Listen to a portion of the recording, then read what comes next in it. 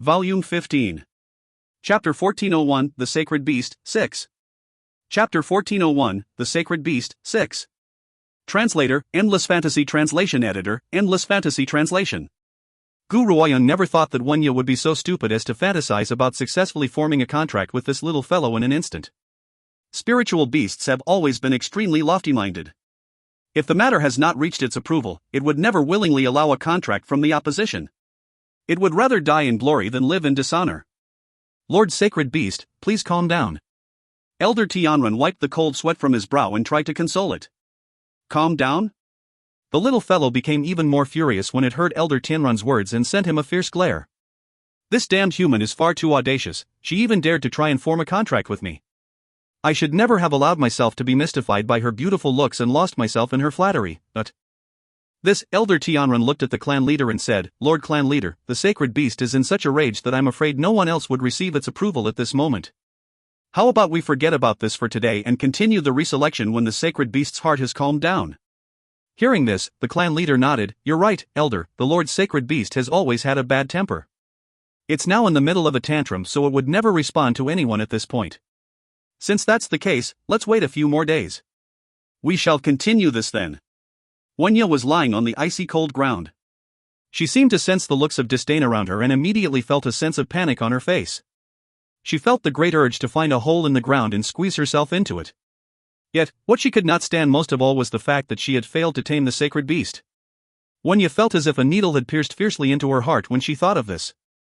It was extremely agonizing.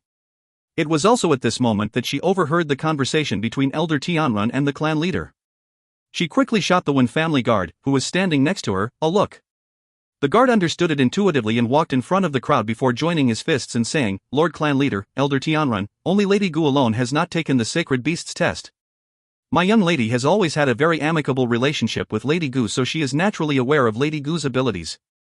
Please grant Lady Gu this opportunity so that she may step forward and prove herself. I feel that out of everyone else here, only Lady Gu would be able to tame the sacred beast. Of course, as Wenya's trusted aide, the guard had purposely amplified Gu Ruoyun's abilities. Only then would they be able to anger the Lord Sacred Beast even more. His young lady has lost her dignity in front of the public's eyes. Therefore, Gu Ruoyun should not escape this attack either. Hence, the Wen family would never let her get away so easily no matter what. The Wen family members sure are sinister. Even their guard is no different. Chu Luo scoffed icily and stared disdainfully at the Wen family guard who had stepped out to give his suggestion. I don't understand, when had our master been on good terms with that SL*T, Wenya? She had lost her dignity on her own, there's no need to drag anyone else down with her. Ziyun's face was filled with disdain as well. Unfortunately, both their situations aren't the same. Even if our master fails under these circumstances, she would not lose too much face. Unlike Wenya, who had acted so confidently only to fail in the end. In contrast with Chu Luo and Ziyun's anger, Gu Ruoyun looked so calm that there was not even a single thread of emotion visible on her face. There were no signs of emotions in her clear and cold eyes as well as he stared intently at the Wenya's pale form. Of course, the Wen family guard's words not only angered the sacred beast even further, he had also offended a group of disciples. What big talk, to actually say that only this woman, out of all of us, could receive the sacred beast's approval. That's right, I do admit that she has great talent. She even defeated senior brother Yan, but I don't think that she would be able to receive the sacred beast's approval. Such brash and arrogant words, he not afraid of having one's tongue chopped off. Lord Clan Leader, since she's so great, why not give her a try? I'd love to see what ability she's going to use to get the sacred beast's approval. If you find any errors, ads pop-up, ads redirect, broken links, non-standard content, etc., please let us know. Report chapter so we can fix it as soon as possible. Chapter 1402, A Failed Inheritance? 1. Chapter 1402, A Failed Inheritance? 1. Translator, Endless Fantasy Translation Editor, Endless Fantasy Translation. The crowd's fervent discussion filled the entire plaza, which made the clan leader and various elders knit their brows, clearly annoyed with the Wen family bodyguard's words. After all, the sacred beast's disposition has always been strange. For someone to receive its approval was difficult enough on a regular day. Besides, it was still in a rage at this moment.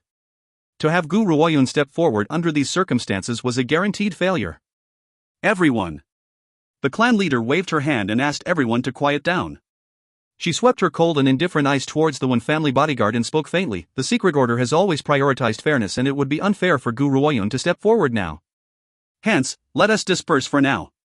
We shall continue once the sacred beast's emotions have stabilized. Wen Ye's expression changed. She never thought that the clan leader of the secret order would stand up for Gu Ruoyun. This was clearly out of her expectation.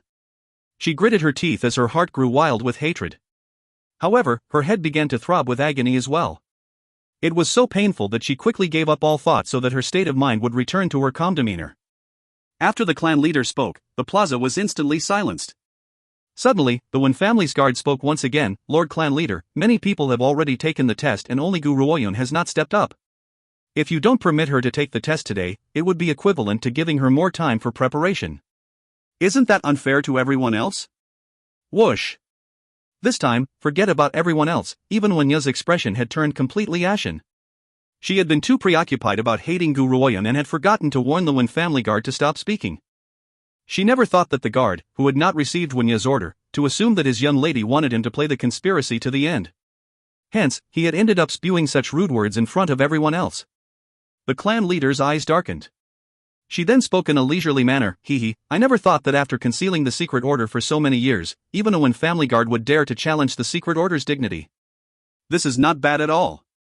It looks like I would need to ask the first city's governor if this is really one of the 3 great protectors that he has chosen back then. Shut up. Just as the clan leader had spoken up irritably, Wen Ye quickly rose to her feet and furiously slapped the guard next to her. She then chastised him with a fierce and sharp look in her eyes. I haven't spoken, so when were you ever granted the right to speak? You've always used the trust my family's elders had in you to rain tyrannical abuse. You even bullied my stepsister, when you... While I can close one eye and ignore these matters, and I had even discarded all former enmity and brought you here into the secret order, I never thought that you would say such treacherous words. Wen Ye looked extremely furious. Her eyes had become extremely red as she berated him in a stern voice. Anyone who was not aware of the situation would think that the Wen family guard had acted out of his own accord and had nothing to do with Wen Ye. She, on the other hand, was only responsible for failing to discipline him enough at the very most.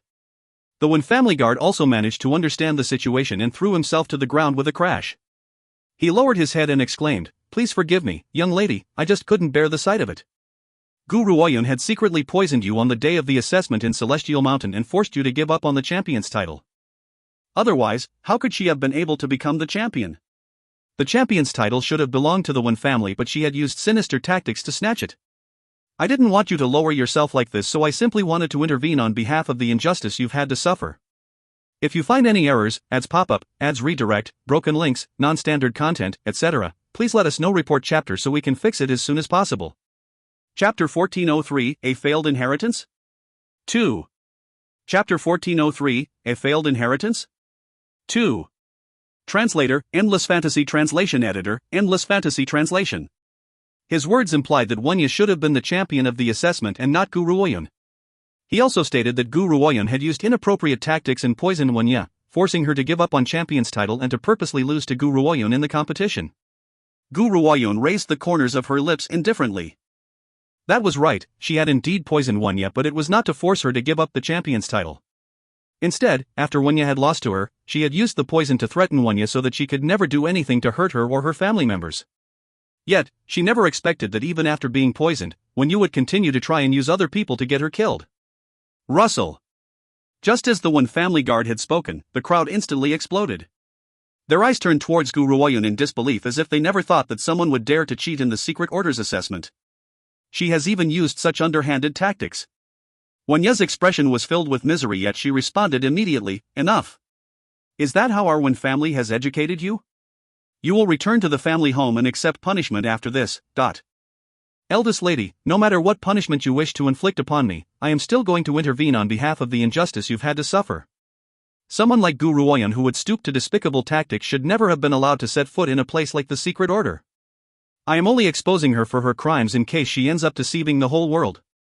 Gu Ruoyun, this is the result of going against our Wen family. Do you think that you can do whatever you want just because you've used poison to control my eldest lady? What a joke.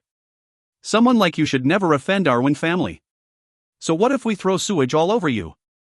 The poison flowing in the eldest lady's body is real, anyway. You, on the other hand, even if 1,000,000 people were to speak up for you, it would not clear you of your crime. A fierce light flashed across the Wen family guard's eye and he smiled viciously. Elder Tianrun laughed icily. He then turned towards the Wen family guard and said, "Is this true? Do you have any proof?" "Lord Elder." The Wen family guard put the viciousness in his eyes away, fiercely kowtowed twice and said, "I heard that there's an outstanding physician in the secret order. If you don't believe me, you can ask the doctor to examine the eldest lady's body and see if there's any trace of poison. Our Wen family members have always been kind and honest. We would never do anything to hurt others." A physician? Wen Ye's eyes sparkled. How did I not think of this? This secret order physician's abilities were very outstanding. As long as he could determine whether she has been poisoned, Gu Ruoyun would be convicted of harming others. Perhaps the secret order's physician could cure her of the poison too. Wen Ye stared at the Wen family guard in satisfaction.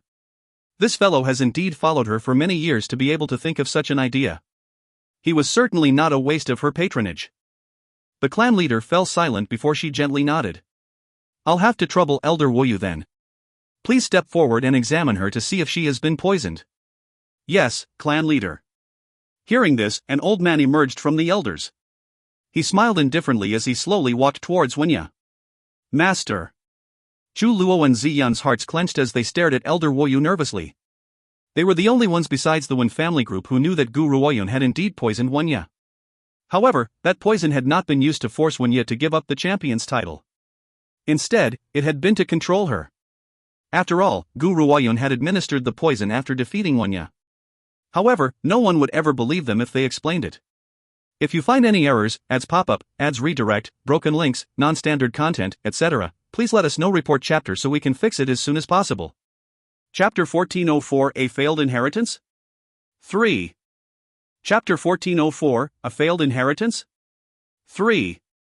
Translator, Endless Fantasy Translation Editor, Endless Fantasy Translation. The plaza beneath the light of the setting sun was quiet. Everyone fixed their gaze upon Elder Woyu as their breathing quickened.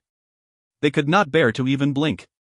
Shrouded in the afterglow of the setting sun, Gu Ruoyun looked just as calm as ever. It was as if she was not the least bit worried about the negative result that Elder Woyu's examination could bring. At this moment, Wen Ye, who had been paying close attention to Gu Ruoyun, noticed her calm exterior and an uncomfortable feeling rose within her heart. Her anxiety only increased as Elder Woyu approached her. She wanted to speak up but could not say a word. "Give me your hand." Elder Woyu looked at Wen Ye and smiled calmly as he spoke. Wen Ye bit her lip when she heard this but held her hand out in the end. Elder Woyu placed his finger on Wen Ye's pulse before he frowned elderly brows. "How is she, Elder Woyu?" The clan leader looked at Elder Woyu and asked faintly. Elder Woyu turned towards the clan leader and shook his head before saying, "Reporting to you, Lord Clan Leader, there's nothing wrong with this little girl's body. That's also to say that she's never been poisoned." "I've never been poisoned?" Wen Ye staggered back several steps before landing with her butt on the ground. "There's no poison? How can this be? Gu Ruoyun had really poisoned me at the time and I have a very vivid sense of that poison too. How can Elder Woyu say that I've never been poisoned? Could it be that Gu Ruoyun's medical skills are superior to Elder Woyu's skills? Therefore, Elder Woyu can't determine the issue in my body? There's no poison? That's impossible. My young lady has really been poisoned. It's not possible that she isn't poisoned. Elder Woyu, please check again." The Wen family guard staggered back and spoke with a pale look on his face. He had one last hope in his heart. He hoped that Elder Woyu had made a mistake with his diagnosis and had resulted in this conclusion.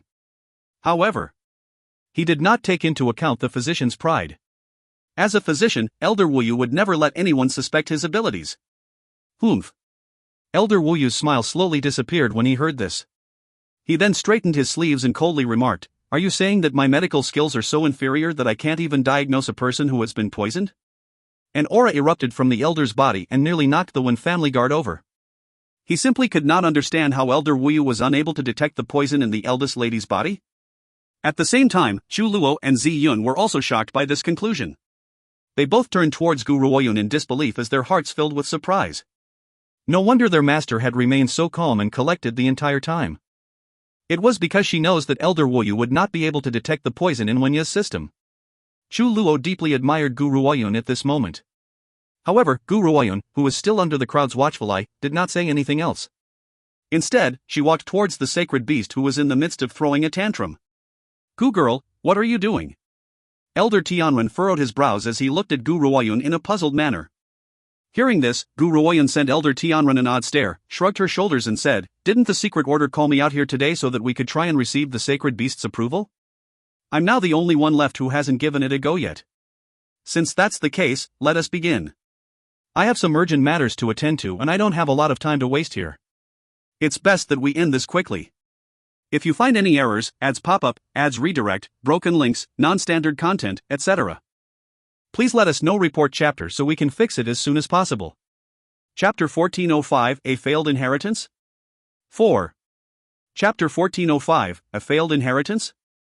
4. Translator, Endless Fantasy Translation Editor, Endless Fantasy Translation. Elder Tianwen was totally shocked, as if he never thought that Gu Ruoyun would say such a thing. He knitted his brows and was just about to speak, but the green-robed woman had already arrived in front of the sacred beast. The sacred beast was clearly unhappy with Gu Ruoyun's approach. It chirped at her and tried to speak. Its large eyes were completely full of a fiery rage. "There's nothing good about humans at all. To actually use such despicable tactics to lure me into putting down my defenses and to take advantage and place a contract on me. This cannot be forgiven." The more the little fellow thought about this, the angrier it felt. It glared at Gu Ruoyun fiercely. "If this human also dares to approach me, I will never let her leave so easily." All was quiet in the plaza. Every eye was focused on Gu Ruoyun. Their gaze was filled with shock and disdain. They really wanted to see what this little girl was planning to do. Prior to this, so many others had been unable to receive the sacred beast's approval. Does she think that she would be able to persuade the sacred beast to let its guard down under these circumstances? That was just a fool's dream. The more the crowd thought about this, the harder they wanted to laugh. Their eyes were focused entirely on Gu Ruoyun, and their looks of ridicule were as if they were watching a joke. Gu Ruoyun can't be thinking of receiving the sacred beast's approval under these circumstances? Wen Ye's mouth dropped open in shock before her expression gradually turned cold. At this moment, she suddenly forgot about her own situation and watched Gu Ruoyun fixedly like everyone else. Gu Ruoyun behaved as if she did not sense the complicated looks around her at all. She focused her full attention on the little fellow's soft and fluffy body. She then said something which shocked everyone. "Do you like candy?" "Candy?" The disciples of the secret order were dumbstruck. The look in their eyes gradually changed into an incomprehensible expression as they looked at her as if they were staring at an idiot. Is this woman mad? Does she think that the sacred beast is a 3-year-old child? That it can be bribed with a few bits of candy? She's fantasizing about using candy to receive its approval. Is she sure that she's not joking about this? Even Yunyan could not help but knit his delicate brows. He stared at Gu Ruoyun oddly and fell into deep thought. Amidst the sound of laughter, Gu Ruoyun produced a few jade-green pills from her lapel as a devilish smile formed on the corners of her lips.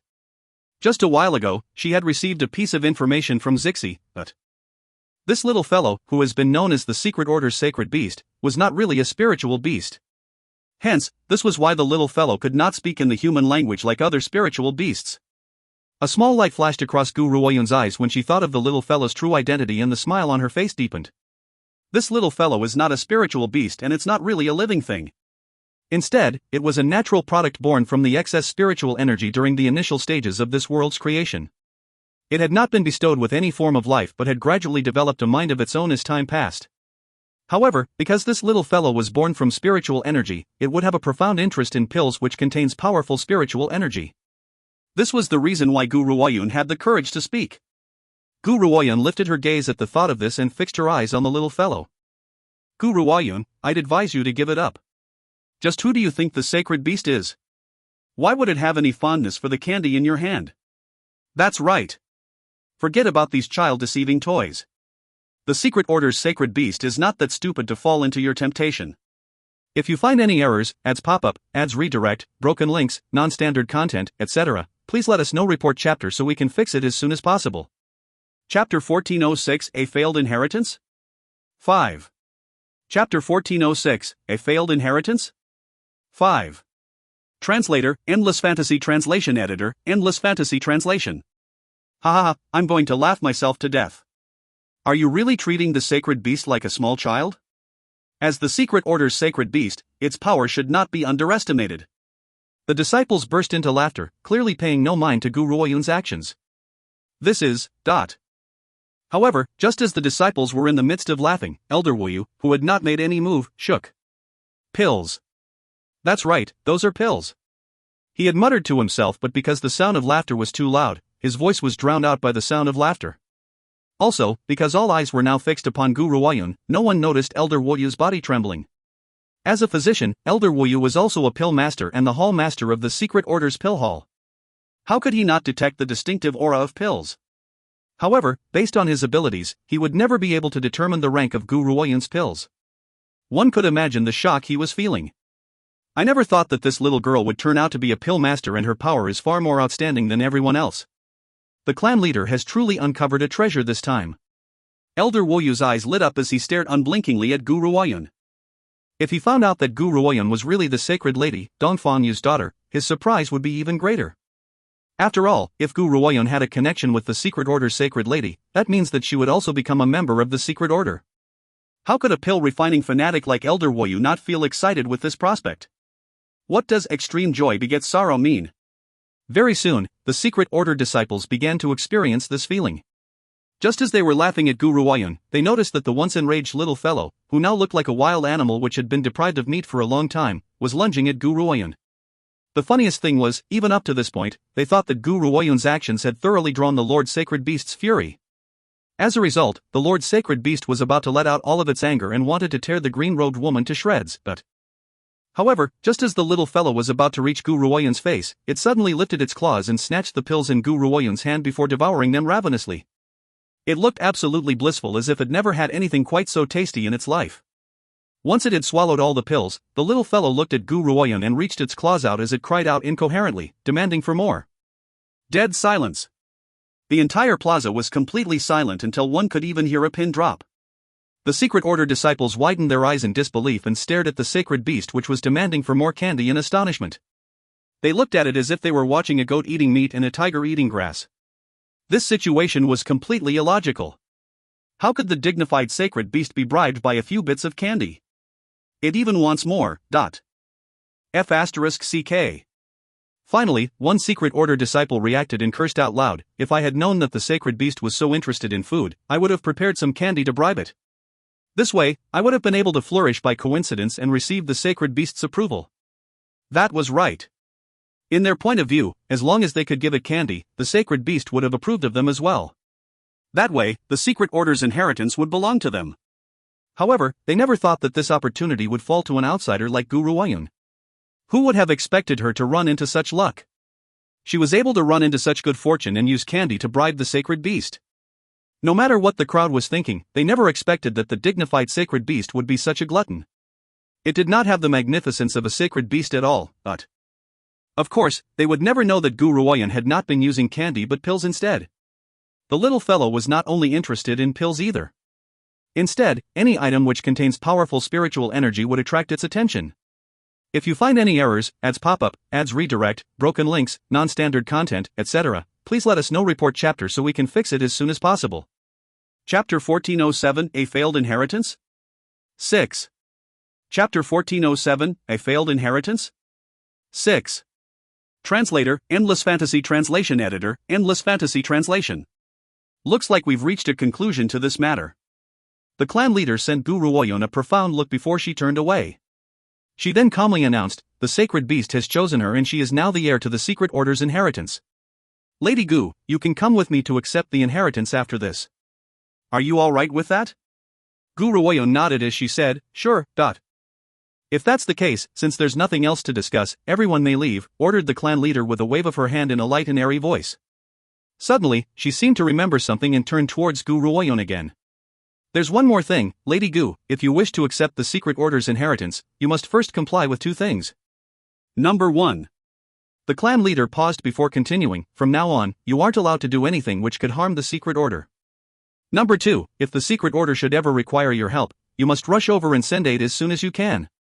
Of course, the Secret Order won't limit your freedom and we won't ask for your help under most circumstance. We will only ask for your help if an unprecedented crisis befalls the mainland." Gu Ruoyun fell silent. At this moment, she suddenly remembered what Elder Tianran had said to her and bowed slightly. "Alright, I can promise that. However, I am very busy, so don't contact me unless there's something important. Gu Ruoyun does not know why, but she could sense that if a crisis were to arise in the mainland, that crisis would somehow be connected to her. Mainly because the powerful cultivator who was sealed away within the secret order was most likely the fellow who had addressed himself as this Holy One. Not only had that fellow tried to kill her time and time again, Zixi had also nearly lost his life because of him. If it had not been for the fact that Zixi has the ability to resurrect from the flames, he might have really ended up dying by the cultivator's hand. Hence, even if the secret order had not mentioned this, she would not stand idly by. You can come with me. The clan leader nodded. Her calm gaze swept across the disciples of the secret order before she quickly turned away and headed towards the back mountains. Young lady, what should we do now? The Wen family guard had walked quickly to Wenya's side and looked anxious as he asked, Gu Ruoyun is certainly vicious and merciless, she would never let us get away with this. Useless thing. Wenya's eyes darkened as she spat. If it had not been for this fellow who had acted on his own, she would never have fallen into such a situation.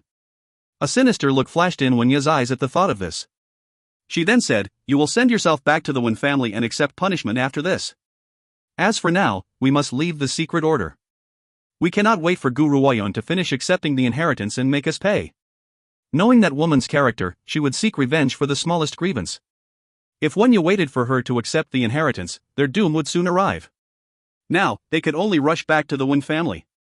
Once they returned to the Wen family, that woman would have no way of killing her. Yes, young lady. The Wen family guard joined his firsts with an unsightly look on his face. He never thought that his one moment of action would have brought so much trouble to the young lady. Furthermore, he never expected that even the secret order's physician would be unable to detect the poison in his young lady's body. Most importantly, they even allowed that woman, Gu Ruoyun, to succeed in receiving the sacred beast's approval by a stroke of luck.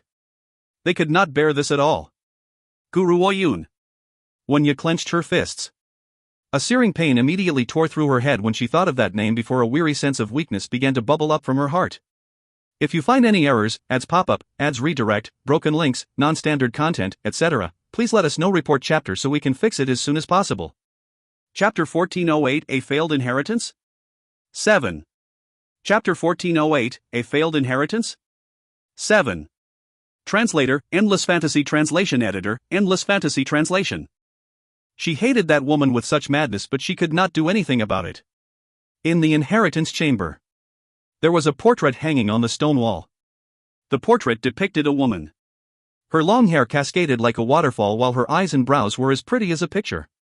Her expression was grim and decisive while a long sword stood erect in front of her. Gu Ruoyun had immediately recognized the sword at first glance. It was the 9 emperors that she now possesses. This woman holds the 9 emperors in her hand. This must be the woman that I've seen many times in my dreams. The only thing was, her face had been blurred out each time. This is the first time I've ever seen her likeness. I never thought that she would turn out to be such an unsurpassed beauty. However, when she remembered the relationship this woman had with Qian Beiyi, Gu Ruoyun's heart sank. We seem to have been brought together by fate. You were the last master of the ancient divine pagoda and I am the second master. Besides, the divine weapon that I had accidentally obtained was also created by you. Therefore, in an unseen world, I've received your help once again. However, while I don't know what relationship you have with Xiao Yi, I trust him just as he trusts me. I also believe that the person who had pointed his sword at her can't possibly be him at all. At this moment, Gu Ruoyun remembered the vision she had seen in her dreams and a sense of determination flashed through her grim eyes. In the dream, she had witnessed Qian Beiyi stabbing a sword through the woman's chest, fully intending on snatching the ancient divine pagoda away. However, she did not know why, but she was certain that the man was not him at all. Gu Ruoyun lifted her hand and gently stroked the portrait on the wall. From a faint distance, some sort of power was calling out to her, filling her heart with warmth. Don't worry, I will find the true murderer and avenge you. She will never forget how powerful the woman was in her dream. A powerful cultivator like that had been defeated by such a sinister plot. Hence, whether it was for the sake of the ancient divine pagoda or the divine weapon, the 9 emperors, she would avenge this woman. Boom!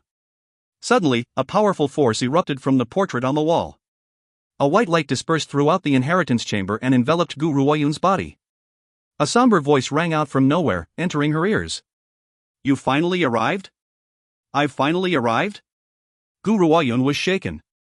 Had this woman been waiting for me? She began to search frantically all over the place at the thought of this, but she could not even find that woman's shadow. I know that you must be looking for me. There's no need, I'm already dead. All that's left behind is a remnant of my thoughts. I don't know what dynasty it is now, nor do I know where the inheritance that I've created has been placed. All I know is that I had left this inheritance before I died to await your arrival. In order to lure you here, I've separated a part of my own power. As a result, anyone who gets near to this inheritance will receive a thread of power. They could even use this power for a breakthrough. I had hoped to use it to attract your attention to me. Gu Ruoyun's eyes flashed. If Elder Tianlun's words were accurate, the person who had brought the inheritance to the secret order should be Qin Beiyi. It was likely that this woman had not had the time to prepare all her future arrangements and had hurriedly set up this inheritance. To protect this inheritance from falling into the wrong hands, Qin Beiyi had left this inheritance to the secret order and asked them to help protect it. As Gu Ruoyun was in the midst of deep thought, the woman's somber voice slowly rang out, I placed a seal on this inheritance. Others may be able to accept a thread of its power, but they can never fully grasp the abilities of this inheritance. Only you, the master of the ancient divine pagoda, can break the seal and receive the inheritance. If you find any errors, ads pop up, ads redirect, broken links, non-standard content, etc., please let us know. Report chapter so we can fix it as soon as possible. Chapter 1409, A Failed Inheritance? 8. Chapter 1409, A Failed Inheritance? 8. Translator, Endless Fantasy Translation Editor, Endless Fantasy Translation. The real inheritance is not an inheritance of power. Instead, it comes from a strong will. I won't give my power. Even though you can achieve breakthroughs very quickly if you receive my power, you won't be able to reach the rank of supremacy on this mainland. Big mouthfuls often choke. It's best to leave you to progress step by step in your cultivation journey. Gu Ruoyun's heart was overflowing with admiration for this ancient cultivator, especially after hearing these words. It caused a peculiar feeling to rise in her heart. This was a feeling that she had never felt before. Heir to my will, remember, no matter the difficulties in the road ahead, you must overcome all obstacles and walk through it all. After you have received my will, this will help you to step into the peak position. However, if you want to reach the state where no one has ever been able to touch for 10,000 years, aside from my will, you will still need the help of an external object. 10,000 years ago, I had been working hard to reach the peak position, yet I never managed to find the golden opportunity of breaking through to godhood. Hence, I'll leave this responsibility to you. Aside from my will, I will also give all my experience in cultivation to you. With my experience, you can have faster breakthroughs. What was the most important thing to a cultivator? The most important thing was not, of course, to receive power by some stroke of luck. Instead, it was to have all the experiences of a peerless cultivator. This was the most precious thing of all to a cultivator. Hence, after hearing what the peerless woman had said, Gu Ruoyun's heart throbbed involuntarily, filled with shock. She never expected to receive such great benefits during her visit to the secret order this time. This was even more exciting than having her powers promoted to another state. There's something that I need to ask you. After relishing in her joy, Gu Ruoyun's eyes darkened. What's your relationship with Xiao Yi? She asked, who were you 10,000 years ago? Is that powerful cultivator who was locked in the secret order connected to you? Or is he your enemy? After asking her questions, Gu Ruoyun suddenly came to her senses. This peerless woman had only left a remnant of her memory, not a remnant of her soul. Therefore, how could she possibly answer her question? Indeed, after saying her piece, the peerless woman's voice disappeared and no longer spoke again, nor did it answer any of her questions.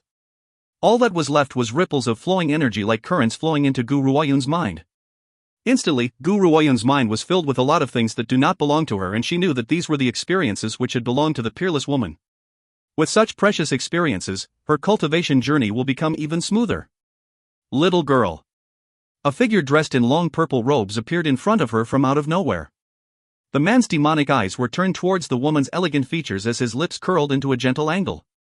I know that you have many questions over the past few years, and you are also very curious about the connection between Qin Beiyi and my previous master.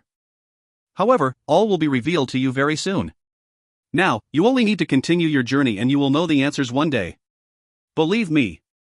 Gu Ruoyun nodded solemnly as she stared at the man's handsome yet gentle features. I will never give up no matter what. Even if there are difficulties on the road ahead, even if I have to cut my way through thistles and thorns, I will journey through this bloody road. If you find any errors, ads pop up, ads redirect, broken links, non-standard content, etc., please let us know. Report chapter so we can fix it as soon as possible. Chapter 1410, A Failed Inheritance? 9. Chapter 1410, A Failed Inheritance? 9. Translator, Endless Fantasy Translation Editor, Endless Fantasy Translation. Yun Yan was pacing back and forth as he waited anxiously outside the inheritance chamber. At that moment, the large, tightly closed door to the inheritance chamber slowly swung open. When Yun Yan saw the green-robed woman who had appeared in the doorway, he happily approached her and was about to speak when he suddenly sensed the lack of change in Gu Ruoyan's aura. He was shocked. Why are you still at the late stage of the exceptional state? Logically speaking, any disciple who had entered the inheritance chamber would receive an increase in power even if they had failed. Hence, if they were to successfully receive the inheritance, how many more benefits would they receive? Yet, Gu Ruoyan was no different from when she had entered the inheritance chamber. Does that mean that she was worse than a failure? Yun Yan looked at Gu Ruoyan at the thought of this and weakly exclaimed, "Leader, it's alright even if you failed. After all, no one has ever successfully received this inheritance before." Many disciples had surrounded the outer area of the inheritance chamber. Hence, when they heard Gu Ruoyan's voice, countless stares immediately turned towards her. Initially, they had come here to see the outcome of Gu Ruoyan's acceptance of the inheritance. Even the most useless person would have received an increase in power after entering the inheritance chamber. Unfortunately, the spiritual currents in the green-robed woman's body were the same as before. There had been utterly no change at all. The disciples could not help but burst into laughter at the thought of this. This was the heir who had been chosen by the Lord's sacred beast. She was nothing like a secret order disciple at all. After all, a secret order disciple would have at least leveled up after accepting the inheritance. What about her? Forget about a promotion, there was not even a perceptible increase in her powers at all. This was the failure of all failures. If this gets out, it would destroy the secret order's reputation.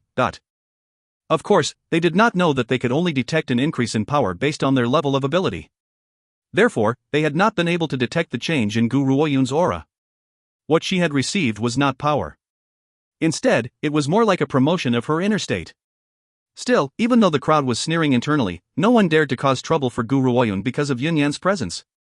They could only let it out internally, but the disdain in their eyes could be concealed. "Why have you come to see me?" Gu Ruoyan did not reply to Yun Yan's words. She merely shrugged her shoulders and asked, "Oh." Yun Yan instantly returned to his senses. "It's like this, the clan leader had asked me to wait for you here. She wants you to pay her a visit once you've received the inheritance." Gu Ruoyan raised her brow and nodded gently. "Alright, lead the way." She should definitely meet the clan leader. After all, it was time for her to leave the secret order now that she has received the inheritance. The figure of a silver-haired and crimson-robed man appeared unconsciously in Gu Ruoyan's mind and her features softened. "Xiao Yi, I'll come to find you once I leave the secret order." She softly muttered these words in her heart. Though Yun Yan did not hear what she had said, he felt a change in the woman's once somber aura. Her aura had become very soft and gentle as a smile secretly appeared on the corner of her lips. The secret order. The two secret order disciples who had previously blocked Gu Ruoyan and her group from entering the secret order were standing guard outside the mountain gates. However, at the very next moment, an agile and grim figure appeared like a black eagle out of thin air and landed in front of them. "If the information I've received is correct, little sister should be in the secret order." The man in black's eyes sank as he turned his gaze towards the mountain gates in front of him and murmured, "I must inform my little sister about Qianbei's situation no matter what. She's the only one who can help him now." Besides, Qianbei had ended up staying back in such a godforsaken place in order to save him. If you find any errors, ads pop up, ads redirect, broken links, non-standard content, etc., please let us know. Report chapter so we can fix it as soon as possible. Chapter 1411, Departure from the Secret Order, 1. Chapter 1411, Departure from the Secret Order, 1. Translator, Endless Fantasy Translation Editor, Endless Fantasy Translation. Who are you? The two hapless secret order disciples saw the man in black approaching them and quickly looked at each other before pulling out their weapons and blocked his way outside the gate. "I'm here to see Gu Ruoyan." Gu Shengshao lifted his grim eyes and his silver mask concealed the icy look on his handsome face. The two secret order disciples were instantly shocked. If they had no idea who Gu Ruoyan was in the beginning, they definitely knew who she was now. That green-robed woman whom they had once believed to be a spy and had barred outside the gates had caused such a strong sensation in the secret order. Not only had she managed to defeat senior brother Yun Yan, who was a refined state cultivator, she had also received the secret order's sacred beast's approval. Hence, each time they thought of what they had done to her, their hearts would fill with regret. "You're here to see Lady Gu?" One of the secret order disciples replied sluggishly before asking, "We can't take you to her, but we can send a message for you." "May I ask who you are?" As this fellow was wearing a mask, they immediately assumed that he was not a good person. Otherwise, why would he be afraid of showing his true face? Of course, because they had learned from their mistakes, they did not dare to make the decision to chase the man away this time. Instead, they decided to pass a message. Gu Shengxiao had intended to reveal his name when he suddenly remembered that the Wen family members were in the secret order as well. He swallowed the words in his mouth and replied coolly, "Pass this message to her for me, tell her that an old friend from the Azure Dragon country in the West Spirit mainland is here to see her." "Alright, I will pass the message immediately." After giving his reply, the secret order disciple who had spoken turned towards the person next to him. "You stay here and keep watch. Don't let him in."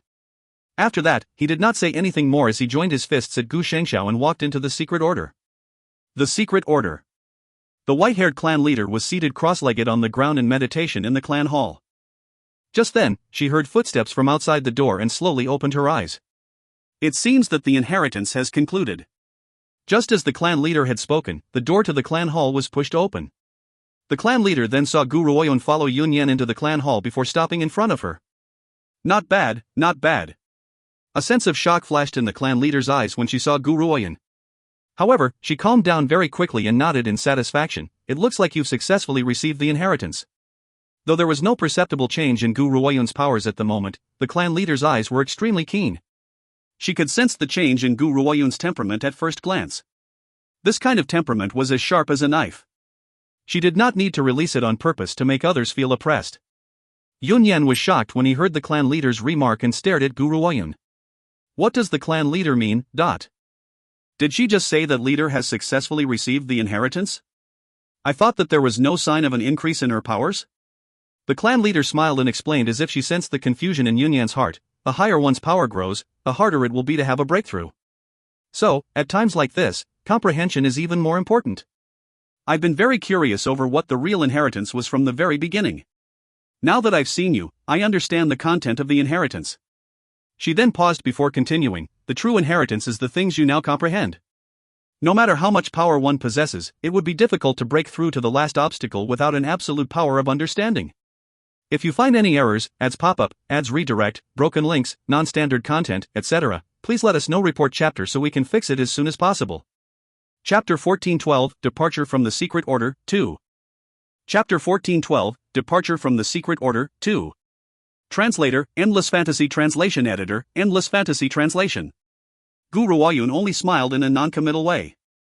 She definitely would not let the clan leader know that she had also received a most precious item other than comprehension from the inheritance. This was a lifetime of experience from a peerless cultivator. To her, this was the greatest of riches. Why have you summoned me here? Gu Ruoyun's eyes turned towards the clan leader's elderly features as she asked calmly. Little girl, I know that you have many dissatisfactions towards the Secret Order's decisions. For example, we had agreed to give the inheritance to you and then went back on our word. The clan leader sighed in exasperation. However, I had no other choice either. Even though I am the Secret Order's clan leader, there is one person whose orders must be followed. That person is the Secret Order's sacred beast.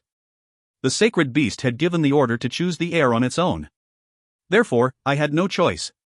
Gu Ruoyun smiled as she said, regardless of the process, this inheritance is now mine.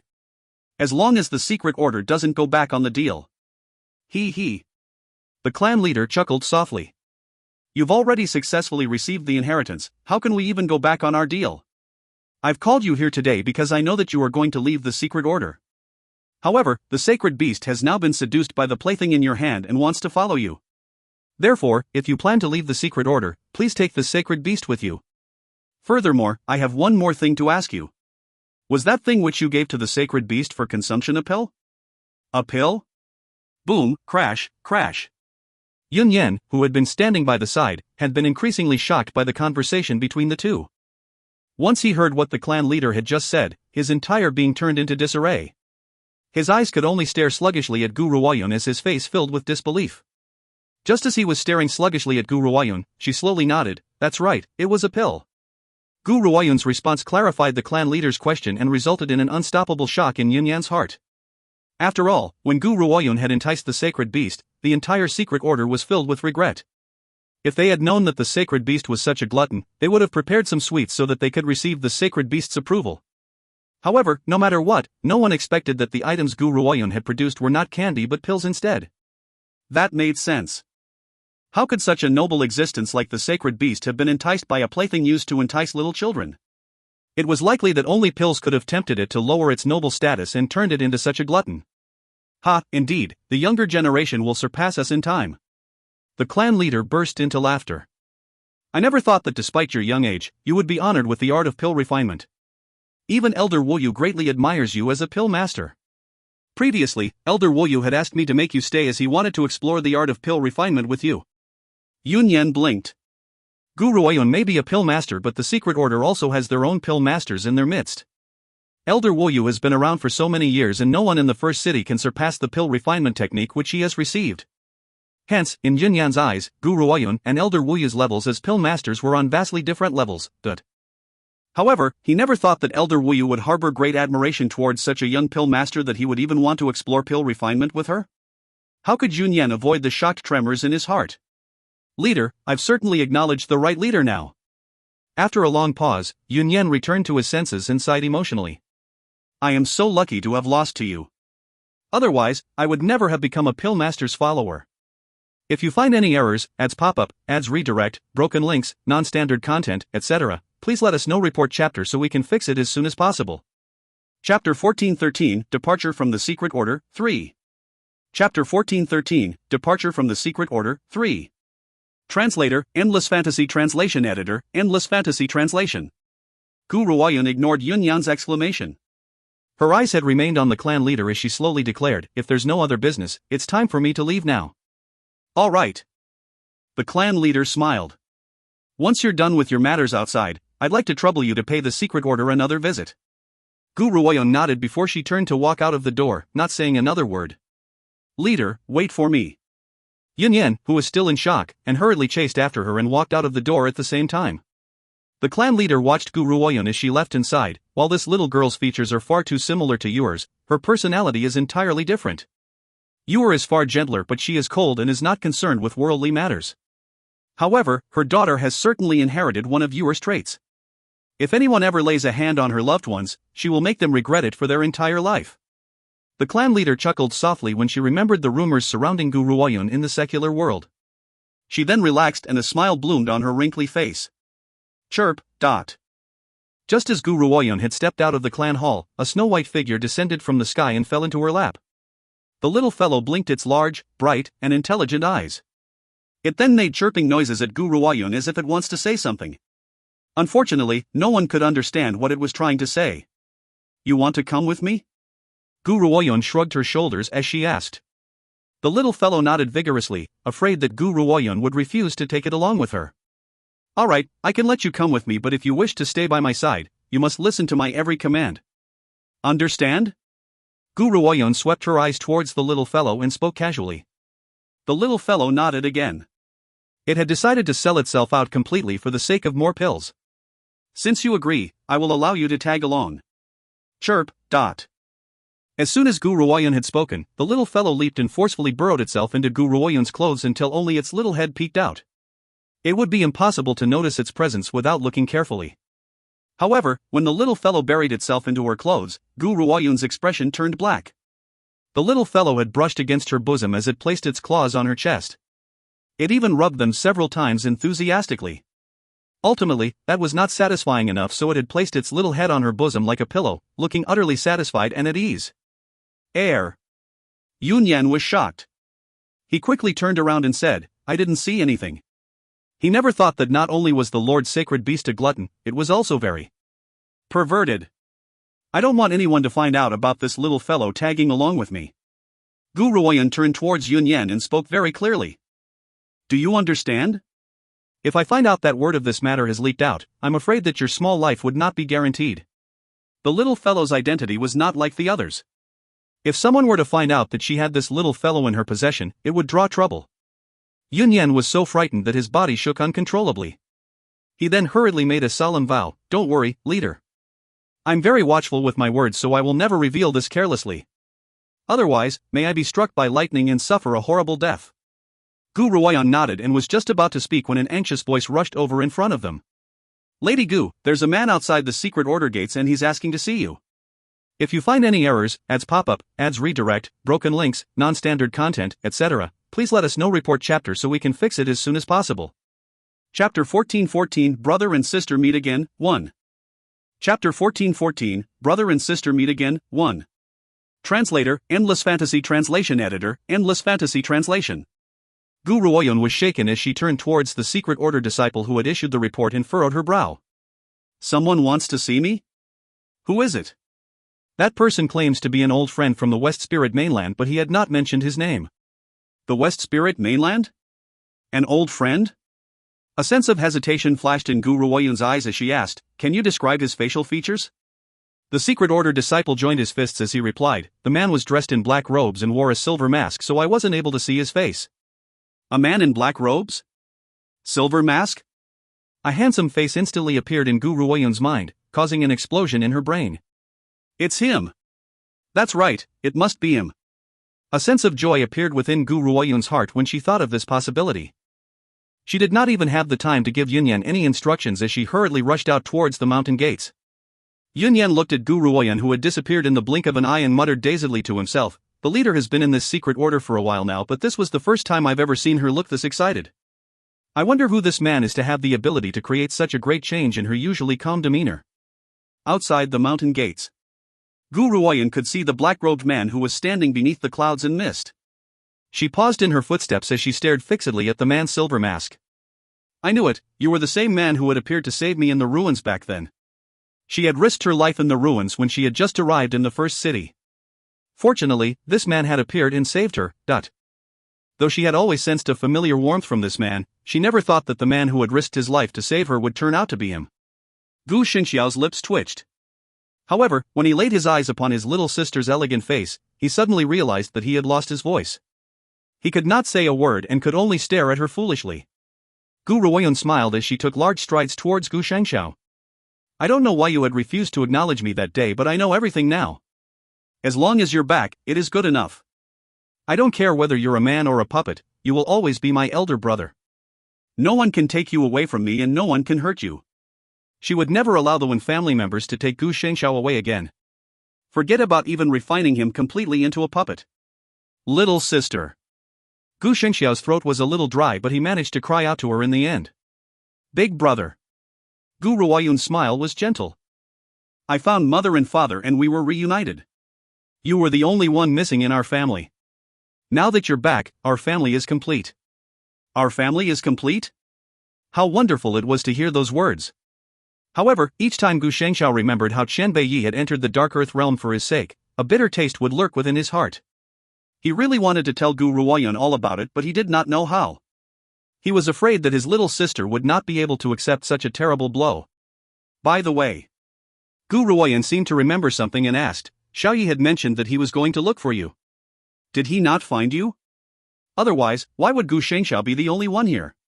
I don't see any sign of that peerless, silver-haired and crimson-robed man." If you find any errors, ads pop up, ads redirect, broken links, non-standard content, etc., please let us know. Report chapter so we can fix it as soon as possible. Chapter 1415 Brother and Sister Meet Again, 2. Chapter 1415 Brother and Sister Meet Again, 2. Translator, Endless Fantasy Translation Editor, Endless Fantasy Translation. Gu Shengxiao fell silent when he heard Xiaoye's name. He tried to open his mouth but did not know how to explain this to his little sister. Hence, he had been unable to speak in the end. His silence caused the smile on Gu Ruoyun's face to disappear as a bad feeling rose from the pit of her stomach. Has something happened to Xiaoyi? She clenched her fists in a tight grip as she fixed her gaze upon Gu Shengxiao's silver mask and spoke in a solemn voice.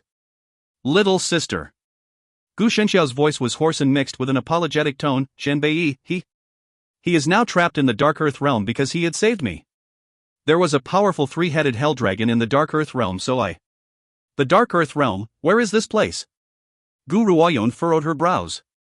She has lived through 2 lives yet she has never heard of this place. The Dark Earth realm is commonly known as hell. Gu Shengxiao glanced at Gu Ruoyun and clearly spotted the great change in the woman's face when she heard his explanation. He pursed his lips as he continued, "This place does not intersect with the mainland at all. Besides, anyone who enters the Dark Earth realm has never been able to escape." Boom! Those words struck like thunder from a clear sky and Gu Ruoyun's body trembled. Her beautiful features turned very pale and a sense of determination flashed in her delicate features. How had he managed to enter the Dark Earth realm? Gu Shengxiao laughed bitterly. Not many people are aware of the Dark Earth realm's location, but I had accidentally stumbled upon some information and found out that I could turn my half-puppet self back into a human.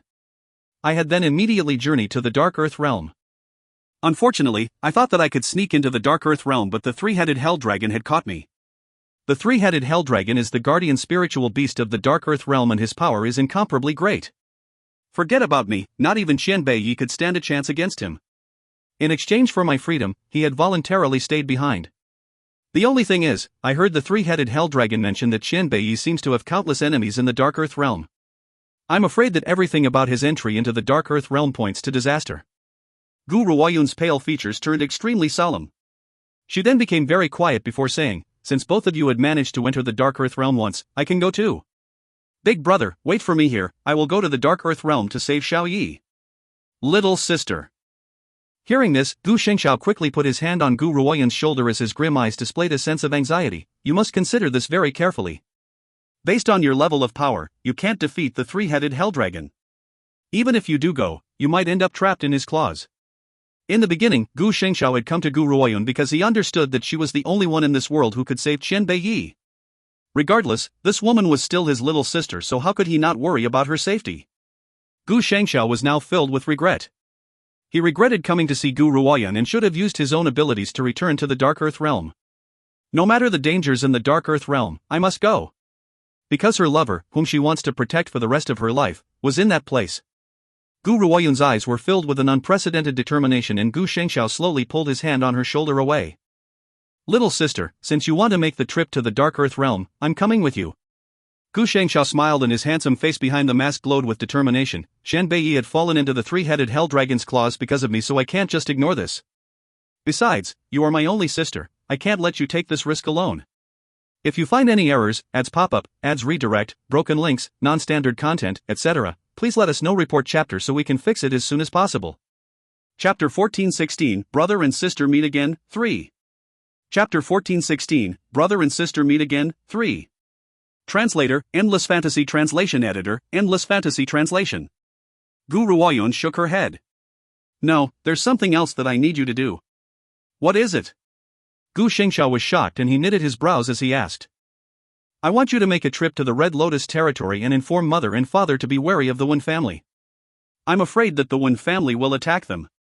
This is the most important thing to me." "As for the Dark Earth realm, you won't be of help even if you go." Gu Ruoyun then turned her gaze towards Gu Shengxiao.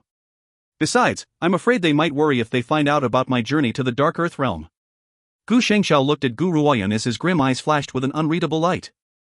After a long pause, he sighed. "I understand, I'll go look for Mother and Father. Besides, I won't leave you to venture into the Dark Earth realm on your own either." At the thought of this, Gu Shengxiao's eyes darted back and forth before his gaze gradually filled with determination. It looks like that would be the only way if he wants to raise his power.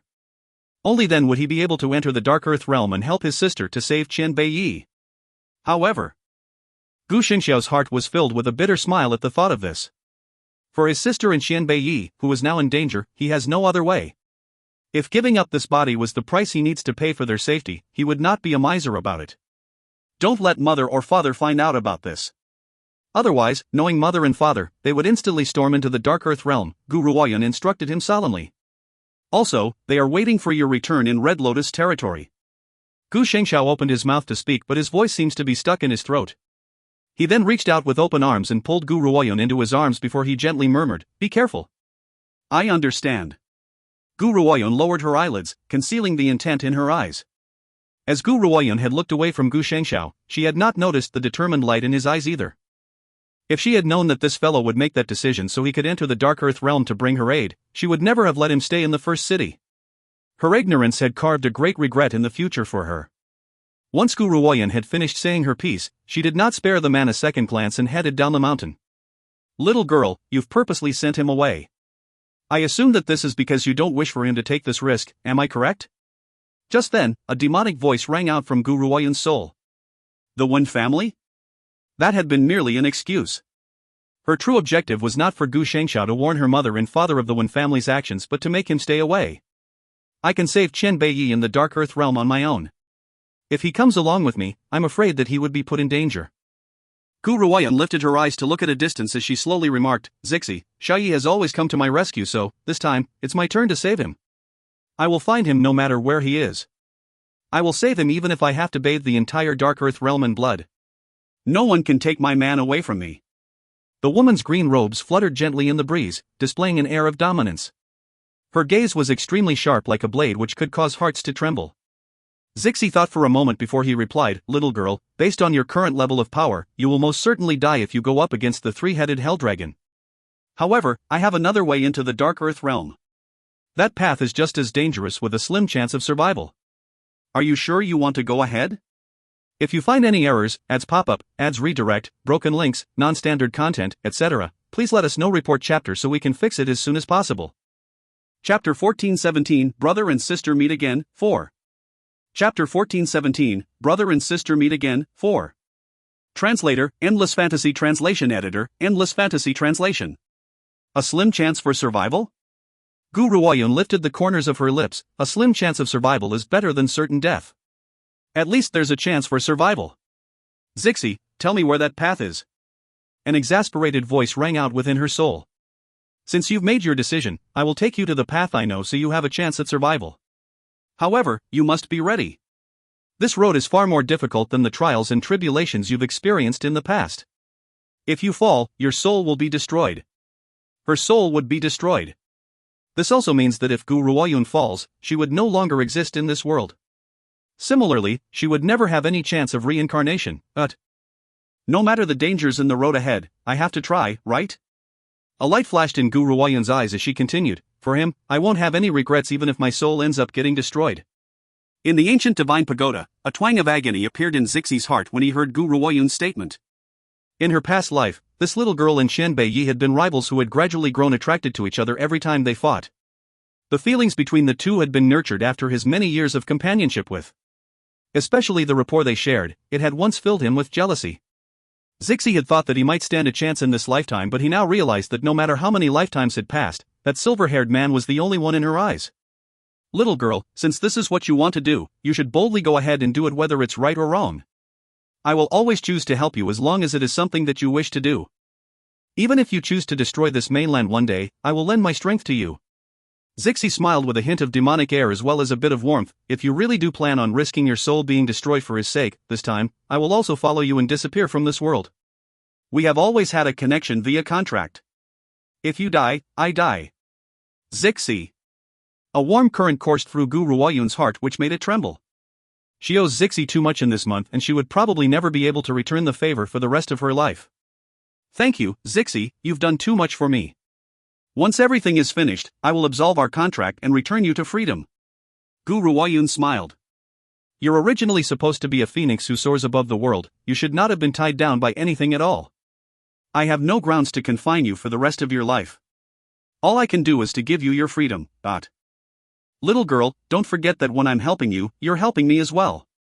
If it were not for our contract, my powers would never have been restored so quickly. Now that you've mentioned it, I should thank you too. Zixi's voice rang out again as if he knows the apologetic feelings in Gu Ruoyun's heart. However, he did not know that his words created a deeper sense of guilt in Gu Ruoyun's heart instead. How could she not know that this fellow had said those things so that she would not feel guilty in her heart? However, her debt for Zixi was more than just a small amount, it was too much. If it had not been for his help, who knows how many times she would have ended up dead.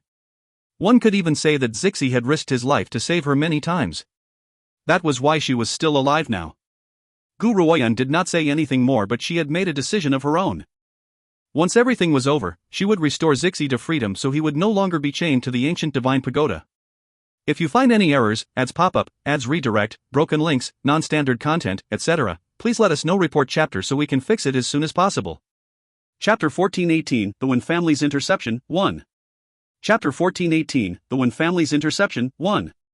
Translator, Endless Fantasy Translation Editor, Endless Fantasy Translation.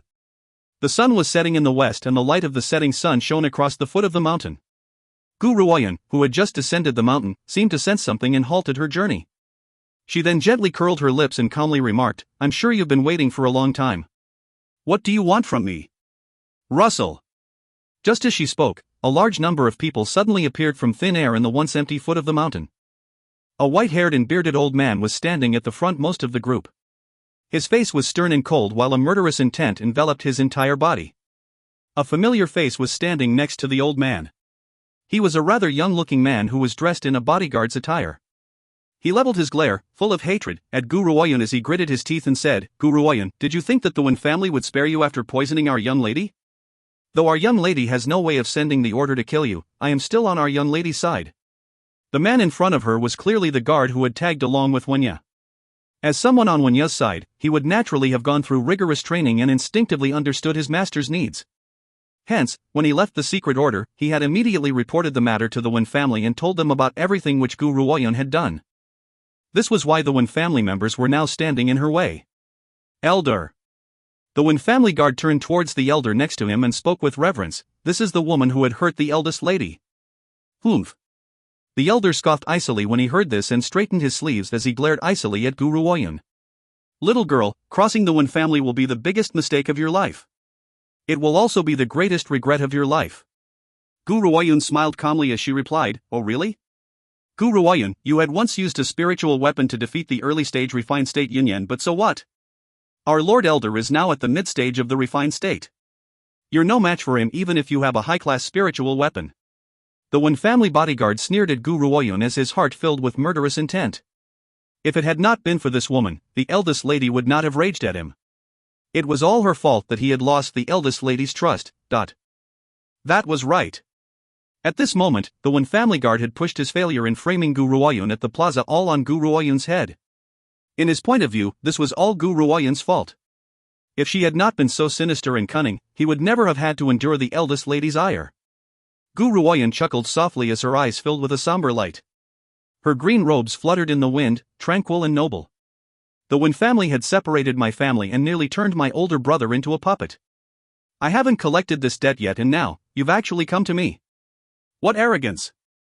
The elder scoffed icily when he heard this and came face to face with Guru Oyun in a flash. His white robes were fluttering like the wind. His attack was as quick as lightning and his hand slammed towards Guru Oyun's head with the force of a mountain. Under the wild wind, there was a sharp, murderous intent in the elderly man's features. "Damned girl, you've crossed the Wen family, so accept your death like a good girl."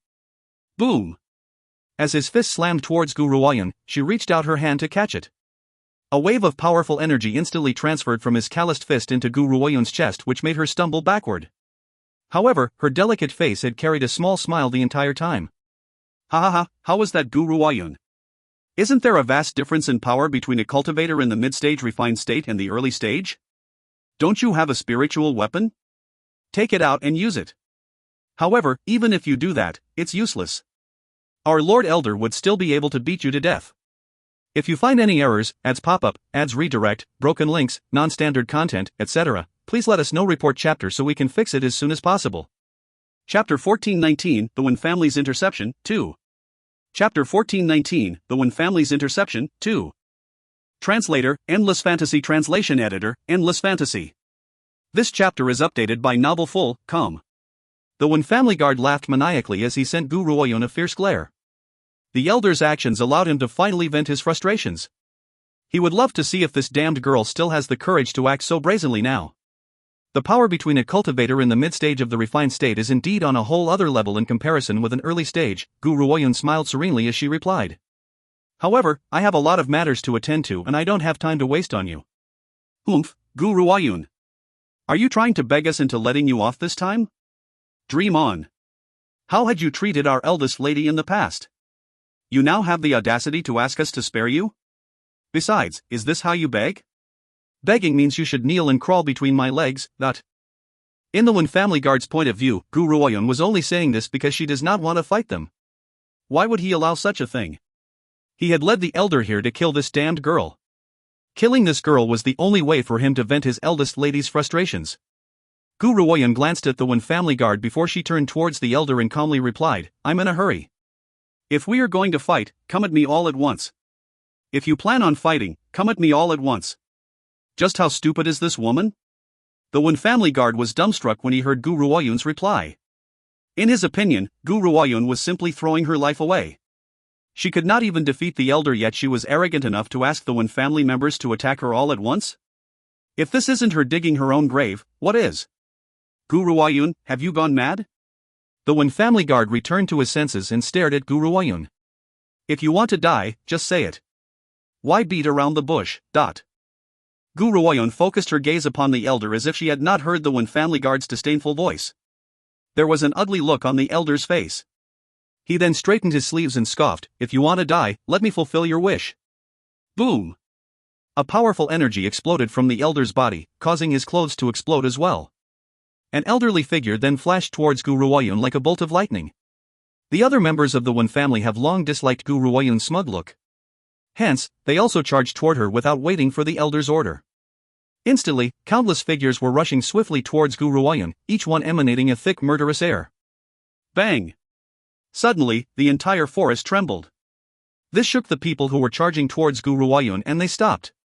Just as they were looking around the area in astonishment, a red light flashed across Guru Huayun's figure before dispersing into the sky.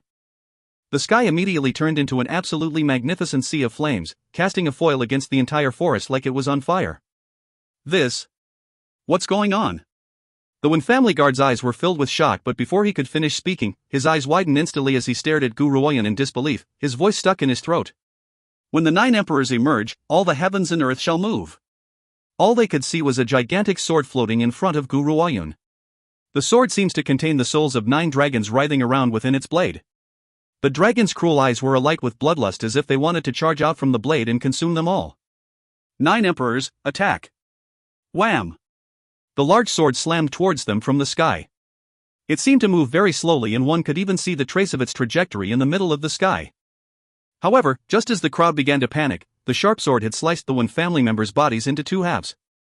If you find any errors, ads pop up, ads redirect, broken links, non-standard content, etc., please let us know. Report chapter so we can fix it as soon as possible. Chapter 1420, The Wen Family's Interception, 3. Chapter 1420, The Wen Family's Interception, 3. Translator, Endless Fantasy Translation Editor, Endless Fantasy Translation. The Wen family guard was dumbstruck as he stared in shock at Guru Huayun's gently smiling face. The disdainful look on his face changed into one of disbelief, and his eyes widened immensely. He looked almost as if he had just seen a ghost. Impossible. How is this possible? Aside from that spiritual weapon, she had another even more powerful weapon? However, Guru Huayun had not spared him a glance at all. Her eyes were turned towards the deep chasm created by the great sword. A sorry-looking figure then leaped out from the great chasm. The elder stood amidst the corpses with an extremely ugly look on his face. He never expected Guru Huayun to hold such a powerful weapon in her hand, what more to have such powerful strength. If his guess was right, the sword in her hand was a legendary divine weapon. Only a divine weapon could display such great power. The elder's eyes darkened when he thought about this. He then took a deep breath and said, "Consider yourself lucky this time. Let's go." At this moment, only a few Wen family disciples had remained in the foot of the mountain aside from the Wen family elder. Everyone else had been sliced into 2 by Guru Huayun's attack. Go? Guru Huayun smiled calmly as she stared at the elder, who was just about to leave. "I'm afraid that it won't be that easy, so you better just leave your lives here." The elder's back stiffened when he heard this. He turned around towards the smiling green-robed woman and let out a retort with an ugly look on his face. "Guru Huayun, you should know when to draw the line for a better outcome next time. You've killed so many of our Wen family members, yet the Wen family hasn't made you pay for it, but you still want to take the advantage. Don't go overboard with your ignorance over what's good for you. Otherwise, it won't end well for you." Guru Huayun looked at the enraged elder as she slowly raised her hand. The elder was shocked, and he could only watch, unable to comprehend what she was going to do. However, he soon experienced Guru Huayun's next move. Wham! A great pagoda came slamming down from the sky. Before the elder could react, it had smashed into him with a loud crash. The impact made a large hole in the ground once again and buried the elder's old body underneath it. Elder! The faces of the remaining Wen family disciples changed greatly, and they cried out anxiously. However, no one dared to step forward to help him. But that was not the end of it? That was right. After Guru Huayun had smashed the ancient divine pagoda down, she lifted her hand and moved it into the air. The elder took a deep breath as he lay at the bottom of the deep hole. At this moment, all he could feel were his broken ribs, and it was an extremely agonizing. If he had not reached the mid-stage of the refined state, his bones would have been smashed into powder by now. However, before the elder could speak, the ancient divine pagoda had slammed down once again, causing the entire mountain range to tremble. Elder! The members of the Wen family looked extremely furious. They glared fiercely at Guruoyun as they spat. Guruoyun, you've crossed the line, you are a demon who would kill without blinking an eye. Someone like you should be chopped into a million pieces and left without a whole corpse. That's right, you've already killed so many people in the Wen family, so why are you still acting in such a ruthless manner? Even if we had tried to kill you before, so many lives have been given back to you now. Still, you're using such methods to torture the elder. Such a sinister woman should not be allowed to live on this earth. That's right, our Wen family had attacked you to eliminate a public threat. You should accept death like an obedient girl. I'm going to give you a piece of advice, surrender now. Otherwise, our Wen family will never let you escape. If you find any errors, ads pop up, ads redirect, broken links, non-standard content, etc., please let us know. Report chapter so we can fix it as soon as possible. Chapter 1421, The Road to the Dark Earth Realm, 1. Chapter 1421, The Road to the Dark Earth Realm, 1. Translator, Endless Fantasy Translation Editor, Endless Fantasy Translation. The Wen family members were insanely furious with Guruoyun's actions and they began to speak incoherently. In their opinion, no one that the Wen family intends to kill had been able to stay alive for long. However, not only had this woman killed a lot of Wen family disciples, she was even torturing their elder now. Her actions were clearly a slap in the Wen family's face. Guruoyun smiled faintly as she spoke. If I were to gain the reputation as someone who has committed a heinous crime for the sake of avenging myself, then so what? The Wen family had torn my family apart in the first place and taken my big brother away to refine him into a puppet. Hence, based on these 2 points, even if your Wen family had not come to me, I would have gone to eradicate the entire Wen family eventually. Besides, she paused before she continued, not only have you seen the 9 emperors, you've also witnessed the ancient divine pagoda's existence. Therefore, how can I possibly let any of you out of here alive? Wham! As she spoke, Guruoyun raised the ancient divine pagoda once again and slammed it furiously onto the elder who was lying within the deep chasm. Arf! At that moment, all the group could hear was the elder's heart-wrenching shrieks. After a long pause, his voice disappeared and the heavens and earth returned to peace and quiet. Whoosh! Guruoyun lifted her hand and put the ancient divine pagoda away. They then saw the elder who was lying in the hole. He had been smashed into a meat patty until even his face was unrecognizable. The sight of this made them shiver and they looked at Guruoyun as if they were looking at a demon while they stumbled backward. Run! The group looked at each other, but before they could react, a sword had shot down from the sky. Did I give you permission to leave? Suddenly, a somber voice rang out from behind them. Before any of them could react, they felt a cold wind on their backs. They quickly turned around to see a blade shoot across the sky as it slashed towards the middle towards the group. No! The group stared angrily at her before they let out a piercing shriek. Unfortunately for them, Guruoyun did not stop. She had slashed the remaining Wen family disciples into 2 without hesitation. Blood was now drenched all over the foot of the mountain as the disciples fell, one by one. The guard who brought the Wen family group to avenge himself was dumbstruck. He then noticed that Guruoyun had turned her gaze towards him and threw himself to the ground with a thud. Lady Gu, I have failed to recognize your importance and offended you. Lady Gu, please spare my insignificant life. If you spare me, I am willing to do anything, even if you turn me into a cow or a dog. The guard kowtowed fiercely and did not seem to notice that he was now bleeding from his own head from knocking it too hard on the ground. Guruoyun has thoroughly scared him witless and he no longer dared to say another word. As long as Guruoyun spared his life, he would do anything for her. Besides, once he has safely returned to the Wen family, he would inform the master of this matter. Hence, the next person to approach Guruoyun would be his master.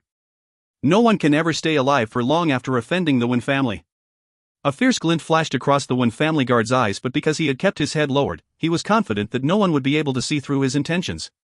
Guruoyun glanced at the Wen family guard once before she continued down the mountain with her back turned against him. The Wen family guard thought that Guruoyun had spared him and his heart leaped. He was just about to rise to his feet when the woman's faint voice slowly rang out throughout the foot of the mountain. If you find any errors, ads pop up, ads redirect, broken links, non-standard content, etc., please let us know. Report chapter so we can fix it as soon as possible. Chapter 1422, The Road to the Dark Earth Realm, 2. Chapter 1422, The Road to the Dark Earth Realm, 2. Translator, Endless Fantasy Translation Editor, Endless Fantasy Translation. 9 emperors, this man, and these bodies. I'll leave them in your care now. Guruoyun's voice caused the Wen family guard to shake. He raised his head in astonishment and stared at Gu Ruoyun's back in confusion. He looked as if he did not know what this woman was talking about. However, he soon understood the meaning behind Gu Ruoyun's words. The great sword, which had been standing erect behind Gu Ruoyun, released a blood-red light. A hand then reached out from within the blade and grabbed onto the Wen family guard's body tightly before starting to pull him into the blade. No! The Wen family guard's eyes widened in panic as he let out a piercing scream that rang throughout the entire mountain range. In the end, he was swallowed whole by the sword. If anyone had been here, they would be able to see 9 dragon spirits slithering within the sword as they opened their large, bloodthirsty mouths and consumed the Wen family guard who had been dragged into the blade. Of course, the bodies on the ground were not spared either. At this moment, the 9 emperors looked as if they were enjoying a delicious meal. Each time the 9 emperors swallowed a cultivator's body, their powers would increase exponentially. It would then absorb the purest parts of the energy and send the impurities into Gu Ruoyun's body. Even if the 9 emperors does not need this power, this also gave Gu Ruoyun's power a substantial increase as the energy has been tempered by the 9 emperors. Of course, these powers could not push Gu Ruoyun into a breakthrough, but it did help to increase the spiritual energy in Gu Ruoyun's body by a great deal. She only needs a bit more power before she would successfully receive a promotion. Phew! After Gu Ruoyun had absorbed the energy, she slowly opened her eyes and exhaled. The people sent by the Wen family were no small fishes this time. They had allowed me to reach the peak of the late stage in the exceptional state. That leaves only one more step before I break through to the refined state. Besides, I feel as if I can now slowly control the 9 emperors. After all, the 9 emperors has a mind of its own and would not necessarily appear when Gu Ruoyun wills it. That had largely depended on its mood. However, at the end of this battle, Gu Ruoyun felt as if her connection with the 9 emperors has deepened. She fell momentarily silent at the thought of this before saying, I remember that the 9 emperors had absorbed quite a bit of energy during the last fight. It then sent a bit of impure energy into my body. From that moment on, I could sense its presence on a deeper level. However, I still had no way of controlling it. Now, due to this battle, I've developed an even deeper connection with it. Does this mean that I will only be able to control the 9 emperors completely after fighting alongside it many times? Gu Ruoyun shook her head inside exasperatedly. It's unfortunate that I can't use the 9 emperors whenever I wish. First of all, its presence cannot be exposed. I had allowed it to appear this time because there wasn't anyone else around.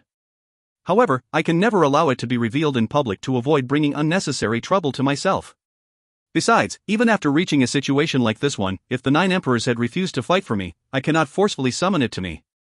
Hence, it might not be that easy to reach the stage when she can control the 9 emperors completely. However, under these circumstances, the 9 emperors had been able to release such a powerful energy. If she could completely control it, how great would its power be?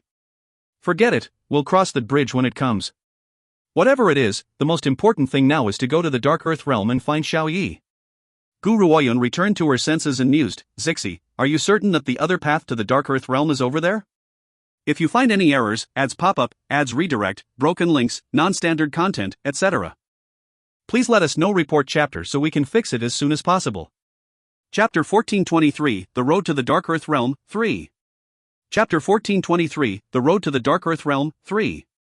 Translator, Endless Fantasy Translation Editor, Endless Fantasy Translation. That's correct.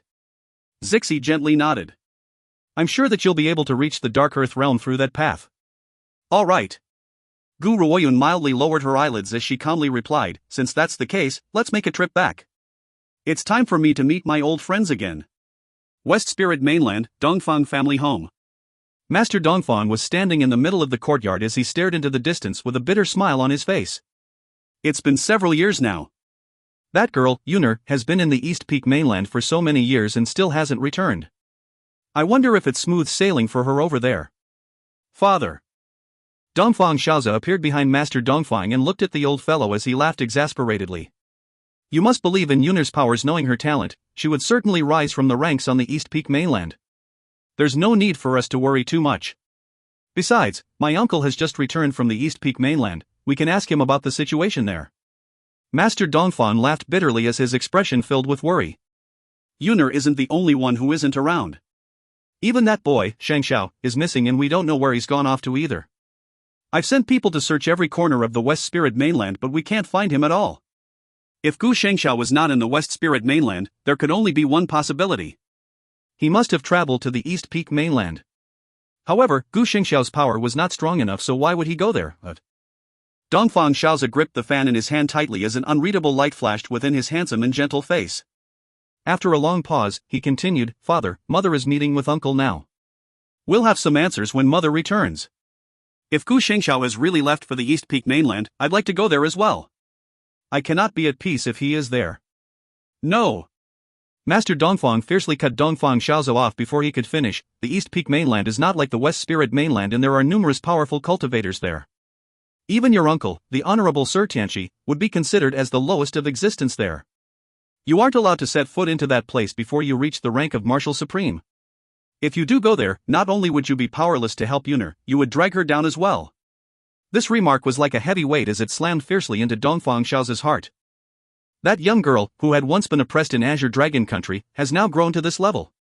However, his father was right. Based on his current level of power, not only would he be powerless to help Yuner, he would drag her down as well. Power. Now, the most important thing is still power. Dongfang Xiaozi's grip on his fan grew tighter as he thought about this, and his handsome face soon filled with determination. If he has enough power, he would not need to sit and wait in the West Spirit mainland. Instead, he would be able to journey across this vast world. Father. Just as Dongfang Xiaozi made his decision, he saw a familiar figure shooting across the air all of a sudden. He rubbed his eyes in disbelief, and his gaze quickly changed from his initial shock to pleasant surprise. Father, come quick, it's Yuner. Yuner's back. Updated by Novel Full, com. He. Master Dongfang laughed coldly when he heard Dongfang Xiaozi's exclamation. Damned brat, are you trying to trick me? Do you think that I can be so easily fooled? Yuner is still in the East Peak mainland now. She can't possibly have returned. You can't fool me. If you find any errors, ads pop up, ads redirect, broken links, non-standard content, etc., please let us know. Report chapter so we can fix it as soon as possible. Chapter 1424, The Road to the Dark Earth Realm, 4. Chapter 1424, The Road to the Dark Earth Realm, 4. Translator, Endless Fantasy Translation Editor, Endless Fantasy Translation. Father, I'm not bluffing, it really is Yuner. Dongfang Xiaozi's entire face was filled with glee as he quickly shook Master Dongfang. Unfortunately, Master Dongfang was not having any of it. You must be hallucinating. Yuner isn't home. Master Dongfang scoffed as he kept his gaze trained at a different direction and did not turn around at all. Suddenly, a hand landed on his shoulder, which made him furrow his brows impatiently. He lifted his hand to slap it away as he muttered, Damned kid, I've told you, I'm not going to fall for your tricks. Quit annoying me and get your butt back to cultivation. How are you going to be any match for Yuner and Shengxiao with your cultivation speed? Before Gu Ruoyan and Gu Shengxiao were born, Dongfang Xiaozi was the top genius in the Dongfang family. Master Dongfang was terribly proud of him too. Unfortunately, in contrast with those two, Dongfang Xiaozi's cultivation speed was not worth a second look now. As Master Dongfang was flying into a rage, a leisurely voice rang out behind him. What? Are you losing your temper when I've just returned? I guess it would be better for me to leave. That voice was very familiar and caused his body to stiffen immediately. Master Dongfang turned around mechanically. His eyes, filled with disbelief, looked at the grinning woman. He then rubbed his eyes furiously and was so shocked that he could not even speak. You? Yuner? Impossible, this must be an illusion, it's an illusion. Yuner is on the East Peak mainland, how can she possibly be here? This is all an illusion. Looks like Master Dongfang does not welcome my return. I had come back with some good news for you, but since I am not welcome, I'm going to leave now. Gu Ruoyun turned around as she spoke. Master Dongfang finally returned to his senses and charged in front of Gu Ruoyan with a whoosh, blocking her way. Yuner, are you really Yuner? You're back? One could not really blame Master Dongfang for his disbelief about Gu Ruoyun's return. After all, he has had this hallucination so many times until even when the real Gu Ruoyan was standing in front of him, he does not dare to believe it. I've come back this time with other matters to attend to. I had stopped here to visit you all because it happens to be along the way. Gu Ruoyun shrugged her shoulders and stared at the old fellow's disbelieving face with a tight smile. The old fellow hesitated for a long while before he reached his trembling hand out to touch Gu Ruoyun's face. When he confirmed that she was indeed real, this old man finally believes that the woman in front of him was really Gu Ruoyun. Instantly, hot tears began to fill his eyes. He opened his mouth but was speechless. Yuner, you're back, you're really back. Do you know how much your great-uncle and your maternal grandmother have missed you all these years? Your great-uncle had even run to the East Peak mainland to gather some news about you. He has just returned to the spirit sect and your maternal grandmother has gone to see him. Hearing what the old fellow had said, Gu Ruoyun's heart softened and her face lit up with a smile. Maternal grandmother has gone to the spirit sect? Looks like I won't be able to meet her this time. Please send her my regards when she gets back. Tell her that I'll come back to see her once I've finished everything that I need to do about. Updated by Novel Full, com. You Nur. Master Donfang furrowed his brows and asked, you mentioned that you've returned to attend to some matters. What are these matters? Do you need any help? There's no need. Gu Ruoyun shook her head. I'm only going to look for something. I'll be back very soon. By the way, if you find any errors, ads pop up, ads redirect, broken links, non-standard content, etc., please let us know. Report chapter so we can fix it as soon as possible. Chapter 1425, The Road to the Dark Earth Realm, 5. Chapter 1425, The Road to the Dark Earth Realm, 5. Translator, Endless Fantasy Translation Editor, Endless Fantasy Translation. Gu Ruoyun paused and said, my big brother has gone to the East Peak mainland and we've met up there, so you don't need to worry too much. Gu Shengxiao's disappearance must have caused great anxiety to their relatives in the West Spirit mainland. Hence, she had explained the situation but left out the matter concerning the Wen family so that they would not worry too much. So that kid Shengxiao has gone off to look for you.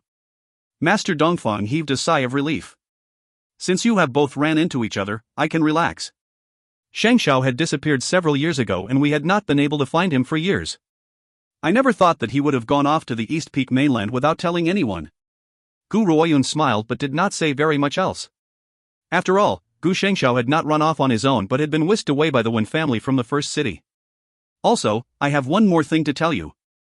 Gu Ruoyun turned her gaze on Master Dongfang as she said, my parents are still alive and our family has been reunited. What? Master Dongfang, still smiling, being froze entirely when he heard this.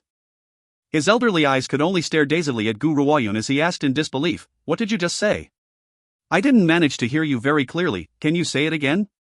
At the same time, Dongfang Xiaozi was in a daze as well. After all, Dongfang Yu's death back then was a stab in every Dongfang family member's heart. Now that he heard that the Gu couple were still alive, how could he not feel excited? Hence, just as Master Dongfang asked his question to clarify, Dongfang Xiaozi's eyes were fixed squarely upon Gu Ruoyun as his gaze filled with excitement. My father and mother are still alive. Gu Ruoyun smiled at the expression on both men's faces. Besides, my father is now a household name in the East Peak mainland. Everyone calls him Grand Lord Hon Lian and no one dares to offend him.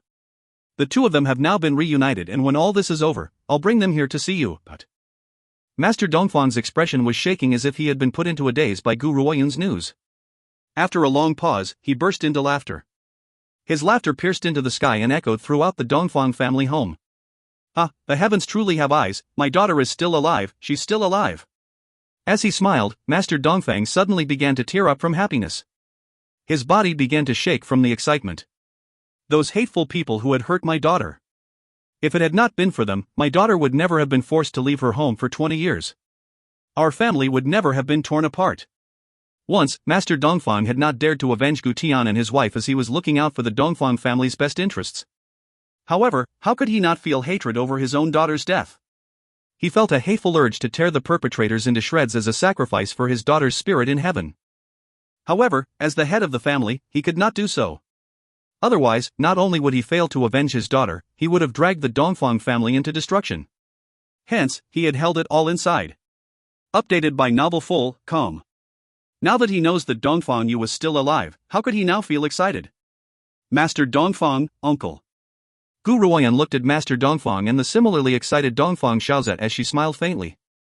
I can't stay too long this time. I still have another important matter to solve, so I'm going to take my leave first. Next time, I'll bring mother and father back home when I return. If you find any errors, ads pop up, ads redirect, broken links, non-standard content, etc., please let us know. Report chapter so we can fix it as soon as possible. Chapter 1426, The Road to the Dark Earth Realm, 6.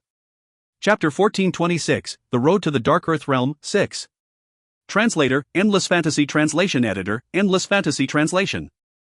Master Dongfang gasped before he softly patted Gu Ruoyun's shoulder and spoke sincerely, little girl, your maternal grandmother has missed you all these years. Once you've finished your matters, don't forget to come back.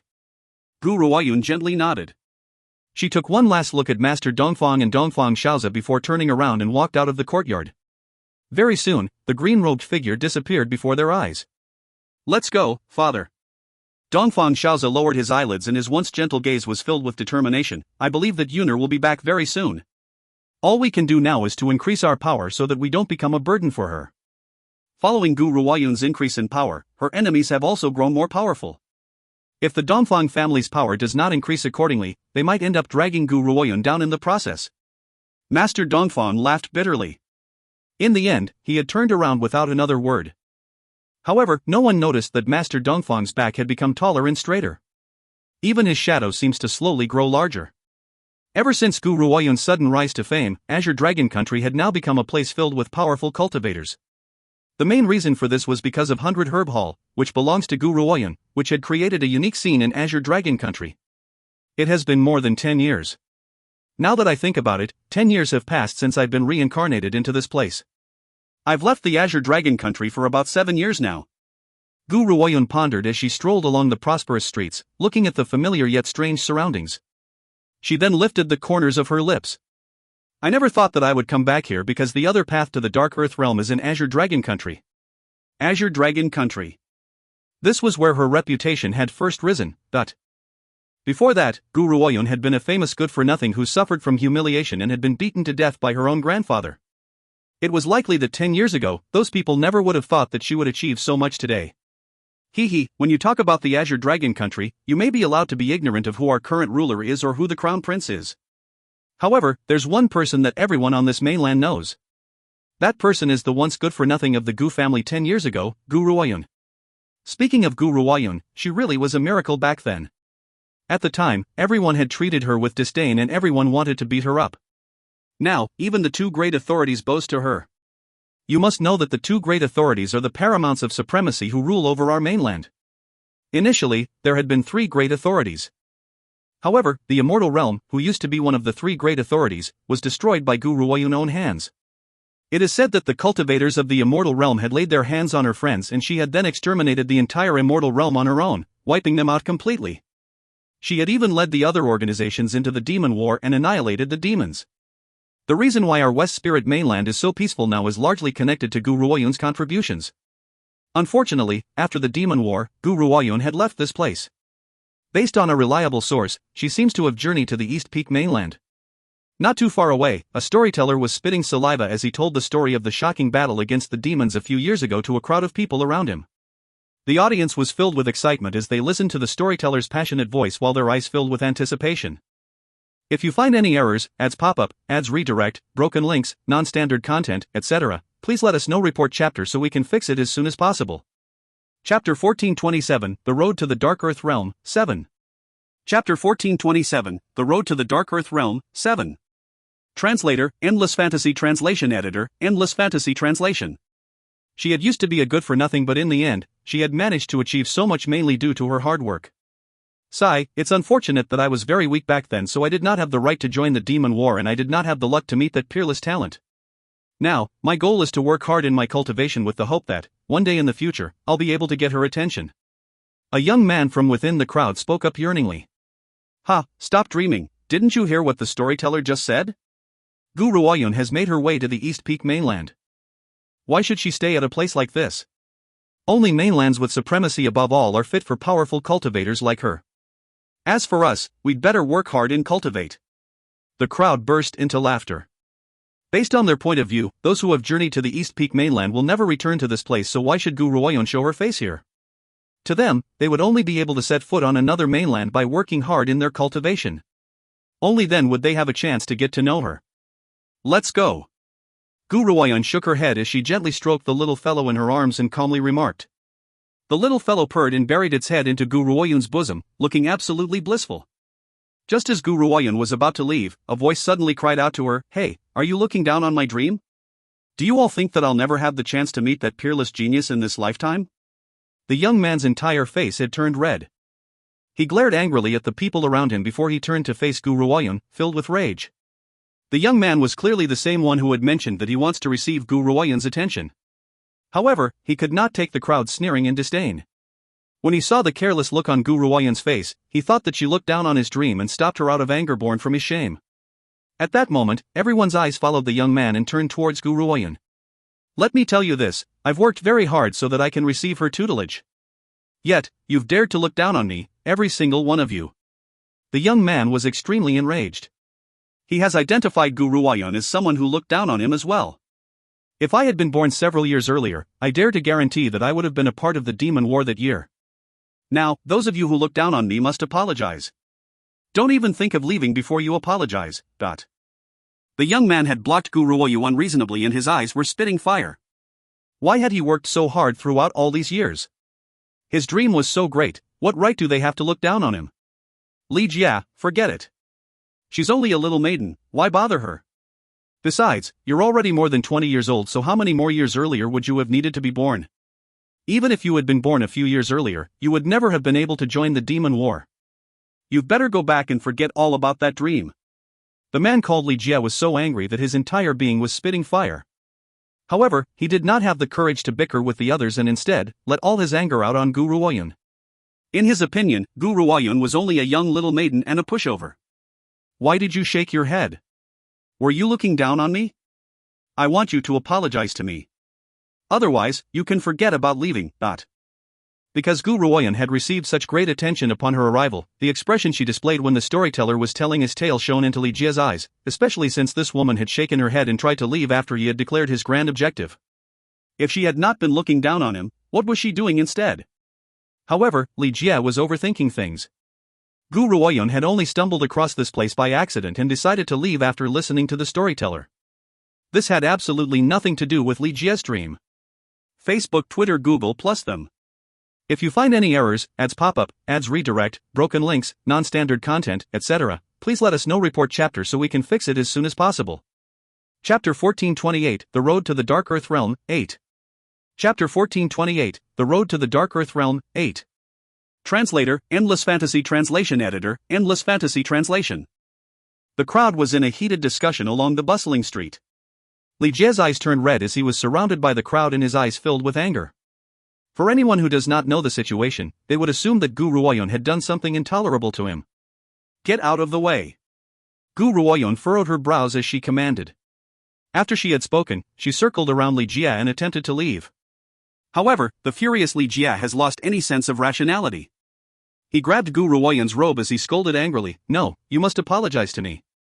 If you don't apologize, forget about thinking of leaving this place." Wham! Suddenly, a powerful force erupted from Gu Ruoyan's body and flung Li Jia's hand away. Li Jia was shocked by Gu Ruoyan's sudden surge of power when her calm, airy voice rang out once again. In this world, no one is born a genius.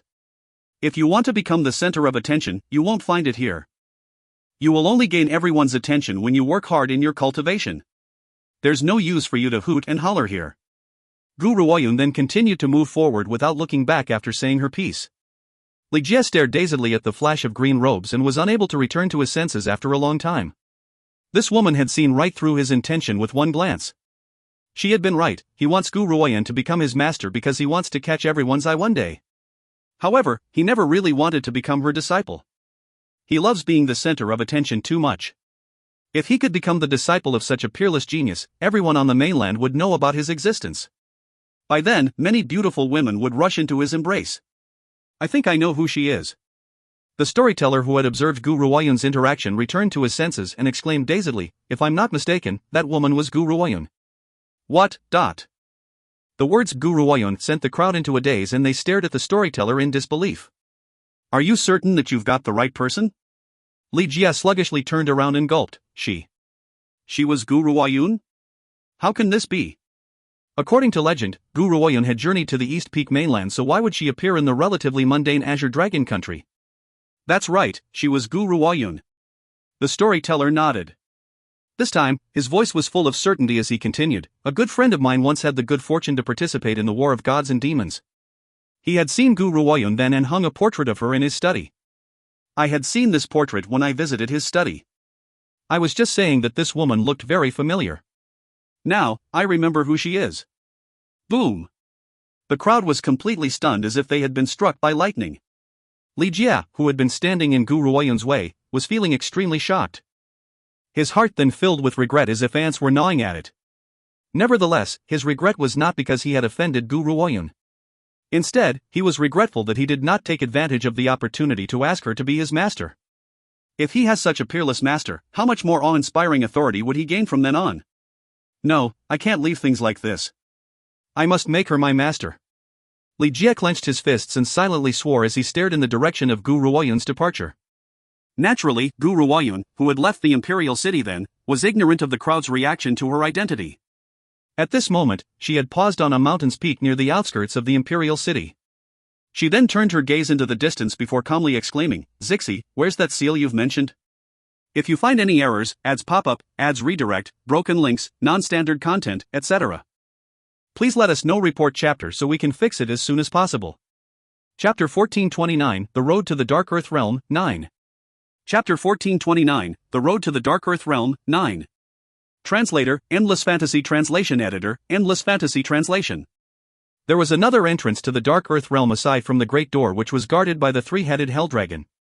The second entrance was at the peak of Azure Dragon Mountain in Azure Dragon Country.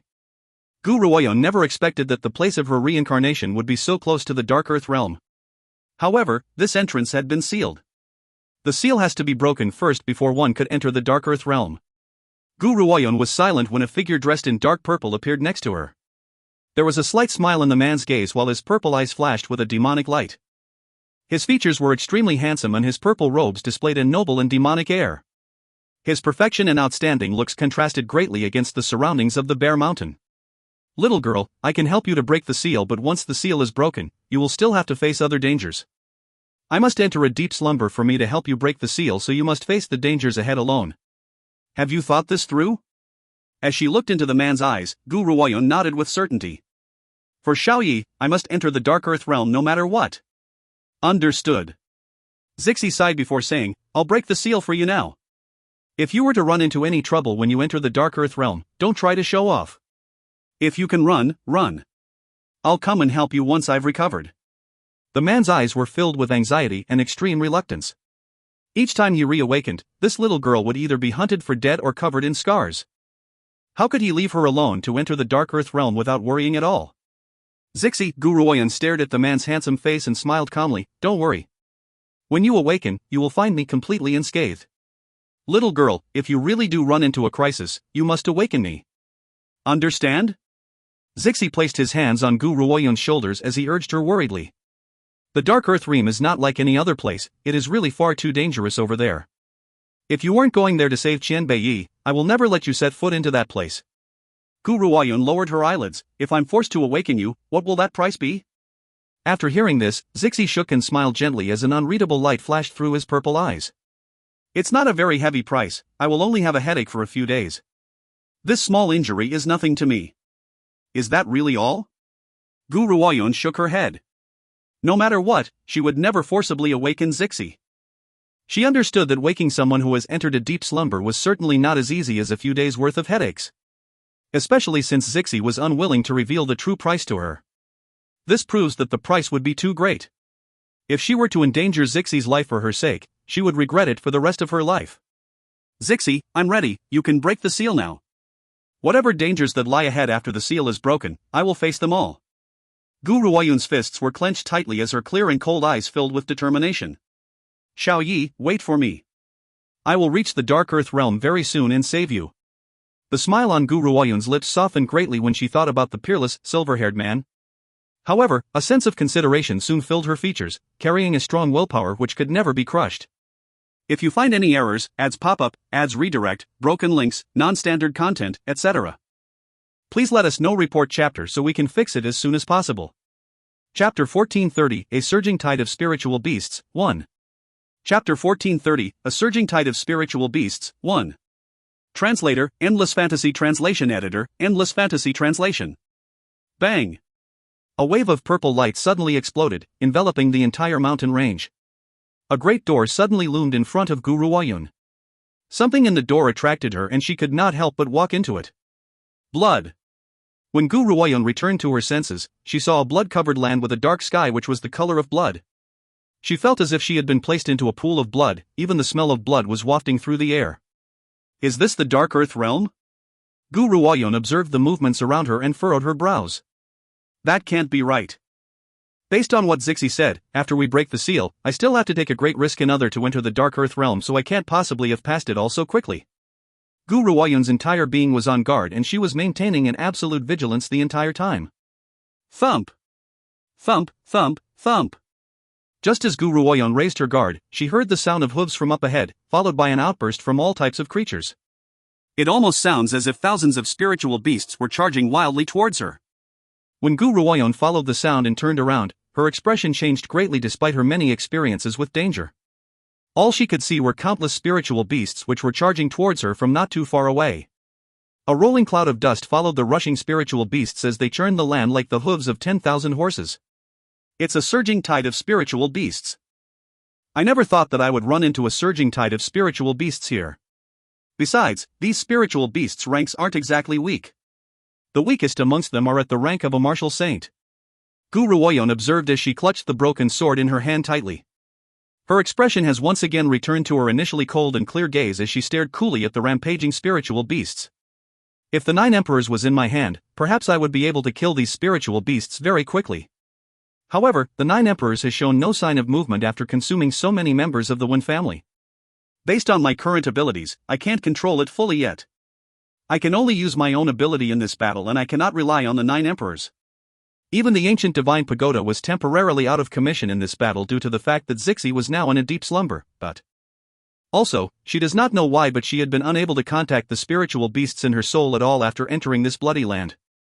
It was as if the contract between their souls had been forcibly severed. This feeling made Gu Ruoyun feel very uneasy. However, she understood that she needs to rely on her own power in the battle this time and could not use any other external means in the fight. If this is the test that I need to face in the Dark Earth realm, I will defeat them. The person I want to be with is in the Dark Earth realm, so nothing can stop me from entering it. Gu Ruoyun's eyes filled with determination. She then charged towards the spiritual beasts without another word. Roar! The spiritual beasts clearly never thought that Gu Ruoyun would have had the guts to make the first move and instantly let out an angry roar. They continued to charge towards her as if they did not value their lives at all. Their sharp claws slashed through the air and sparks appeared. Slice! Gu Ruoyun killed the spiritual beast in front of her and stumbled backward. She then quickly blocked another spiritual beast's attack. No! This can't go on. After killing one spiritual beast, another 10,000 spiritual beasts will charge over. Based on this pace, I reckon that the number of spiritual beasts here would reach a few 100,000. I must think of another way or I'll die here. If you find any errors, ads pop up, ads redirect, broken links, non-standard content, etc., please let us know. Report chapter so we can fix it as soon as possible. Chapter 1431, A Surging Tide of Spiritual Beasts, 2. Chapter 1431, A Surging Tide of Spiritual Beasts, 2. Translator, Endless Fantasy Translation Editor, Endless Fantasy Translation. Gu Ruoyun's expression turned very solemn as she stared at the rampaging spiritual beasts. However, she did not dare to show any hesitation in her movements. The broken sword flashed with a sharp light as it beheaded another charging spiritual beast. Under the blood-drenched sky, the initially blood-red mountainous fields were now dyed in an even stronger color. Countless spiritual beasts continued to fall before her eyes and, not too long after, the bodies of the spiritual beasts have accumulated into a small hill. Unfortunately, no matter how many spiritual beasts Gu Ruoyun killed, more spiritual beasts would emerge in innumerable succession as if the killing would never stop. Consumed by the sheer numbers of spiritual beasts, Gu Ruoyun could not hold on for much longer even if she had more spiritual energy. Thump! Suddenly, a powerful energy landed on Gu Ruoyun's shoulder. Her body suddenly leaned forward and almost fell to the ground. When she returned to her senses, she saw the numerous spiritual beasts crushing towards her like a wave. The spiritual beasts were densely packed as far as the eye could see. This crisis did not allow her to think at all and she rose once again to charge towards the spiritual beasts immediately. The broken sword in her hand then pierced fiercely through a nearby spiritual beast's chest, digging its heart out. There was no clear distinction between day and night under the blood-red sky. Hence, Gu Ruoyun did not know how much time has passed.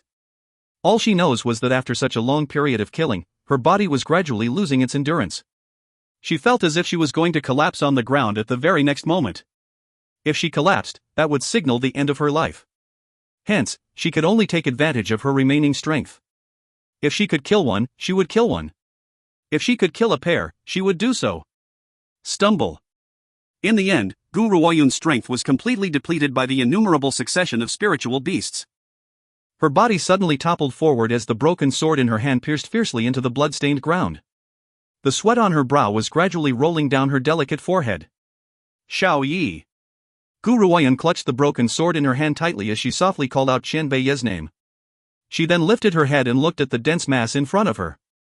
Her lips curled into a bitter smile before her vision slowly turned blurry. In the midst of her daze, Gu Ruoyun sensed an ice-cold sensation on her face as if a soft tongue was gently licking it. After that, she felt as if a power had grasped her firmly and was trying to pull her out from this demonic abyss. Boom! A loud noise sounded beside Gu Ruoyun's ear and caused her entire body to shake. She instantly opened her eyes. However, she was shaken when she saw the scene before her. It was a familiar mountain range, a familiar sky, and a familiar aura. Didn't I just enter the Dark Earth realm? Why have I returned to Azure Dragon Country? Gu Ruoyun returned to her senses and turned to look at the Secret Order's sacred beast in her bosom which was licking her face. She then furrowed her brows. Suddenly, she felt enlightened. I understand now. Zixi had told me that even journeying through this path into the Dark Earth realm was highly risky, and the reason for that was because once the seal was lifted, everyone around the vicinity of the sealed area would fall into a hallucination. Everything I had experienced just now was just a hallucination. Her eyes sank as she continued to speak. If I had been unable to free myself from this hallucination, there would only be three outcomes. 1. I would have stayed in this place forever.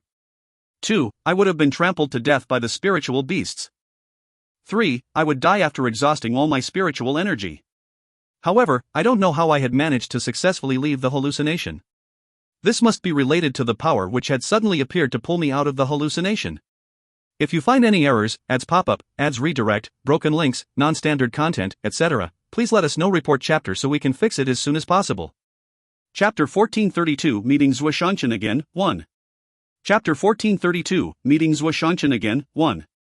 Translator, Endless Fantasy Translation Editor, Endless Fantasy Translation. If it had not been for that sudden wave of energy, she would have met the fate of dying by the claws of that endless tide of spiritual beasts. Gu Ruoyun glanced at the little fellow in her arms as she thought of this, and an unreadable light flashed in her eyes. However, the little fellow only looked innocent the entire time, as if it did not know what had happened. It blinked, looking utterly bewildered. I know that my rescue is somewhat related to you. Gu Ruoyun lifted the little fellow up as the space between her brows displayed a puzzling emotion. Looks like it really wasn't a waste of time for me to go to the Secret Order.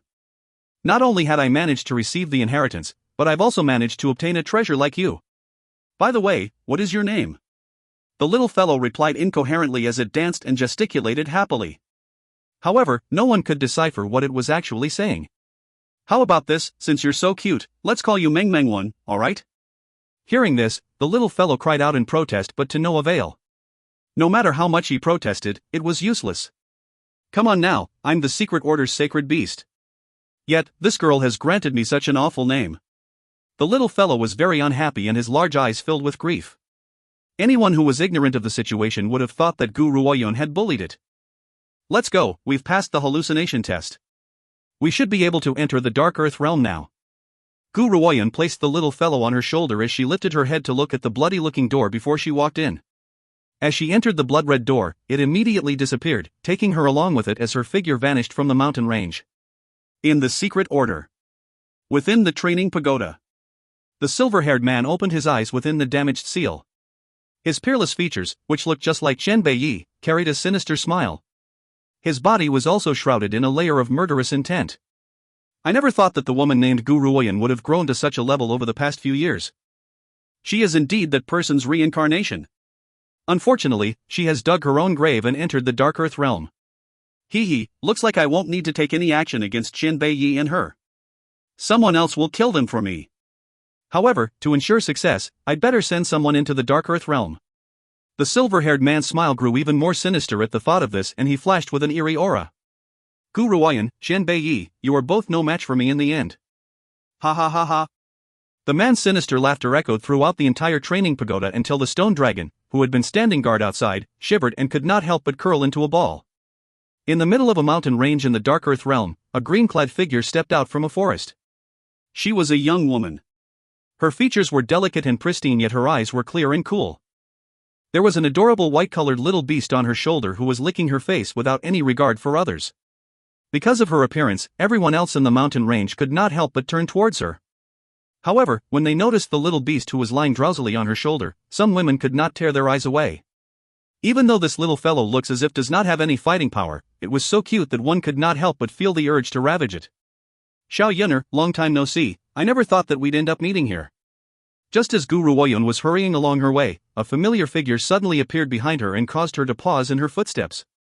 If you find any errors, ads pop up, ads redirect, broken links, non-standard content, etc., please let us know. Report chapter so we can fix it as soon as possible. Chapter 1433, Meeting Zuoshanchen again, 2. Chapter 1433, Meeting Zuoshanchen again, 2. Translator, Endless Fantasy Translation Editor, Endless Fantasy Translation. A luxurious and imposing sedan chair, surrounded by a gaggle of beautiful handmaidens, descended from the sky before landing on the ground with a thump. A man was seated on the sedan chair.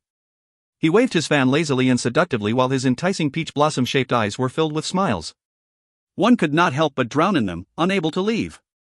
Zuoshanchen? When Gu Ruoyun turned around and saw the devastatingly beautiful face, she was shocked. What are you doing here? My master had sent me here on business, but I never thought that I'd see you here as well. After all, it's no easy feat to get here. There was a small smile on Zuoshanchen's lips. His peerless smile made the women around him feel inferior, but his eyes remained fixed on Gu Ruoyun as he teased, Xiao Yun'er, ever since we had parted ways at the medicine sect, we haven't seen each other for so many years. Come, give me a hug, I've missed you to death. Gu Ruoyun's expression turned dark. Despite not having seen him for many years, this fellow was still the same. However, Gu Ruoyun's eyes flickered as she stared sullenly at the man's seductive face. There were only two ways to enter the Dark Earth realm. One way was to defeat the three-headed hell dragon, but this was clearly impossible. The second way was to break the seal and go through the hallucination test. Only then would one be able to enter the Dark Earth realm. However, she had needed to borrow Zixie's power to break the seal, and she had then passed the hallucination test through Mingming's help. Therefore, what had Zuoshanchen used to enter the Dark Earth realm? He had even managed to bring his peerless handmaidens along with him. Brother Chen, who's this woman? Suddenly, a lovely voice chimed in. Gu Ruoyun turned around and saw a woman who was dressed in long pink robes walking towards Zuoshanchen. She stared cautiously at Gu Ruoyun as if Gu Ruoyun was a love rival who would snatch her man away. The seductive smile on Zuoshanchen's face disappeared instantly when he heard the woman's voice, and his knitted brows displayed a sense of annoyance. However, he did not say anything at all as he jumped up from the sedan chair and landed in front of Gu Ruoyun. Xiao Yun'er, I've been keeping something from you. Zuoshanchen let out an exasperated and bitter laugh. I had kept this matter from you because I didn't want you to worry, but I can't keep it from you any longer. Shangxiao, he is missing. Gu Ruoyun raised her brow as she stared puzzledly at Zuoshanchen. Shangxiao had been whisked away from the West Spirit mainland. I've been investigating for several years now, and I finally found out that he had been kidnapped by the Wen family. However, by the time I rushed to the Wen family, I found out that he had already escaped. After searching for a while, I found the Dark Earth realm, and I've also confirmed that he was at the Dark Earth realm. Gu Shengxiao had indeed visited the Dark Earth realm. The only thing was, Chen Bei had exchanged his own freedom for him. There's no need for you to look here. Gu Ruoyun shook her head as she calmly replied, he's no longer in the Dark Earth realm. Zuoshanchen was shocked before he frowned. How do you know? I've met him. Gu Ruoyun lifted her head and looked at the man's seductive smile in front of her as she said, I had met my big brother not too long ago, so I know that he's no longer in the Dark Earth realm. Hearing this, Zuoshanchen, who had been living in a state of anxiety for the past few days, finally relaxed and sighed with relief. If Gu Shengxiao is no longer in the Dark Earth realm, I can relax. By the way, since you know that Gu Shengxiao is not in this Dark Earth realm, why are you here? If you find any errors, ads pop up, ads redirect, broken links, non-standard content, etc., please let us know. Report chapter so we can fix it as soon as possible. Chapter 1434, Meeting Zuoshanchen again, 3. Chapter 1434, Meeting Zuoshanchen again, 3. Translator, Endless Fantasy Translation Editor, Endless Fantasy Translation. The man's seductive voice caused Gu Ruoyun's heart to slowly sink. She then turned to look into the distance as she calmly replied, Xiao Yi had ended up trapped in the Dark Earth realm in order to save my big brother. I've come here to find and rescue him. Zuoshanchen's peach blossom eyes flickered when he heard this, and he flashed a devastatingly beautiful smile on his seductive face. Xiao Yun'er, if you need any help, just say the word. I'm certainly duty-bound to help you. A warm current rushed across Gu Ruoyun's heart when she heard his determined voice. She then turned to him and smiled, thank you. I'll ask if I need help.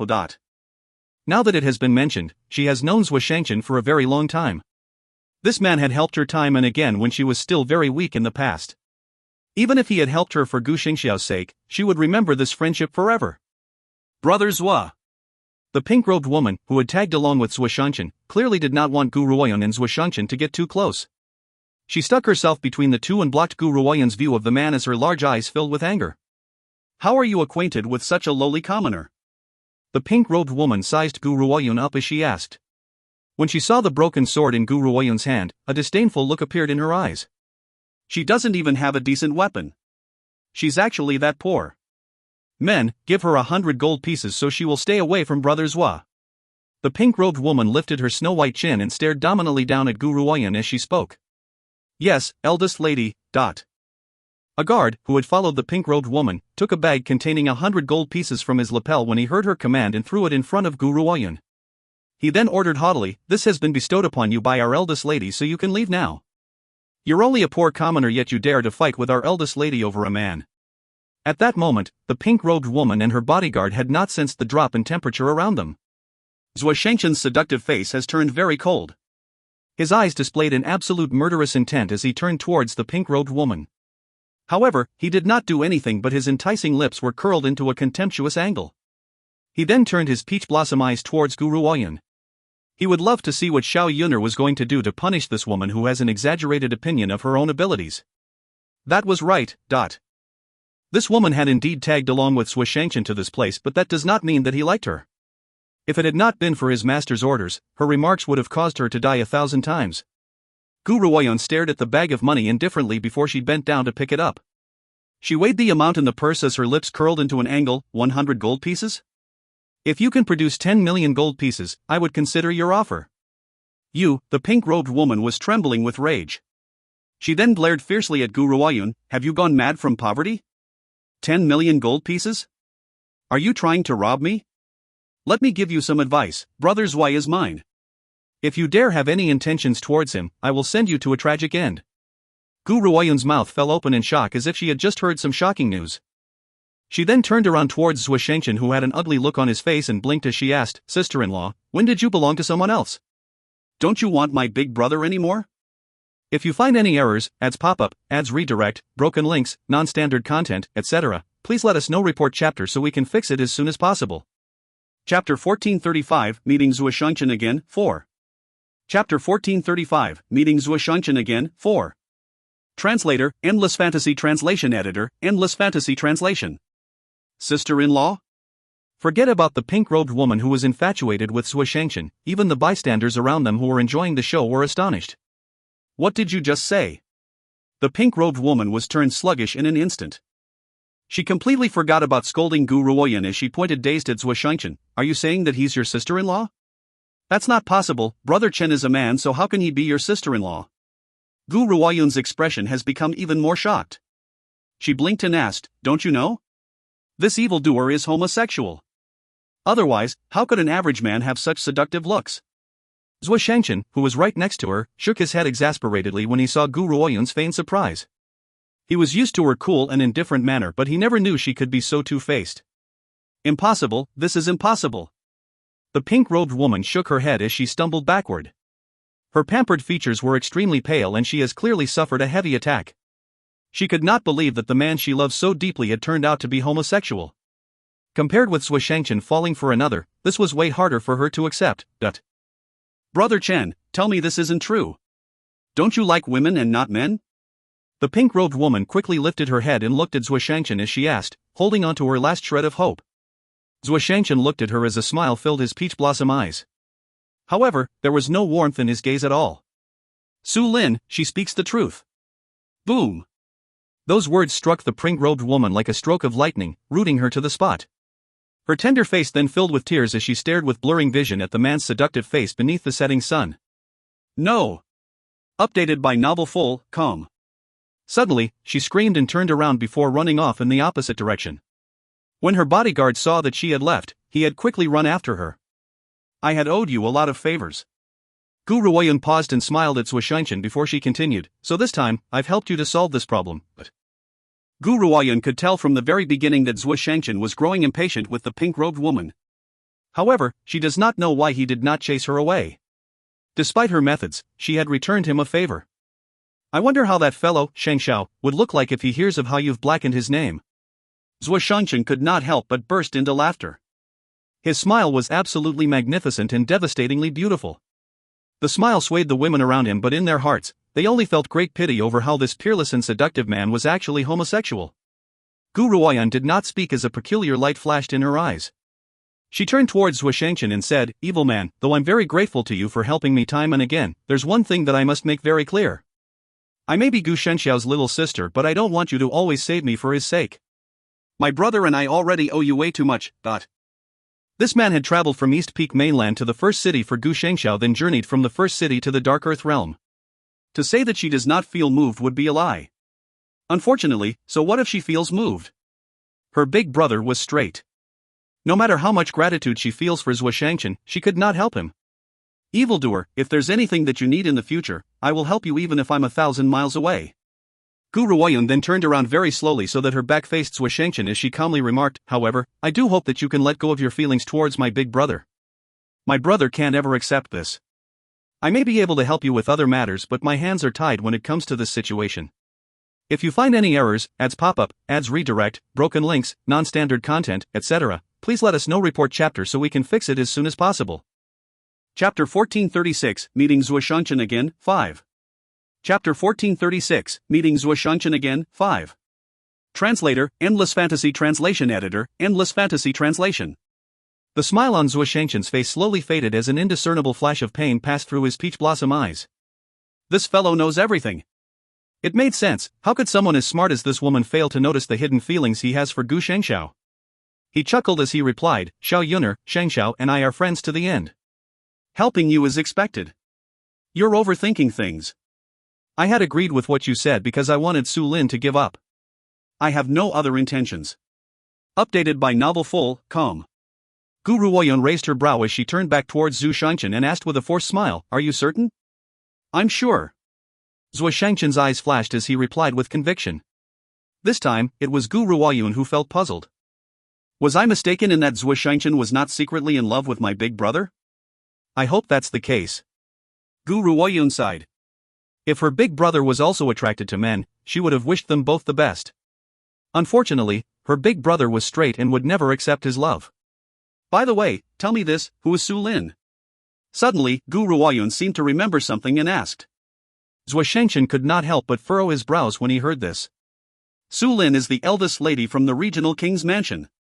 She is also his most beloved daughter. My master is friends with the regional king, so while my main objective to the Dark Earth realm was indeed to look for Gu Shengxiao, the other objective was to do something for my master. Regional king?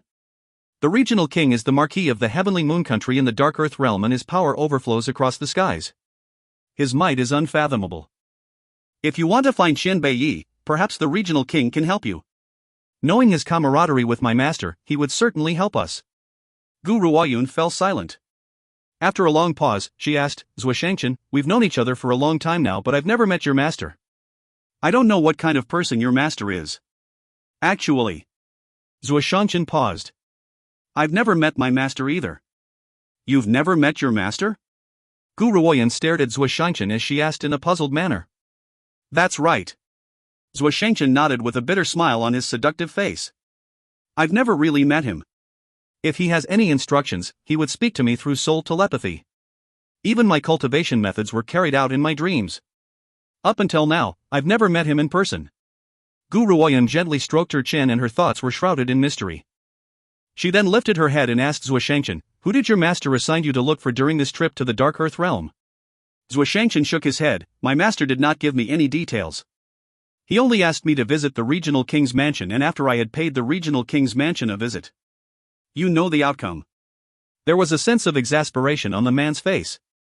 The eldest lady of the regional king's mansion had been spoiled rotten all her life. She's been spoiled by the regional king to the point of becoming a despot. Furthermore, she has an innate tendency for starry-eyed infatuation. She was beginning to annoy me, and if you had not chased her away, I'm afraid that I would never have any peace during my journey. Zhuo Shangchen's expression filled with impatience when he mentioned the eldest lady of the regional king's mansion.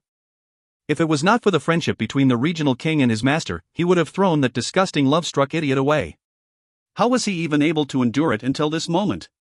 If you find any errors, ads pop up, ads redirect, broken links, non-standard content, etc., please let us know. Report chapter so we can fix it as soon as possible.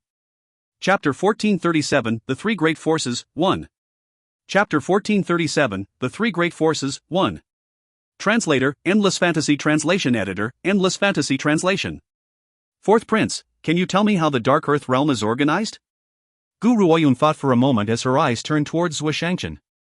Her gaze was filled with a somber air. The Dark Earth realm holds one of the most secretive existence in the world.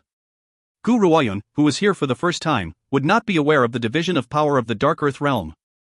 However, she could tell that the mysterious Dark Earth realm's power structure should not be very different from the mainland. Zhuo Shangchen flashed a devastatingly beautiful smile while his peach blossom eyes looked at the woman in green in front of him. The Dark Earth realm's power structure is similar to the mainland's and is made up of many intertwined forces. Amongst these forces are unpopular organizations, third-rate organizations, second-rate organizations, and first-rate organizations. Zhuo Shangchen paused before he continued to speak. Each organization's division has one standard. For example, organizations that consist of martial saints were considered as unpopular organizations. Gu Ruoyun raised her brows. A single martial saint could send shockwaves in the East Peak mainland, and only the first city had cultivators above the martial saint rank. Though martial saints do not hold a very high position in the first city, they would not be considered unpopular either. But if you want to reach the rank of a third-rate organization, you must have one person who has broken through to the exceptional state. Zhuo Shangchen's heart turned heavy and his voice no longer carried his usual indolent and seductive air. Similarly, a second-rate organization must have a refined state cultivator as a commander. As for first-rate organizations, it was said that the leaders of first-rate organizations must have already broken through to the rank of the early stage, 9th transformation state. 9th transformation. That was the current peak amongst humans, so one could imagine how powerful those first-rate organizations were. Zhuo Shangchen, how many first-rate organizations are there in the Dark Earth realm? Gu Ruoyun had fallen silent for a moment before she lifted her head and asked. Zhuo Shangchen smiled. There are 3 great first-rate organizations and they are divided into the Heavenly Moon Empire, Spiritual Military Academy, and the Underworld. That woman that you had just angered and chased away is the eldest lady of Heavenly Moon Empire's regional king mansion. Within these 3 great forces, the Spiritual Military Academy has the lowest rank. Even though the leader of the 3 great forces is a cultivator in the 9th transformation state, the Spiritual Military Academy nurtures talents for other organizations, so its collective power is not on par with the other 2 organizations. As for the Underworld, Zhuo Shangchen's eyes slowly sank. They are the most mysterious amongst the 3 great forces. My information on the Underworld is limited, so I'm not too certain of the Underworld's existence. Besides, I don't even know where the Underworld's headquarters is located. Zhuo Shangchen's Darkeen Palace was widely involved in many things, including gathering information. Whether it was the West Spirit Mainland or the First City, no organization could hide their secrets from the Darkeen Palace. However, he was unable to find out anything about the Underworld. From this, one could tell how mysterious the Underworld really was. Updated by Novel Full, com. However, Zhuo Shangchen seemed to remember something and continued. I heard that the Underworld's master was the man who had created the Dark Earth realm. Gu Ruoyun paused for a moment as a sense of shock appeared in her eyes. The Dark Earth realm had been created by the Underworld's master? How powerful was this mysterious person? Gu Ruoyun suddenly thought of the mysterious woman who had created the ancient divine pagoda and who was also Zixie's previous master. If there was anyone in this world who could be compared to the Underworld's master, it would be her, but... Of course, this is all just a myth, so I can't confirm if it's true. A peculiar light flashed in Zhuo Shangchen's eyes as he slowly spoke. It is said that this Dark Earth realm was a place where the Underworld's master used to imprison his enemies, and he had even placed a 3-headed helldragon to stand guard. Hence, this was why no one has dared to leave this place and no one dares to enter it either. Unfortunately, 10,000 years ago, the Underworld's master had vanished and the Underworld had plunged from its initial peak existence of power to a first-rate organization of the same level as the Heavenly Moon Empire. If you find any errors, ads pop up, ads redirect, broken links, non-standard content, etc., please let us know. Report chapter so we can fix it as soon as possible. Chapter 1438, The 3 Great Forces, 2. Chapter 1438, The 3 Great Forces, 2. Translator, Endless Fantasy Translation Editor, Endless Fantasy Translation. Zhuo Shangchen's eyes were bright. He was clearly filled with admiration and respect towards the mythical master of the Underworld. Unfortunately, the once all-powerful and peerless cultivator had disappeared into the rivers of history. I understand. Gu Ruoyun then turned towards Zhuo Shangchen and asked, "The purpose of your journey to the Heavenly Moon Empire and approaching the eldest lady of the regional king's mansion isn't as simple as to pick up girls, is it?" Zhuo Shangchen's face turned dark and he glared at Gu Ruoyun furiously. This damned woman, she's accusing me of coming to the regional king's mansion to pick up girls? I'm much too lazy to even look at that incomparably arrogant eldest lady who had been shoved at me. I would never have tolerated her for such a long time if it were not for that fellow, Gu Shengxiao. Zhuo Shangchen took a deep breath at the thought of this before staring resentfully at Gu Ruoyun with his peach blossom eyes. Xiao Yuner, is this how you see me? Do you think that I have such bad taste and would pick up a woman like that? If my master had not told me that the Heavenly Moon Empire contains the Moon Soul Herb which can free someone from a puppet's body, I would not have tolerated that woman's nagging for so long. Since Zhuo Shangchen knows that Gu Shengxiao had been captured by the Wen family, he understood Gu Shengxiao's current predicament. It was a good thing that the fellow was not a full puppet and was only considered to be a half puppet. Hence, if Zhuo Shangchen could obtain the Moon Soul Herb, he could help to solve this problem. However, if Gu Shengxiao was turned into a full puppet, no one would be able to help him then, not even the King of Heaven himself. Hence, when Gu Ruoyun heard what Zhuo Shangchen had said, a sense of joy flashed in her eyes. Is this true? Is the Moon Soul Herb in the Heavenly Moon Empire? Zhuo Shangchen nodded. I know that Gu Shengxiao had previously journeyed to the Dark Earth realm in search of the Moon Soul Herb, so I came here as well. Initially, I had intended to find his whereabouts first before thinking of a way to obtain the Moon Soul Herb. I never thought that he would have left so soon. Since that's the case, I can relax and put all of my attention to look for the Moon Soul Herb.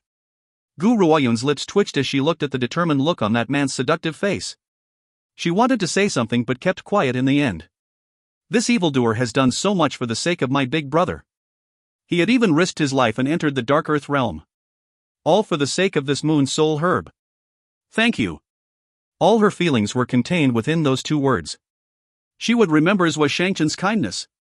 In the future, if he was in any danger, she would rush over immediately to save him even if she was 1,000 miles away. But Xiao Yuner, since this is your first time in the Dark Earth realm, why don't you come with me to the Heavenly Moon Empire? Zhuo Shangchen smiled as he spoke. Even though Su Lin is arrogant and overbearing, her father is an upright man. Besides, he would accept your presence on account of my master. Gu Ruoyun thought for a moment before she nodded. All right. Since the Moon Soul Herb is in the Heavenly Moon Empire, she has to make a trip there no matter what.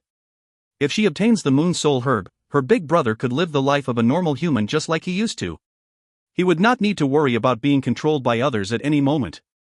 Fourth Prince, what do you know about the Moon Soul Herb? Gu Ruoyun lifted her head towards Zhuo Shangchen as she asked. The Moon Soul Herb lies within the Heavenly Moon Empire's Imperial Palace. Zhuo Shangchen looked at Gu Ruoyun as he spoke. Besides, I heard that they will be holding a competition sometime soon. I'm not too sure of the details concerning the competition, but I heard that the winner of the competition would gain the Moon Soul Herb / novel full calm. Aside from the ability to free a man from his puppet state, the Moon Soul Herb was also a very precious treasure.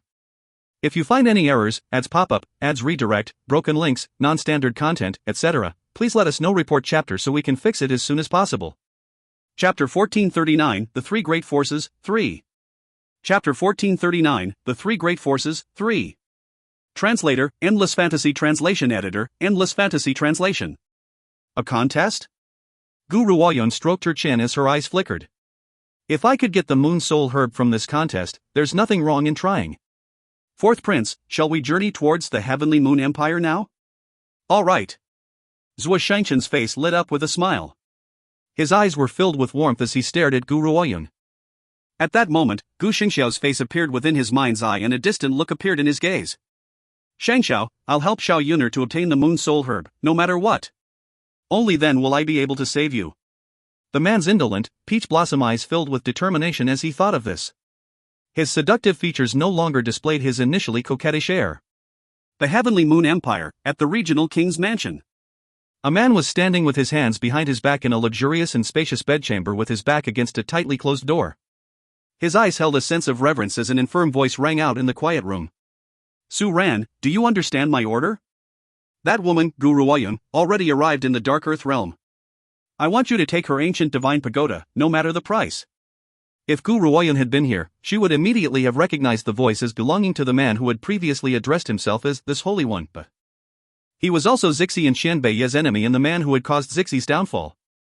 Unfortunately, she was not present and was not aware of the relationship between that man and the regional king of the Heavenly Moon Empire. This subordinate understands.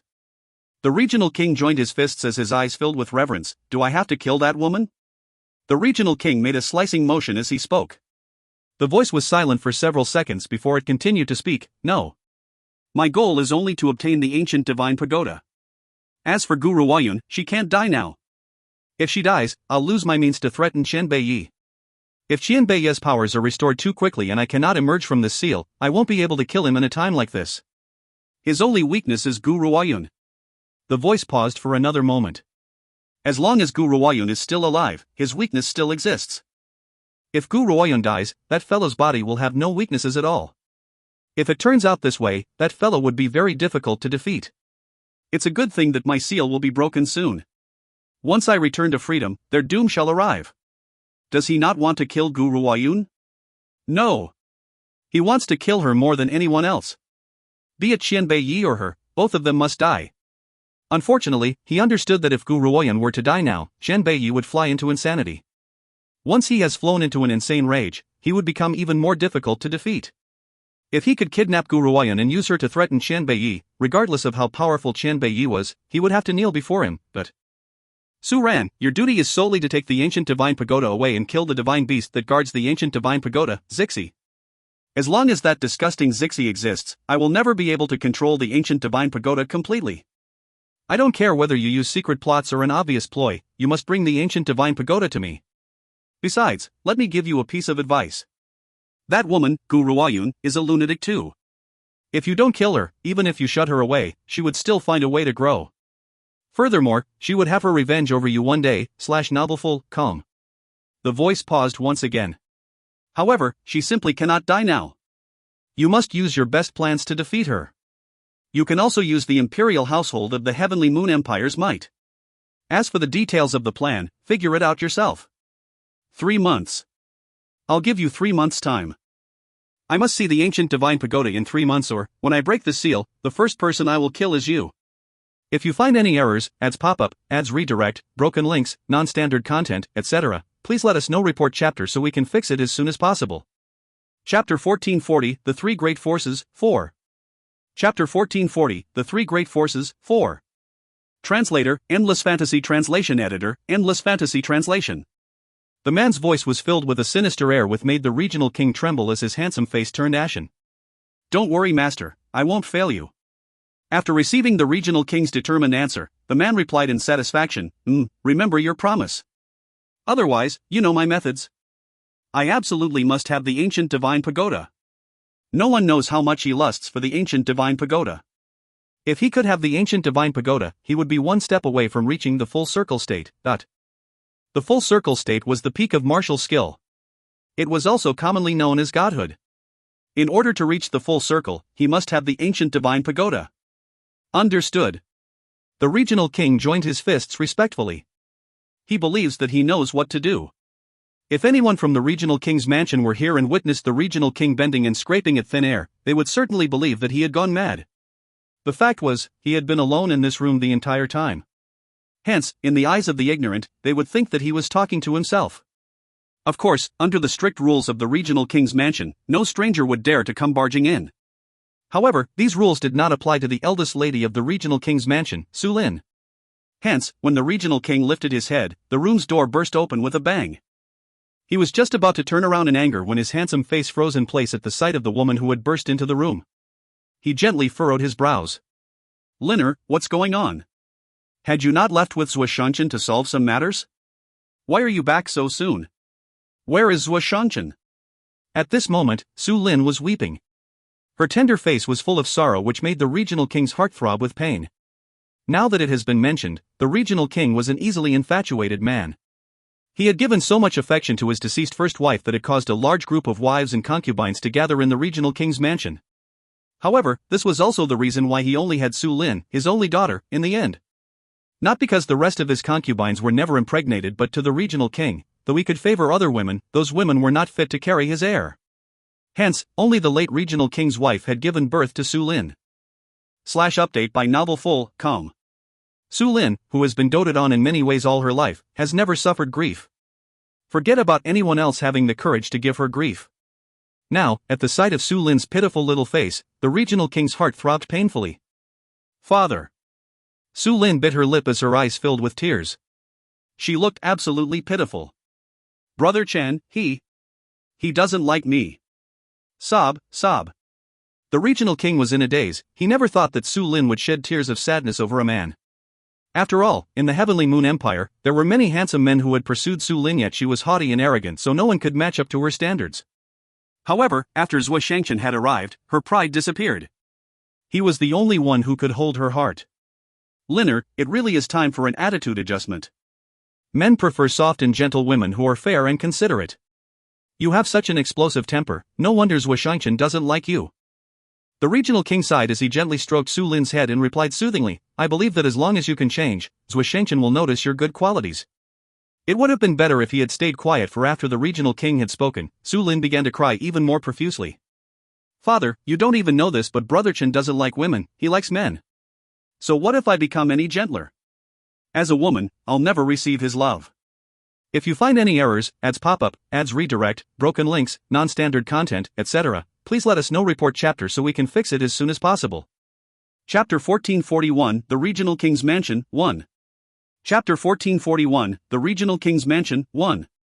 Translator, Endless Fantasy Translation Editor, Endless Fantasy Translation.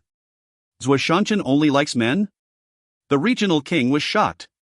Su Lin's voice then rang out in the midst of his stupor. Father, aren't you close with Brother Chen's master? Can you help me send my marriage proposal to Brother Chen's master? As long as his master agrees, Brother Chen will have no choice but to marry me. I don't care if he likes men or women, I must have him. Su Lin's voice was sinister as she insisted. Any man that she has fallen for will not have any reason to leave her. She does not care if Brother Chen likes men, his master would never allow him to be a degenerate. As long as his master says the word, Brother Chen would have to obey. This time, the regional king did not comply with Su Lin and frowned instead. Linner, you can't force the matters of the heart. If you are willing to change your attitude, I'm sure Brother Chen will accept you eventually. However, are you sure that Zhuo Shangqian only likes men? Maybe he had said that on purpose to reject you? The initially sorrowful Su Lin was shocked after hearing this. What does father mean? Had Brother Chen only used that as an excuse to reject me? That damned woman, she had dared to deceive me. Su Lin's entire face turned red from rage after coming to this realization. If Gu Ruoyun had been here, Su Lin would have disregarded everything and attacked that damn woman to tear her to pieces. That was right. In Su Lin's heart, she has turned Gu Ruoyun into someone who was plotting against Zhuo Shangqian. Otherwise, why would that woman have made her believe that Brother Chen prefers men? If she and Brother Chen had a misunderstanding, that woman would gain an opportunity. As for why Brother Chen had agreed with that woman's words, he must have been coerced into it. Linner, since you've come to a realization, you should go back and get some rest first. You'll need to work hard on your own for Zhuo Shangqian, I can't help you. The regional king smiled calmly as a peculiar light flashed through his tender gaze. Zhuo Shangqian was born into nobility, so even if the regional king had sent a marriage proposal, his master may not agree to it. The only way was to make him fall in love with Su Lin. Only then would Su Lin stand a chance to marry him. From then on, the regional king's mansion's reputation would rise as well. Actually, the regional king has a lot of confidence in Su Lin. This little girl may be spoiled and willful, but she has fine good looks. Otherwise, she would never have been named as the top beauty in the Heavenly Moon Empire. If she could change her unruly behavior, Zhuo Shangqian would certainly fall for her. No man could turn a blind eye to such a beautiful woman. Even he had other women despite his deep love for Su Lin's mother. The only thing was, those women do not hold a place in his heart. At most, they had merely been tools to fulfill his need. To the regional king, Zhuo Shangqian had not accepted Su Lin because this little girl has a horribly nasty attitude. If she could change, she would be able to fulfill her wishes. The regional king smiled as he thought of this. His smile carried an absolute confidence. All right, Linner, you may leave now. Remember what I've told you. Yes, father. Su Lin bit her lip before she lowered her head and walked out. Change my attitude? I would do anything to get Zhuo Shangqian to accept me. Su Lin clenched her fists tightly at the thought of this as a determined light flashed in her fierce gaze. My little girl really needs to improve herself. I hope she won't let me down. The regional king shook his head in exasperation as he watched Su Lin leave. He then walked out a while soon after. If you find any errors, ads pop up, ads redirect, broken links, non-standard content, etc., please let us know. Report chapter so we can fix it as soon as possible. Chapter 1442, The Regional King's Mansion, 2. Chapter 1442, The Regional King's Mansion, 2. Translator, Endless Fantasy Translation Editor, Endless Fantasy Translation. Xiao Yuner, we're here, this is the Regional King's Mansion. A peerless evildoer who was dressed in peach blossom-colored robes paused in his footsteps outside the Regional King's Mansion. He then turned his eyes towards the woman in green by his side and raised the corners of his lips. His phoenix-like eyes carried a smile as he said, "The Regional King is one of my master's acquaintances. If we can get his help, it would be much easier for you to find Shen Beiyi." Gu Ruoyun fell silent before she followed Zhuo Shangchen inside. As they had stepped into the Regional King's Mansion, a tender voice called out in front of them. A feminine figure then fluttered towards them like a butterfly. The woman's dainty features were filled with a magnificent smile. "Brother Chen, you're back?" The woman glanced at Gu Ruoyun as she spoke and a malicious light flashed deep in her eyes. However, because of what the Regional King had said, she did not allow it to show. Zhuo Shangchen was somewhat shocked. Knowing Su Lin's spoiled nature, he had assumed that she would have attacked Gu Ruoyun after seeing her, so Zhuo Shangchen had made preparations before his arrival. He never expected Su Lin to act as if nothing had happened at all. In reality, even though Su Lin had been spoiled and willful from a young age, no one dared to say anything to her due to the Regional King's Mansion's influence.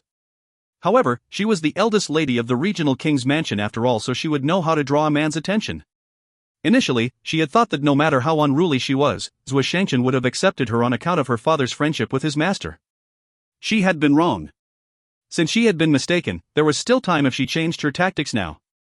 However, it was impossible for her to let go of her enmity towards Gu Ruoyun. She had only put on an amicable face in front of Zhuo Shangchen. Gu Ruoyun gently curled her lips as her eyes filled with amusement. The malice in Su Lin's eyes may have disappeared in a flash, but she had noticed it. Looks like her time in the Regional King's Mansion would not be a peaceful one. "Ha, Sir Chen, you've returned?" A clear and bright voice rang out from the hall. They then saw a middle-aged man in embroidered robes walking over towards them with quick steps. The man's features bore a resemblance to Su Lin and was quite handsome as well. Gu Ruoyun managed to figure out the man's identity instantly. He must be the Regional King of Heavenly Moon Empire, Su Ran. He was also a cultivator in the late stage of the refined state. He was second only to the current emperor of Heavenly Moon Empire.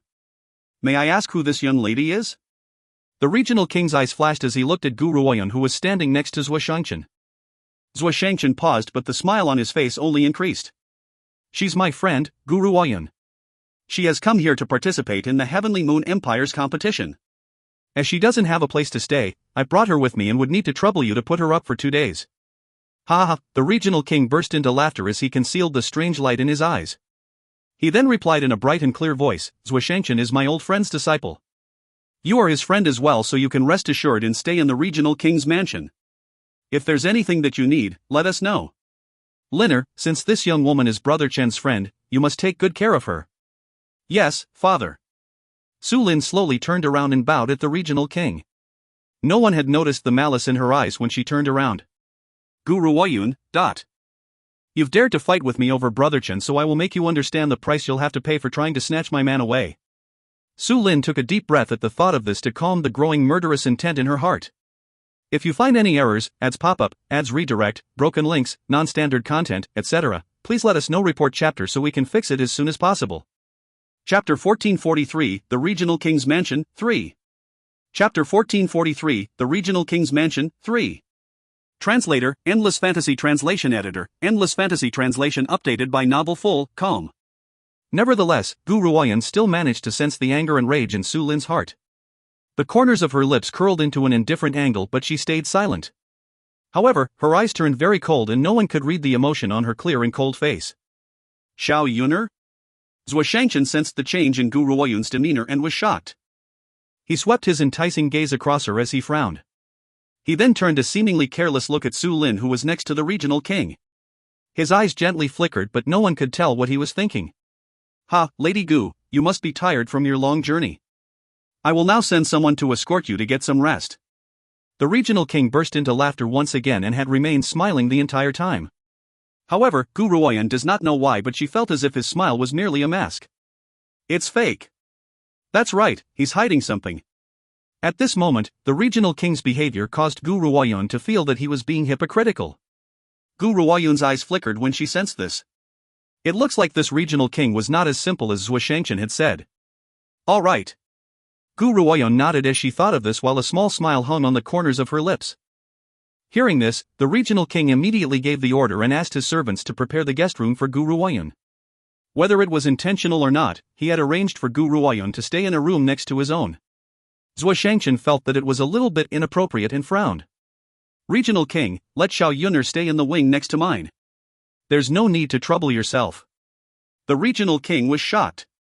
He never expected Zhuo Shangchen to step out and speak against his arrangement. After all, he had his reasons for placing Gu Ruoyun next to his room. One of them was due to his master's instructions. The second reason was to place Gu Ruoyun far away from Zhuo Shangchen so his daughter would be in a favorable position to gain special advantages. He also wanted to keep an eye on her. Brother Chen. Su Lin quickly spoke up when she noticed that her father was slow to respond. My father is doing this for your own good. You are such a peerless and devastatingly beautiful man. What if she has evil intentions to climb into your bed? Nowadays, there are some people would offend common decency and commit such acts. She had shot a look at Gu Ruoyun as she spoke disdainfully. She would never give this woman the chance to approach her brother Chen. Brother Chen will only ever belong to her. However, she did not realize that Zhuo Shangchen had been offended by her use of the phrase peerless and devastatingly beautiful man about him. Zhuo Shangchen knitted his brows instantly as a malicious air filled his beautiful features. God knows how much he hates it when someone uses those words like devastatingly beautiful to describe him. To him, this phrase could only be used to describe women. Su Lin's words were not a compliment to him but had hurt his ego instead. If the regional king had not been his master's old friend, he would have thrown this damned woman out a long time ago. Zhuo Shangchen took a deep breath and suppressed the raging flame in his heart. He then turned his peach blossom gaze towards the regional king and asked, Regional king, tidy up the room next to mine for her to stay in, alright? The regional king fell silent but could not find any reason to reject his request. In the end, he could only nod in exasperation as he said, Alright, I'll send someone to make preparations. How unfortunate.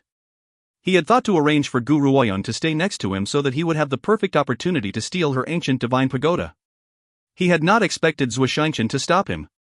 If you find any errors, ads pop-up, ads redirect, broken links, non-standard content, etc., please let us know. Report chapter so we can fix it as soon as possible. Chapter 1444, The Regional King's Mansion, 4. Chapter 1444, The Regional King's Mansion, 4. Translator, Endless Fantasy Translation Editor, Endless Fantasy Translation. Was it possible that he had noticed something? No. That's absolutely impossible. This fellow can't possibly have known about my bad intentions towards Gu Ruoyun. Otherwise, he would not have brought her to the regional king's mansion. The regional king's guess was not very far off from the truth. Zhuo Shangchen certainly was unaware of his true intentions or he would never have brought Gu Ruoyun to this place. He had only felt that the regional king had too many concubine chambers in his rear courtyard. That fact was enough to prove that the regional king was a pervert, so how could Zhuo Shangchen rest assured when the regional king had planned to place Gu Ruoyun in a room next to his? What if this fellow had molested her? How would he explain this to Gu Shengxiao? It would be safer if Xiao Yun'er was by his side. At least this fellow would not do anything out of character on account of his master. Once the regional king had made the arrangements, Gu Ruoyun followed the regional king's servant girls and walked into the rear courtyard. After tidying her belongings, she crossed her legs as she sat on her bed and began her silent meditation. Unfortunately, her meditation would not last very long. Soon after she had entered into a meditative state, a luxurious lily-white hand pushed the door open with a creak. Gu Ruoyun looked up as the pink-robed Su Lin walked into the room. At this moment, Su Lin's entire face was filled with rage. Her eyes carried a ferocious air as she glared at Gu Ruoyun fiercely. She was no longer feigning a tender and lovable air like the way she had acted in front of Zhuo Shangchen just now. Speak, what can I do to make you leave Brother Chen? Su Lin gnashed her teeth viciously as she asked. Her eyes were filled with venom as she stared at Gu Ruoyun. As long as you leave Brother Chen, I will grant you endless glory, splendor, wealth, and rank. Furthermore, I can even gift you with a low-class spiritual weapon. Based on the Heavenly Moon Empire's position in the Dark Earth realm, to own a low-class spiritual weapon was nothing strange at all. Especially since Su Lin's father was the second most powerful cultivator in the Heavenly Moon Empire. However, Su Lin's ability to casually gift a low-class spiritual weapon to someone else was enough to prove the Dark Earth realm's long heritage and history. After all, on the mainland, even the first city's three great protectors would never gift someone a low-class spiritual weapon so casually. However, a low-class spiritual weapon meant almost next to nothing to Guru Wayun. There was also something else that she had mistakenly assumed. Even as the eldest lady of the regional king's mansion, Su Lin has yet to reach the level where she could casually give a spiritual weapon away. She only has 2 low-class spiritual weapons in her hands, but she had grudgingly gifted one to Guru Wayun because she loves Zhuo Shangchen so much. As long as this woman was willing to leave Zhuo Shangchen, forget about giving away one low-class spiritual weapon. Even if she had been asked to hand over both spiritual weapons, she would do it. No, not only do I want you to leave Brother Chen, I want you to get into bed with another man and have Brother Chen walk in and witness this scene. This way, he will certainly give up on you. Su Lin seemed to think of something more and continued to speak. You shouldn't think of getting into bed with another man as a loss to you. It would be advantageous to you if you can obtain a low-class spiritual weapon by using your own body. After all, someone like you would never have the ability to gain a low-class spiritual weapon in this lifetime. Su Lin had raised her head arrogantly as she looked at Guru Wayun. It was as if she expected this woman to quickly express her thanks to her profusely. Besides, I can see that you're only sticking to Brother Chen because of the powerful force behind him. I'm the only one who loves Brother Chen wholeheartedly, but Brother Chen's heart has been fooled by you and is mistaking fish eyes for pearls. He is missing out on his chance to have someone who truly deserves his love. In reality, Su Lin had never intended to bribe Guru Wayun. She had wanted to kill her, but she knows that Brother Chen's heart would still be fixated on this woman even if she was dead. Therefore, the only way to make Brother Chen give up on Guru Wayun was to make her betray him. If you find any errors, ads pop-up, ads redirect, broken links, non-standard content, etc., please let us know. Report chapter so we can fix it as soon as possible. Chapter 1445, The Regional King's Mansion, 5. Chapter 1445, The Regional King's Mansion, 5. Translator, Endless Fantasy Translation Editor, Endless Fantasy Translation. Guru Wayun has seen all sorts of people in both her lives, and there has been no lack of shameless people either.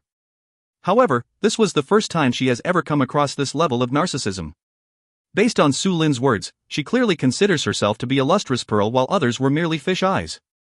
In her point of view, she was the only one who deserves Zhuo Shangchen. No one else has the right to stand by his side.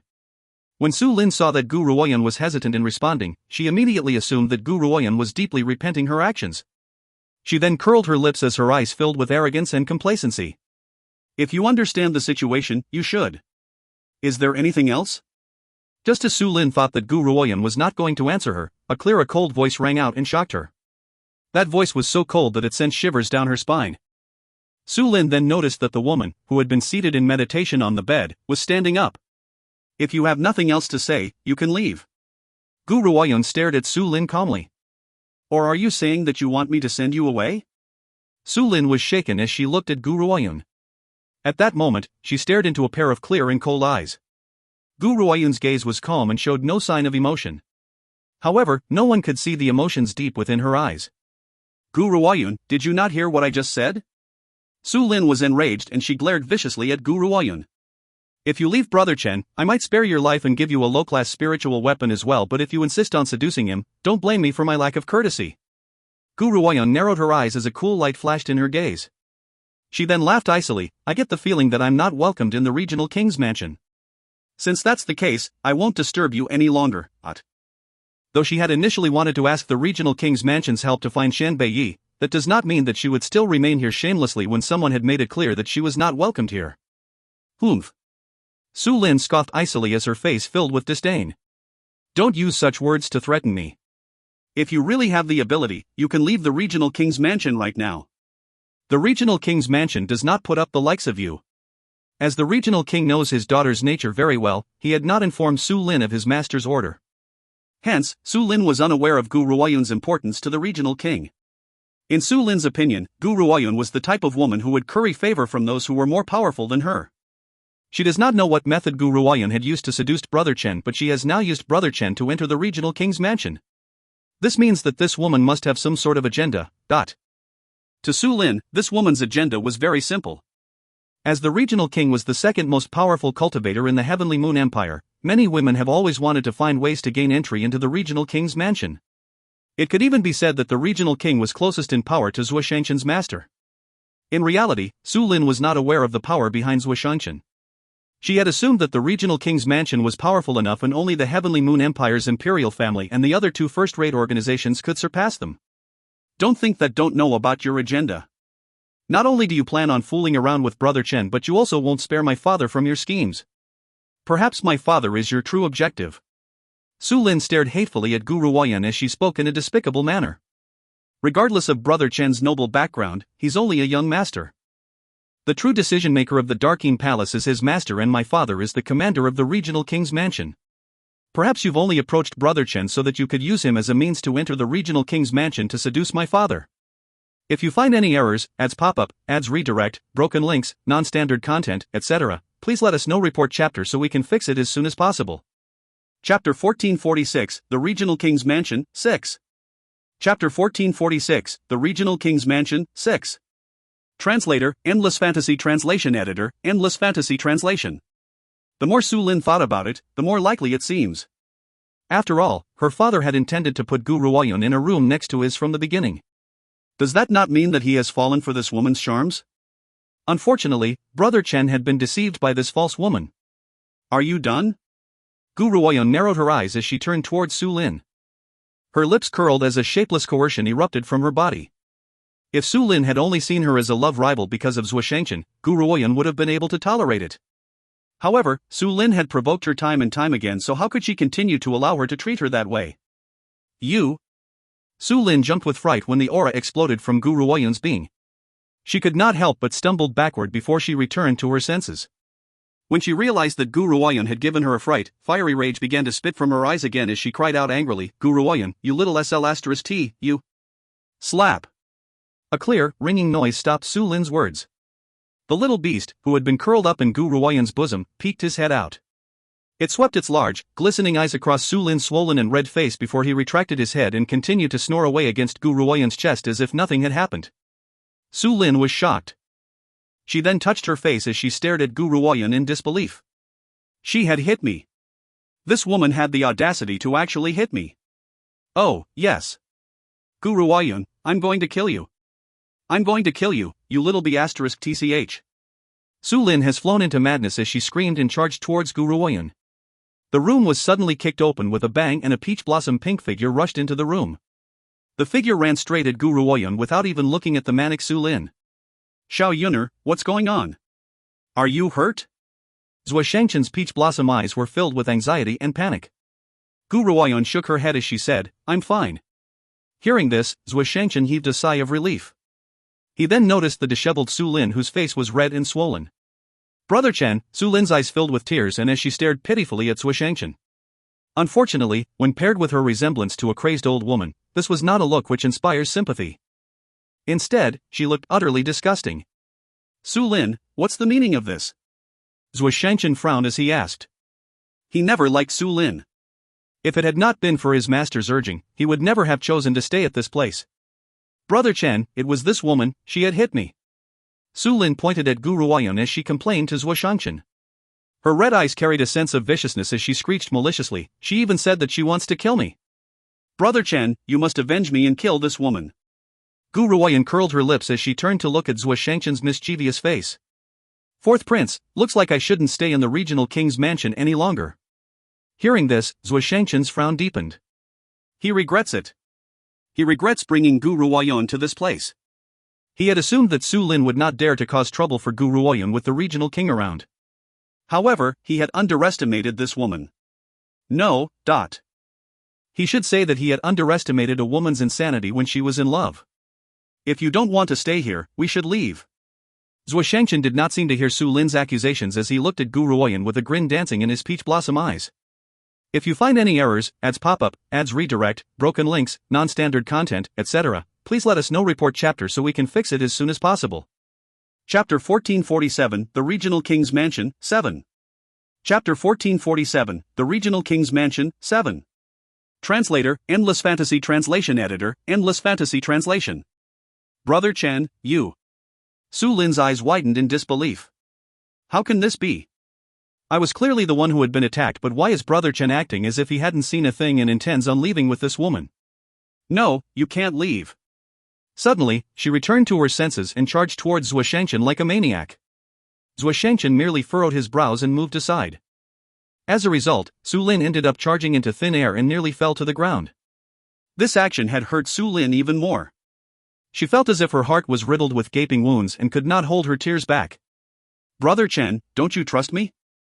This woman doesn't really love you, she's only using you to get to my father.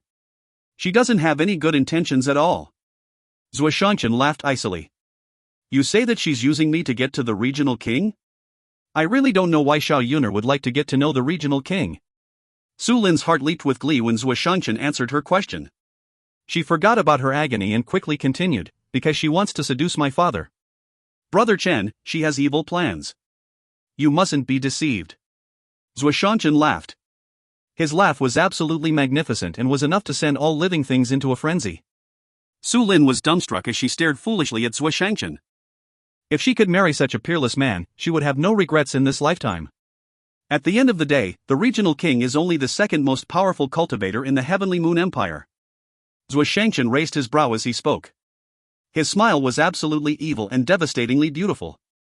I don't think that Xiao Yuner would have such bad taste and refuse such an outstanding man like me to pursue an old bull like the regional king, am I right, Xiao Yuner?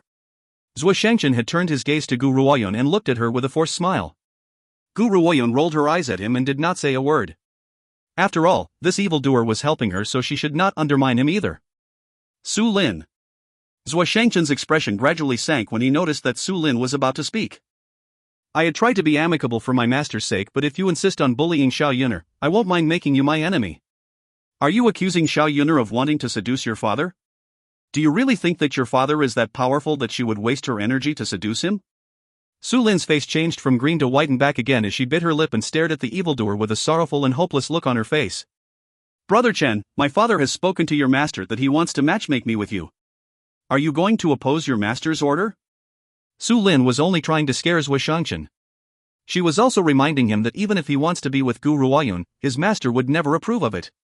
However, Zhuo Shangchen only laughed disdainfully at her and snapped his fan open. His peerless, peach blossom-like features were filled with smiles as his eyes swept across Su Lin's face disdainfully. I don't need anyone's permission when it comes to my personal matter. Especially the issue of my own wedding, I don't need anyone else to make the decision for me even if that person is my master. He does not have the right to make me marry you either. The contempt in his eyes thickened as he spoke. However, are you unable to marry? Is that why you're sticking to me so much? If you lack the company of men, why not visit a brothel? There are many men there ready to wait on you. Gu Ruoyun gently curled her lips. She never thought that this fellow, Zhuo Shangchen, would have such a venomously lovely side. If you find any errors, ads pop-up, ads redirect, broken links, non-standard content, etc., please let us know. Report chapter so we can fix it as soon as possible. Chapter 1448, The Regional King's Mansion, 8. Chapter 1448, The Regional King's Mansion, 8. Translator, Endless Fantasy Translation Editor, Endless Fantasy Translation.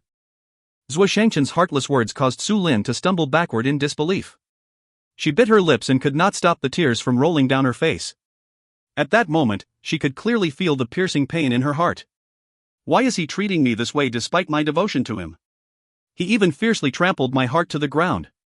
How could Su Lin, who has always been full of pride, endure this? Just as Su Lin's entire body began to tremble, a cold and grim voice rang out from behind her. That voice was devoid of any emotion as it asked, "What's going on here? Liner, what are you doing here?" The regional king walked in from outside the bedroom door. His cold gaze swept across the teary-eyed Su Lin's face before looking towards Gu Ruoyun and Zhuo Shangchen. Before Su Lin could speak, Zhuo Shangchen laughed icily. "Regional king, your eldest lady does not welcome Xiao Yuner's presence in your home. Since that's the case, I'm taking Xiao Yuner with me and leaving this place. We won't disturb you anymore." He then turned to look at Gu Ruoyun and smiled as he said, "Xiao Yuner, let's go.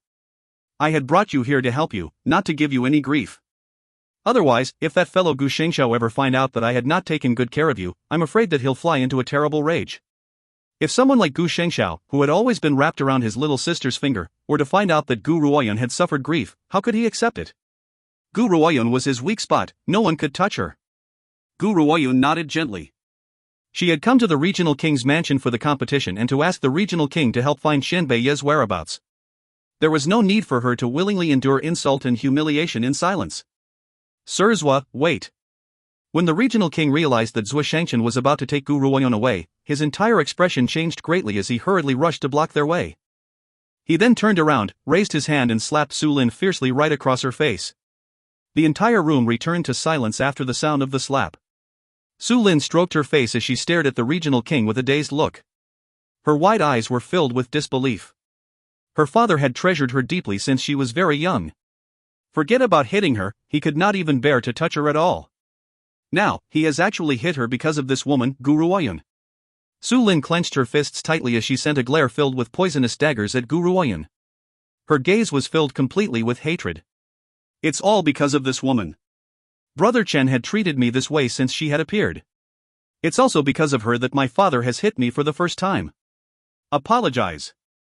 The regional king glared at Su Lin frostily as he tried his best to conceal his agonized heart with a cold aura. Apologize to Lady Gu immediately. Father.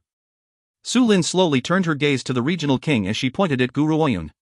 You want me to apologize to this woman? What wrong have I committed to cause you to treat me this way? I was clearly the victim here. It's fine if Brother Chen does not help me, but even you are treating me this way. What has this seductive fox done to you? Why have you become mystified as well? Have you forgotten all about my late mother? The regional king turned away. He did not have the courage to look into Su Lin's eyes, which were full of hatred. He took a deep breath and forced the reluctance in his heart out before he spoke again. An unruly and willful daughter like you does not belong in the regional king's mansion. Apologize to Lady Gu immediately. As our guest, she should have been treated with respect, yet you had treated her rudely. If you don't apologize, you will be stripped of your position as the regional king's mansion's eldest lady. If you find any errors, ads pop-up, ads redirect, broken links, non-standard content, etc., please let us know. Report chapter so we can fix it as soon as possible. Chapter 1449. Chapter 1449, The Heavenly Moon Empire Competition, 1. Translator, Endless Fantasy Translation Editor, Endless Fantasy Translation. Gu Ruoyun gently curled the corners of her lips as she watched the scene before her while an almost undetectable light flashed across her cool eyes. However, no one could figure out what she was thinking when she looked at the regional king's eyes. Apologize. When he noticed that Su Lin was not responding, the regional king's expression sank as he berated her once again. Apologize to her immediately. Su Lin's tender figure quivered as if this was the first time the regional king has ever spoken to her so angrily. She bit her lips as she shot Gu Ruoyun a hateful and unwilling glare. I'm sorry. Under the regional king's cold and grim gaze, Su Lin finally spat her apology out reluctantly. However, her eyes were filled with humiliation while the hatred and venom in her eyes deepened. Gu Ruoyun, my father scolded me for the first time today because of you. One day, I will pay you back for all the humiliation I've suffered today. Su Lin took a deep breath at the thought of this as she balled her hands into tight fists at her side. Her nails dug deeply into her palm until thin trickles of blood flowed out. However, she did not seem to notice the pain. There's no need to apologize. Gu Ruoyun smiled airily under Su Lin's angry glare as she replied, Regional King, I've disturbed you enough and I won't disrupt your peace and quiet any longer. Farewell. She had not needed to hear Su Lin's apology. In fact, it was useless even if Su Lin had apologized. Gu Ruoyun would never forgive her. Also, how is this apology any different from no apology at all? Do not judge the situation simply because the regional king was shielding her on the surface. In reality, Gu Ruoyun knows very well that this man was indeed very annoyed with her. However, he had acted on account of saving Zhuo Shangchen's master's face. In reality, the regional king had another reason for shielding Gu Ruoyun as well, that was the ancient divine pagoda in her hands. If Gu Ruoyun were to leave the regional king's mansion, it would not be so easy for him to obtain the ancient divine pagoda. This was the true reason why he had forced Su Lin to apologize. Lady Gu. The regional king frowned as he blocked Gu Ruoyun's way. I've already asked Su Lin to apologize. If there's anything that you're still not happy with, please let me know and I will do what I can to fulfill your wishes. As a guest in the regional king's mansion, I won't allow you to suffer any grief. His words sounded so reasonable and fair that it would be difficult for anyone to reject his offer. Unfortunately, in the face of the regional king's good intentions, Gu Ruoyun maintained her cool and indifferent smile while her eyes were like an ancient well with no sign of movement. There's no need, it's inconvenient for me to stay in the regional king's mansion. Let's go, fourth prince. Hearing this, Zhuo Shangchen shrugged his shoulders as he followed Gu Ruoyun out. His peach blossom and peerless features had carried a puzzling smile the entire time. Lady Gu. The regional king was mildly incensed. This little girl really doesn't know what's good for her.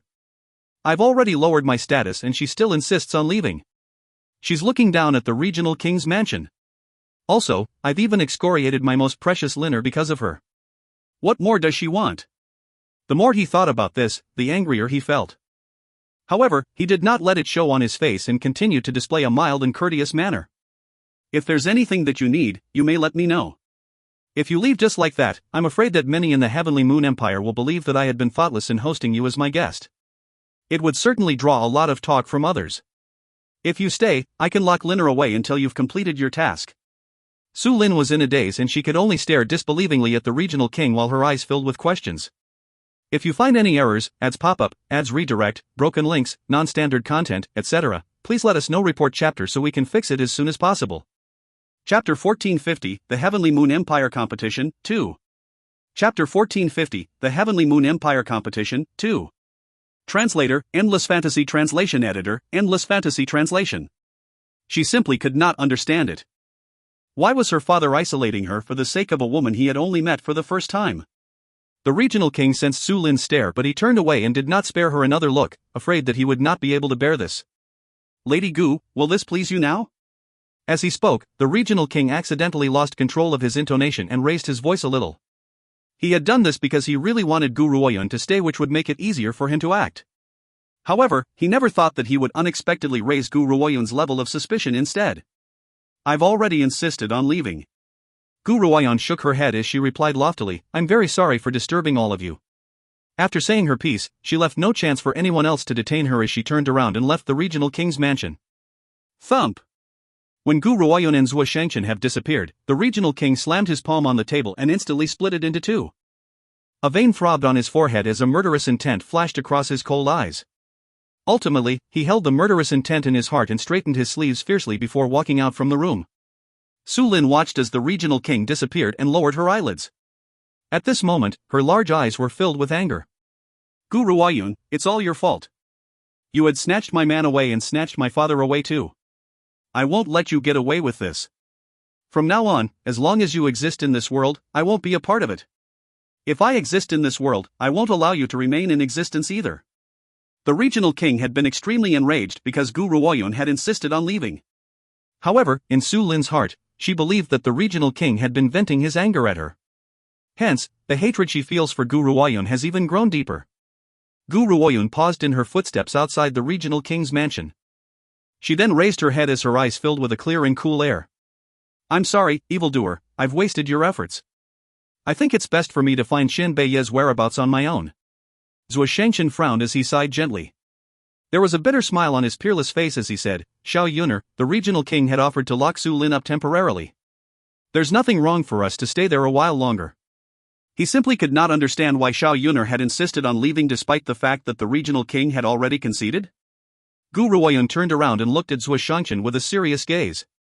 Evildoer, how well do you know the regional king? Zhuo Shangchen was in a daze. He thought for a moment before he shook his head, all I know is that my master had asked me to see him. As for the kind of person he is, I'm not too certain.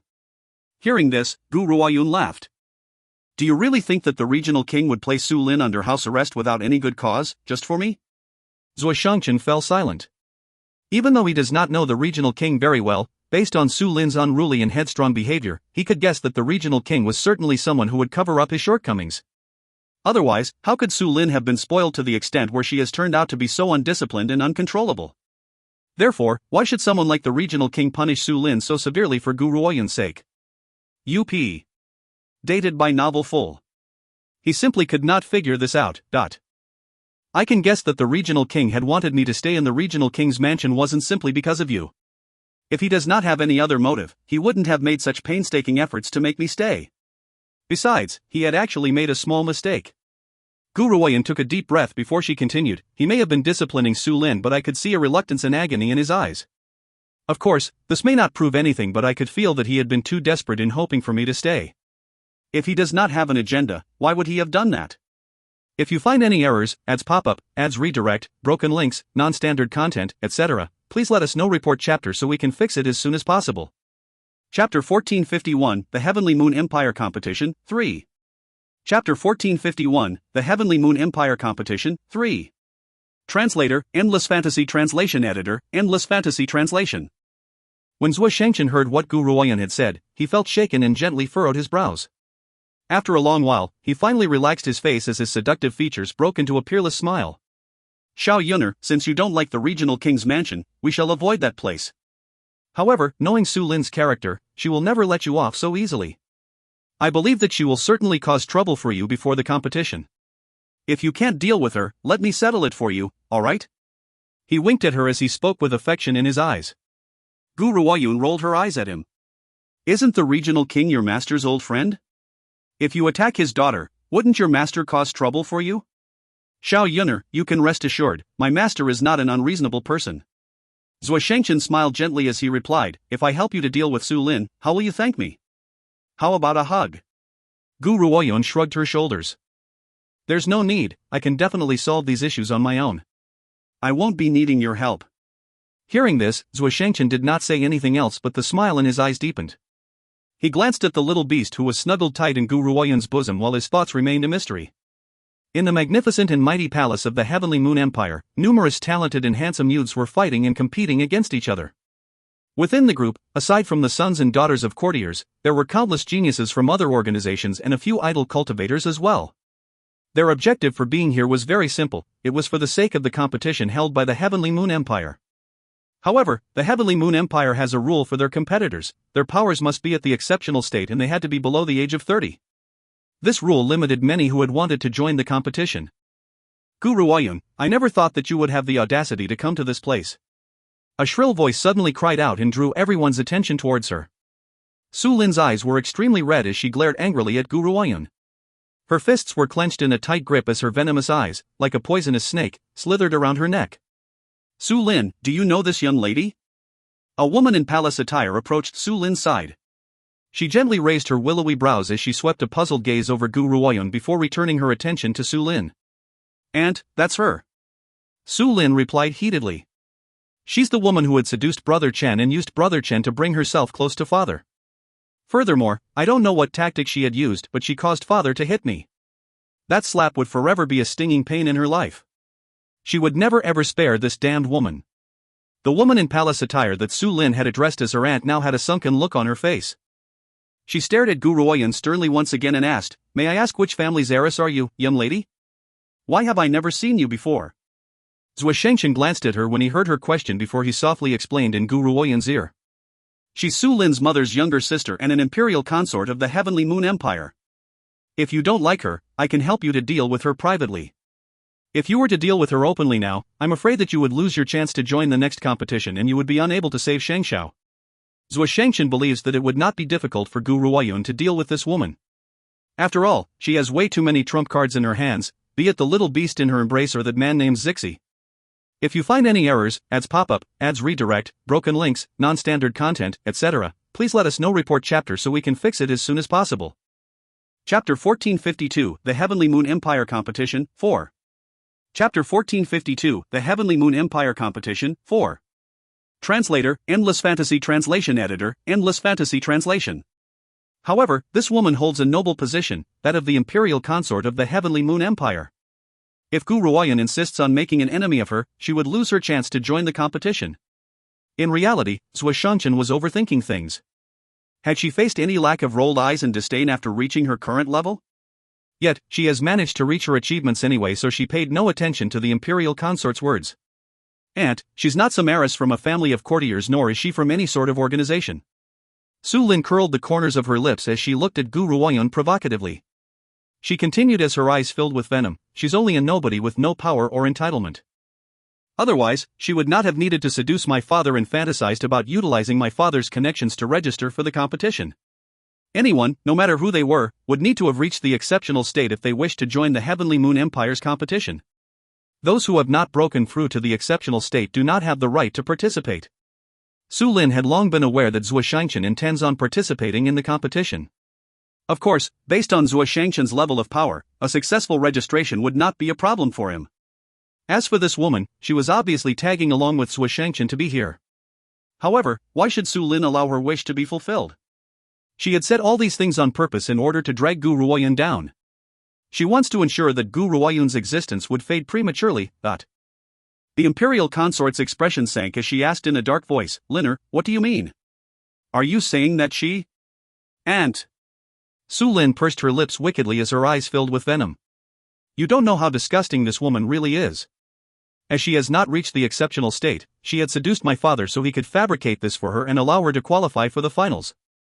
However, you know what my father is like. Such a magnanimous gentleman like himself would never abuse his power. Who would have thought that this woman would end up shamed into anger? Not only had she spouted nonsense, but she had also humiliated the rest of the geniuses in the Heavenly Moon Empire by claiming that these geniuses aren't as powerful as her. Once she had said her piece, Su Lin unconsciously glanced at Zhuoshangshan, who was standing next to Gu Ruoyan, afraid that the man would step out to shield Gu Ruoyan. Even though she does not fear Zhuoshangshan, she does not want to make an enemy of the man she loves. However, when Su Lin's eyes fell upon Zhuoshangshan's face, she noticed a sneer which was hanging on the man's face as if he was laughing at her. His mocking smile made Su Lin's heart tremble. She felt as if something was not right, but she could not say anything about it. Of course, based on her intelligence level, she would never have considered that Gu Ruoyan was not here to just accompany Zhuoshangshan. Her true intention was to join the competition. What? This woman is too brazen to actually believe that she is the most powerful genius. Nevertheless, Su Lin's words have successfully drawn the ire of the other geniuses. They glared at Gu Ruoyan with eyes spitting fire and felt a great urge to strangle the woman to death. Humph. If she wants to join the competition, she must have already reached the exceptional state. How can someone who has never broken through to the exceptional state possibly have the right to join this competition? That's right. Since the eldest lady of the regional king's mansion had said that she hasn't reached the exceptional state, she must be nothing more than a martial saint. When has a martial saint ever gotten the chance to join the Heavenly Moon Empire's competition? She could even speak such nonsense and boast without shame. The smile on Su Lin's face deepened as she listened to the crowd's angry curses. Her sinister eyes had remained on Gu Ruoyan the entire time. If you find any errors, ads pop-up, ads redirect, broken links, non-standard content, etc., please let us know. Report chapter so we can fix it as soon as possible. Chapter 1453, The Heavenly Moon Empire Competition, 5. Chapter 1453, The Heavenly Moon Empire Competition, 5. Translator, Endless Fantasy Translation Editor, Endless Fantasy Translation. The thing was, Su Lin was ignorant about the extent of Gu Ruoyan's power. To her, the woman's power was barely discernible, so it was difficult for her to detect. For someone to have this type of aura, they must either be exceptionally powerful or extremely weak. Su Lin, who hates Gu Ruoyan so much, would never want her to be powerful, so she had subconsciously considered her as a weakling.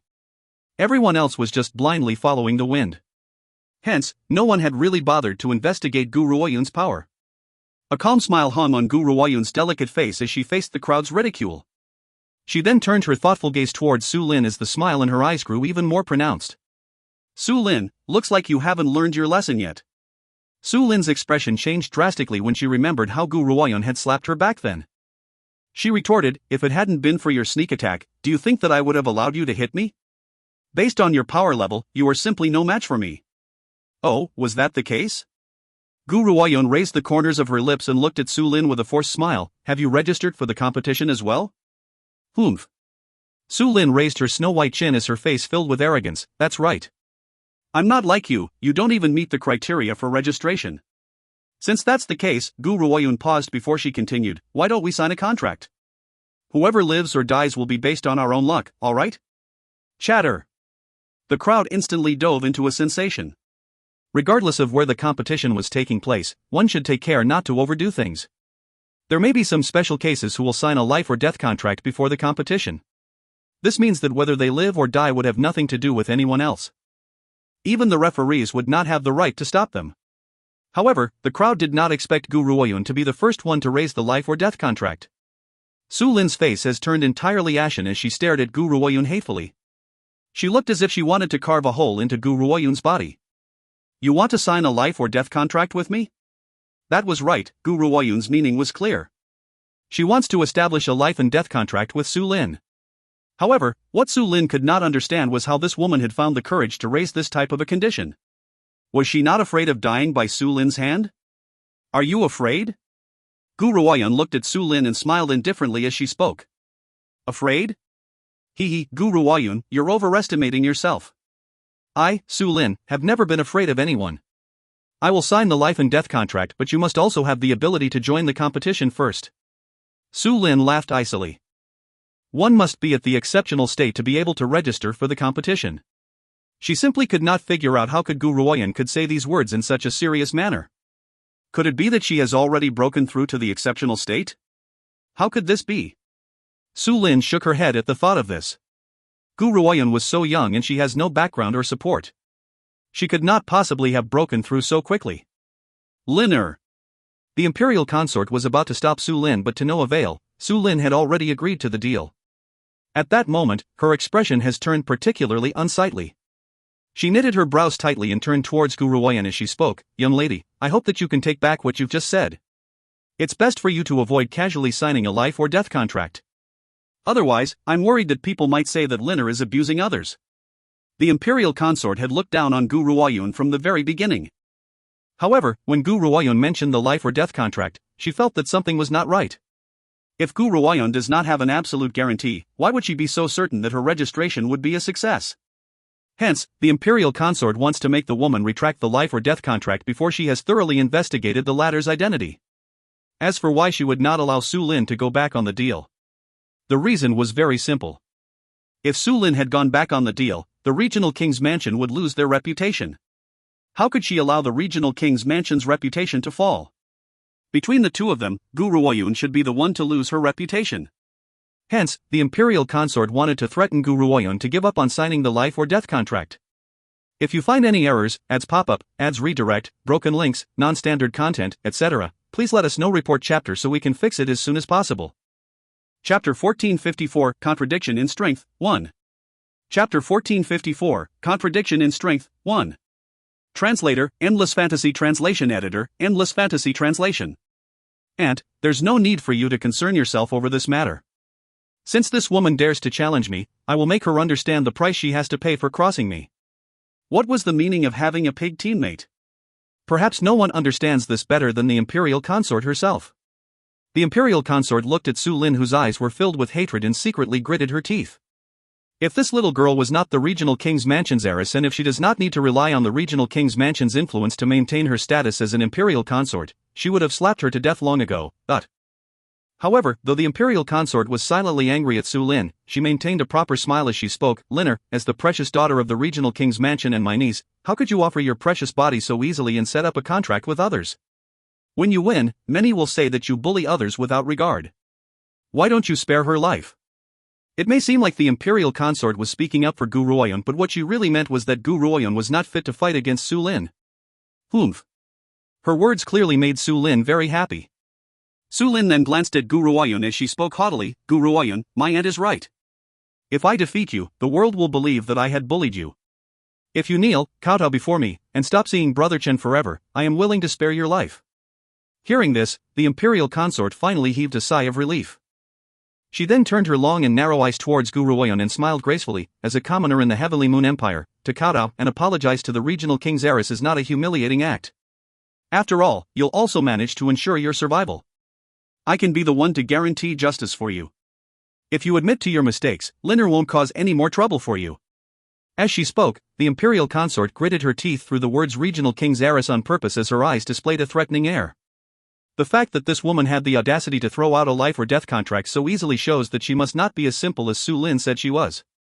Unfortunately, Su Lin had been spoiled rotten by the regional king so much that she had grown to have big boobs but no brains. She does not even have any common sense. If she really does end up signing the life or death contract with this woman, no one would be able to stop that social contract from happening. Of course, based on the imperial consort's point of view, if this woman knows what was good for her, she should know what benefits her best.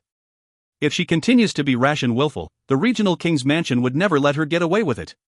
At this moment, the entire courtyard has become completely silent. The crowd believes that Gu Ruoyan would give up on the life or death contract after being threatened by the imperial consort. Some could not help but shake their heads and sigh. The Heavenly Moon Empire has great power. How could anyone have the courage to go against such a force? As long as that person was not a fool, they would know the right thing to do. However, under the crowd's pitying and disdainful glances, Gu Ruoyan only turned her eyes calmly towards the eunuch who was responsible for registrations and asked, "Can I register now?" She had ignored the imperial consort and Su Lin. Gu Ruoyan. Su Lin was thoroughly enraged. As the regional king's mansion's heiress, She simply could not comprehend how this woman had found the courage to oppose her time and time again. Could it be that this woman believes that she could do whatever she wanted because she had her father's support? Since you don't know what's good for you, we will continue with our previous agreement. Either you die or I live. I will make you understand the price you have to pay for your egotistical nature. Linner. The imperial consort's expression changed drastically and she hurriedly cried out. However, Su Lin no longer wanted to listen to what she had to say. Instead, she felt a little irritable towards the imperial consort. Aunt, why are you speaking up for this woman as well? She wanted to sign the life or death contract on her own, so what if I do as she says? Since she's so eager to die, I'll escort her on her way. Perhaps she might even thank me. If you find any errors, ads pop up, ads redirect, broken links, non-standard content, etc., please let us know. Report chapter so we can fix it as soon as possible. Chapter 1455, Contradiction in Strength, 2. Chapter 1455, Contradiction in Strength, 2. Translator, Endless Fantasy Translation Editor, Endless Fantasy Translation. The imperial consort laughed bitterly and shook her head while an exasperated look appeared on her face. She could sense that Gu Ruoyan was not as simple as she seems, but she could not say that. Otherwise, her stubborn niece would become even more furious. Eunuch Li. Su Lin turned towards the eunuch who was writing something and instructed, regardless of whether this woman is able to pass the registration or not, I want you to put her name in anyways. If she wants to die, I'll send her on her way. Su Lin had wanted to humiliate Gu Ruoyun on the spot from the very beginning. However, she has now changed her mind and Gu Ruoyun has to be registered successfully no matter what. Only then would she have enough reason to kill her. Even if her father were to arrive now, he could not stop her. Gu Ruoyan did not seem to hear Su Lin's voice as she headed towards Eunuch Li. Her footsteps were light and graceful as her green robes fluttered gently in the breeze.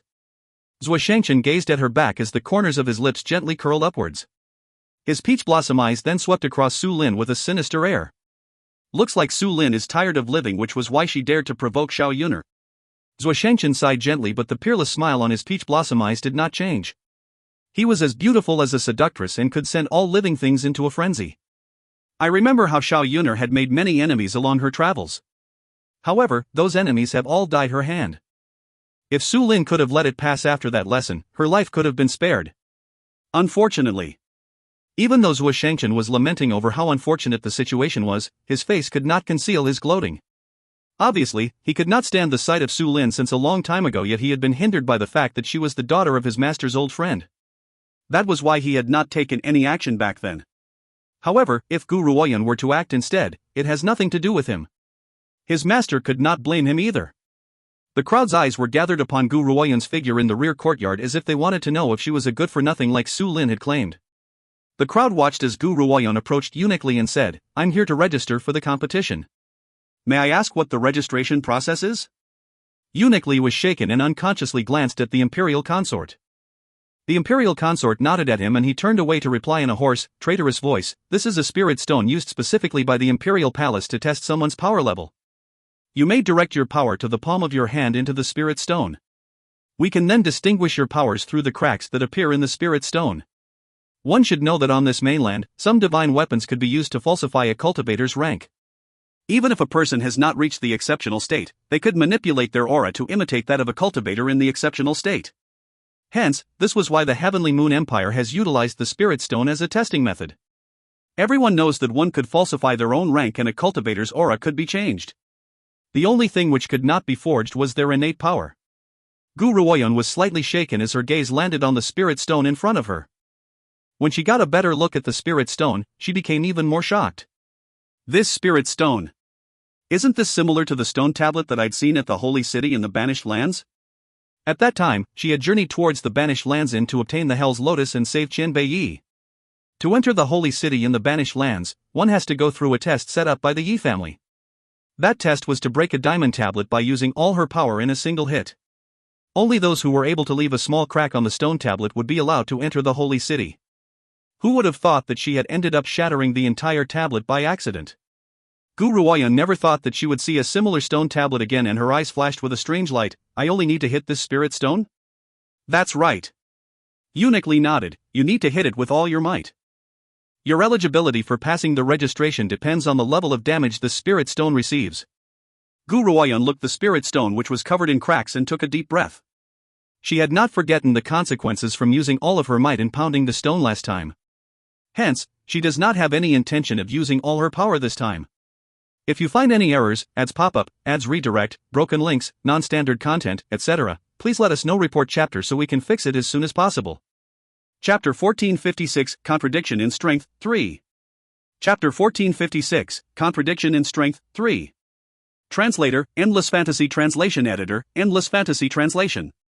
The crowd traced her steps as Guru Oyeon slowly made her way to the spirit stone. She gathered a slight amount of spiritual energy into her palm before slowly enveloping her entire fist. Bang, dot. Her fist, wrapped in a layer of powerful energy, slammed against the spirit stone with a loud noise. The entire spirit stone trembled instantly before everything returned to silence once again. The spirit stone remained still before the eyes of the crowd. Ha ha ha. Su Lin could not help but burst into laughter at the sight of this and laughed so hard that she began to tear up. She then exclaimed in a disdainful voice, Guru Oyeon, looks like I've overestimated you. I thought that though you haven't reached the exceptional state, you would be a martial saint at least. I never thought that your power would turn out to be so little. Let me guess your rank, are you a martial general? Martial king? Everyone else's eyes filled with disdain as well as they stared disapprovingly at Guru Oyeon, who was standing in front of the spirit stone. Crack. However, before Su Lin's laughter could die down, a clear sound rang out in her ear. She could not help but turn around again to look. At first glance, her entire being was shaken and her laughter, which she had no time to hold back, had turned her very red in the face. However, she had no time to care about that now. Her large eyes could only widen in terror as she stared at the scene before her in disbelief. Crack. Crack. Cracks began to appear increasingly on the stone tablet until it broke apart with a bang and turned into a pile of rubble. Guru Oyeon was shocked and looked at her hand before furrowing her brows. I had clearly held back on my powers, so how could this have happened? In the midst of her confusion, the white tiger, Yunyao, replied from within her soul. Master, this spirit stone uses different methods but produces similar results to the diamond tablet which you had seen in the banished lands. The only difference was that the diamond tablet had been used to test one's talent. This spirit stone only measures power, but regardless of which tablet it was, they share one characteristic: they would turn to dust whenever they are touched by the flames of nirvana. Due to your contract with Sixi, your power also contains the flames of nirvana. Therefore, no matter how much power you've used to hit it, the spirit stone will crumble as well. Guru Oyeon's frown deepened even more when she heard this explanation. At this rate, everything would become even more troublesome. Eunuchly. Is something wrong with this spirit stone? How could it have crumbled just like that? Just as Guru Oyeon was deep in thought, a graceful voice rang out from the side. That's right. As soon as the imperial consort had spoken, the dumbstruck Su Lin also returned to her senses. She gritted her teeth as she glared hatefully at Guru Oyeon. Even if a cultivator in the refined state were to hit the stone with all their might, they might not be able to destroy the spirit stone. I don't think she has the power of a cultivator in the refined state, so this spirit stone must have reached the brink of destruction after experiencing countless hits from others. Even an average person would have been able to destroy this spirit stone. This. Eunuch felt troubled. He fell momentarily silent before he said, My lady and eldest Lady Su, I need to report this matter to the emperor and leave the final decision to him. Everyone else please wait here. Eunuch then walked away hastily. He ignored the voices behind him as he hurriedly walked towards the direction of the study. A man dressed in dragon robes was sitting in front of a desk in the imperial study. His sharp brows reached his temples and he was unusually handsome. His entire body was filled with dominance as if he was a heavenly being that rules over the heavens and earth. This man was the supreme ruler of the heavenly moon empire. However, one should not be mistaken just because he looks young. In reality, he was an old monster who has been alive for several hundred years. If you find any errors, ads pop up, ads redirect, broken links, non-standard content, etc., please let us know. Report chapter so we can fix it as soon as possible. Chapter 1457, Contradiction in Strength, 4. Chapter 1457, Contradiction in Strength, 4. Translator, Endless Fantasy Translation Editor, Endless Fantasy Translation. Your Imperial Majesty, I humbly request an audience for an important matter. Just then, a sharp and hoarse voice sounded from outside the door. The Heavenly Moon Emperor furrowed his sharp brows as the brush in his hand finished its last heavy stroke on an official memorial. He then calmly replied as he closed the memorial, Enter. The dusty-looking eunuch hurriedly walked into the room as soon as he heard that command. Eunuch, did we not send you to settle the registrations? What? Has it finished so soon? The Heavenly Moon Emperor lifted his head to look at the sweaty eunuch as he asked in a cold and distant voice. Reporting to you, Your Imperial Majesty. Something has happened during the registration, Eunuch carefully replied. The spirit stone may have been worn out over the years and a woman had turned it into rubble after one blow. Thunk! The brush slipped from the Heavenly Moon Emperor's hand and landed onto the memorial. His handsome brow furrowed even more as a nearly undetectable light flashed in his eyes. Is this true? Your Imperial Majesty, this is absolutely true. The spirit stone has been destroyed. Hearing this, the Heavenly Moon Emperor was deep in thought for a moment before he replied, the registration shall end here. As for that woman who had destroyed the spirit stone with a single blow, permit her to enter the competition arena. At Your Imperial Majesty's command. Eunuch bowed his head and slowly withdrew. The spirit stone has been destroyed? The Heavenly Moon Emperor watched as Eunuch Li's figure disappeared. His brow quirked into an angle, but his voice was just as cold and distant as ever. We have now broken through to the 9th transformation state, but even we have not been able to destroy the spirit stone. That woman is not as simple as she seems. We'd love to meet this woman. In the rear courtyard, Su Lin spotted Eunuch Li, who was rushing over at first glance. She could not help but send Gu Ruoyun a complacent look before turning to speak to Eunuch Li. Eunuch Li, what did His Imperial Majesty say? This Eunuch Li cleared his throat before he continued to speak. His Imperial Majesty has declared that Lady Gu's test was effective. Congratulations, Lady Gu, you have successfully completed the registration. What? Su Lin's expression changed dramatically as she screeched, she doesn't even have that level of power. Why had His Imperial Majesty declared that the test was effective? Something must be wrong with that spirit stone, and that's how she had managed to turn it into rubble with one blow so easily. Though Su Lin had indeed wanted Gu Ruoyun's registration to be a success, that does not mean that she was willing to watch this woman pass the test through her own power. She had planned to humiliate Gu Ruoyun first before stepping out to speak up for her so she would be allowed to join the competition. After all, if Gu Ruoyun was not allowed to join the competition, Su Lin would have no way of taking her life. Who would have thought that this woman had managed to pass the test through her own strength? Nevertheless, she was still adamant that Gu Ruoyun was not powerful enough to succeed in the registration. Eldest Lady Su, this was His Imperial Majesty's decision. If you have any objections, you may bring it up with His Imperial Majesty. In the face of Su Lin's accusations, Eunuch Li merely smiled as he explained. However, his words were like a heavy slap in Su Lin's face and caused her to feel an agonized pain in her head. Humph. Su Lin definitely does not have the courage to question the Emperor of the Heavenly Moon Empire. Hence, she directed her attack towards Gu Ruoyun as she gritted her teeth and said, Gu Ruoyun, you've passed the registration this time. I don't know if it is your luck or your sorrow. You could have lived out an ignoble existence in this world, but you insist on digging your grave by offending me. This time, I will make you understand the price you have to pay for crossing those you should not have offended. Su Lin then looked at Zhuo Shangchen and changed her vicious air. Her eyes immediately filled with a thick sense of warm camaraderie. Brother Chen, I'll make you see who has most right to stand by your side. Only an outstanding woman would be suitable for someone as outstanding as you.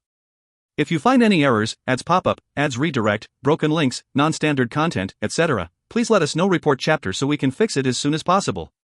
Chapter 1458, The Underworld's Left Protector, 1. Chapter 1458, The Underworld's Left Protector, 1. Translator, Endless Fantasy Translation Editor, Endless Fantasy Translation. In the Imperial study, the air was stern as a guard stood respectfully in front of a man in yellow robes and reported the news he had just heard. The Heavenly Moon Emperor fell silent before he spoke. That's impossible, Gu Ruoyun didn't just fall from the sky, so why don't you have any news about her? Are you certain that this is all the information that you have? You've not missed out on anything. Reporting to Your Imperial Majesty, everything I've heard about her comes from the start of her struggle against the regional king's heiress. Everything else is a blank. Aside from Zhuo Shangchen, who had previously sought shelter from the regional king, no one else knows who she is. It was as if she had fallen from the sky. Besides, Zhuo Shangchen's background was also difficult to investigate. The Heavenly Moon Emperor furrowed his brows while a peculiar light flashed across his deep-set eyes. No one's life could be a blank. Can it be that these two have backgrounds that are far too powerful and another powerful cultivator is blocking all the sources of information?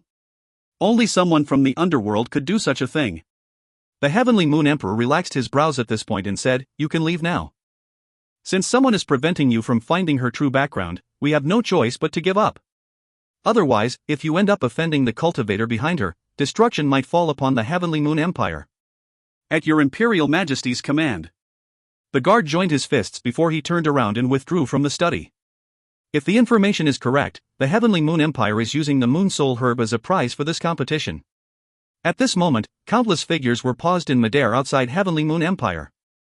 The leader of the group was a woman dressed in white robes. Her countenance was fine and elegant while her features were exquisite.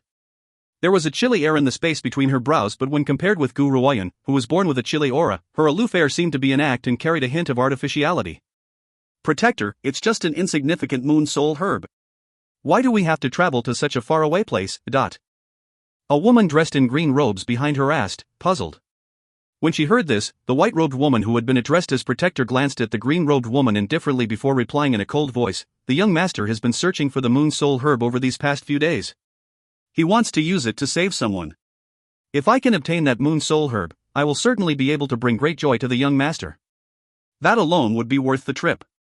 Ever since the young master had arrived in the underworld, he sent many subordinates out to find more information about the Moon Soul Herb in secret. Even though the Moon Soul Herb was not very useful to them at their current stage of cultivation, it could restore a man who has been turned into a puppet to his original self. Hence, it was very obvious that someone on the young master's side has been refined into a puppet and would need the help of a Moon Soul Herb as a cure. Let's go. The white-robed woman's resolution in snatching the Moon Soul Herb away deepened at the thought of this. She then steadied her emotions before she led the people around her towards the Heavenly Moon Empire's imperial palace. They moved so quickly that they resembled shooting stars in the sky. Several guards were standing guard outside the imperial palace's gates. They noticed the uninvited guests who had shot across the sky and quickly cried out, "Stop, who are you? How dare you trespass into the imperial palace?" As soon as the guard had spoken, a voice rang out from thin air. A powerful force pushed through their eardrums and shook the air so much that it caused them to lose their hearing temporarily. "Tell the Emperor that the left protector of the underworld requests an audience.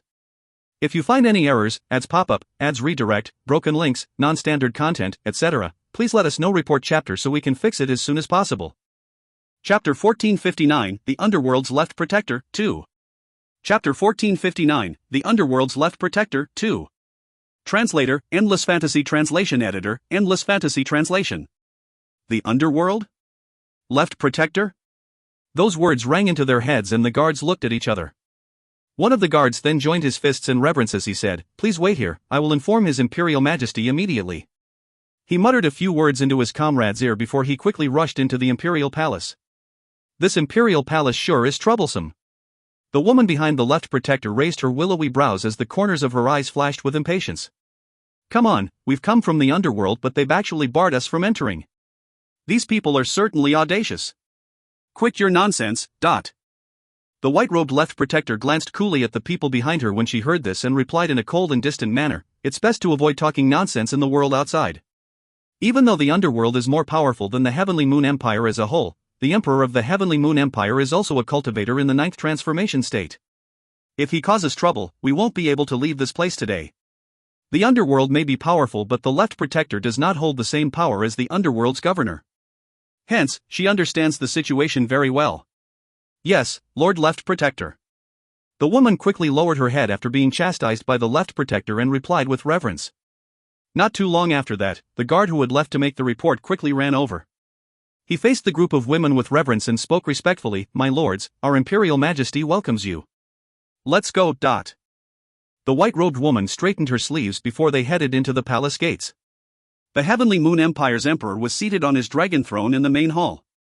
He rose to his feet immediately when he saw the group from the underworld entering the main hall, escorted by a guard.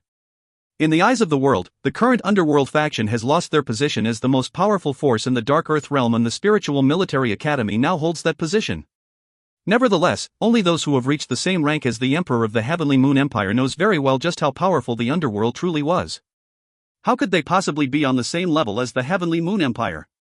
However, ever since the underworld's master had disappeared back then, the powerful cultivators who had once followed him also began to live in seclusion and no longer appeared before the eyes of the world.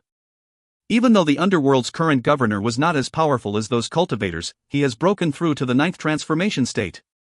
This way, the underworld was almost on par with the Heavenly Moon Empire, so even if the other party was only the left protector from the underworld, the emperor could not put on airs in front of them. "Ladies, may we ask what business do you have with us?" The emperor smiled coolly as he asked.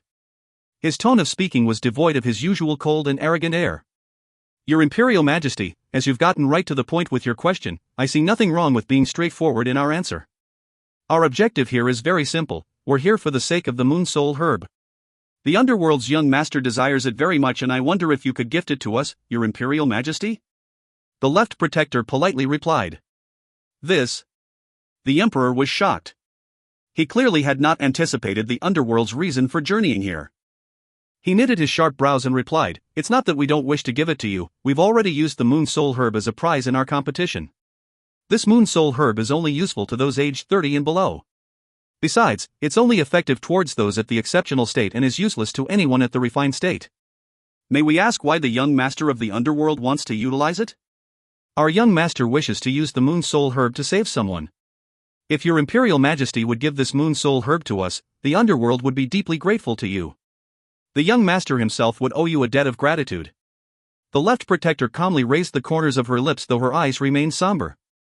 Left Protector, if you had arrived a month earlier, we might have been able to gift this Moon Soul Herb to you. The Emperor of Heavenly Moon Empire shook his head and sighed. Unfortunately, we've already promised the Moon Soul Herb as a prize in this competition. If we were to give it away now, the Heavenly Moon Empire will be criticized for going back on our word. How about this, once the competition is over, have your members of the Underworld step out personally to make an exchange with the winner for the Moon Soul Herb. Does that work for you? If you find any errors, ads pop up, ads redirect, broken links, non-standard content, etc., please let us know. Report chapter so we can fix it as soon as possible. Chapter 1460, The Underworld's Left Protector, 3. Chapter 1460, The Underworld's Left Protector, 3. Translator, Endless Fantasy Translation Editor, Endless Fantasy Translation. In the beginning, the Left Protector could not help but look very disappointed after hearing the Emperor of Heavenly Moon Empire's words. However, when she heard the rest, her eyes sparkled instantly and the cool smile on her lips grew more pronounced. That's not a bad idea. I thank you very much, Your Imperial Majesty. Furthermore, I'd have to trouble you here to let us stay here for a few days. Do you have any objections, Your Imperial Majesty? The Left Protector has absolute confidence that they would be able to obtain the Moon Soul Herb. With the Underworld's power and the chance to owe the Underworld a debt of gratitude, no one would reject their offer. More importantly, the Underworld would also not allow the talent to suffer any losses and would give them an even more valuable item in exchange. Left Protector, please rest assured, there's no inconvenience regardless of how many days your Underworld group wishes to stay here. We will now send our servants to prepare your guest rooms. The Emperor of Heavenly Moon Empire smiled as he replied. Even though the Underworld's power extends over the heavens and earth, they still need those few old fellows who have secluded themselves from the world to emerge before the full extent of their powers could be realized. Without those old fellows, there was no need for the Heavenly Moon Empire to fear the Underworld. Hence, the Emperor would not be so foolish as to go back on his word for the sake of the Underworld. However, who ends up getting the Moon Soul Herb was not something for him to worry about either. By the way, the Heavenly Moon Emperor suddenly seemed to remember something and asked, "Does the Underworld have a genius named Guru Oyun?" Guru Oyun? The Left Protector shook her head as she replied, "There's no such person in the Underworld." No? The Heavenly Moon Emperor frowned as he fell into deep thought. He had assumed that he had been unable to find out any information about Guru Oyun was because she was somehow connected to the Underworld. After all, the members of the Underworld have always been very mysterious.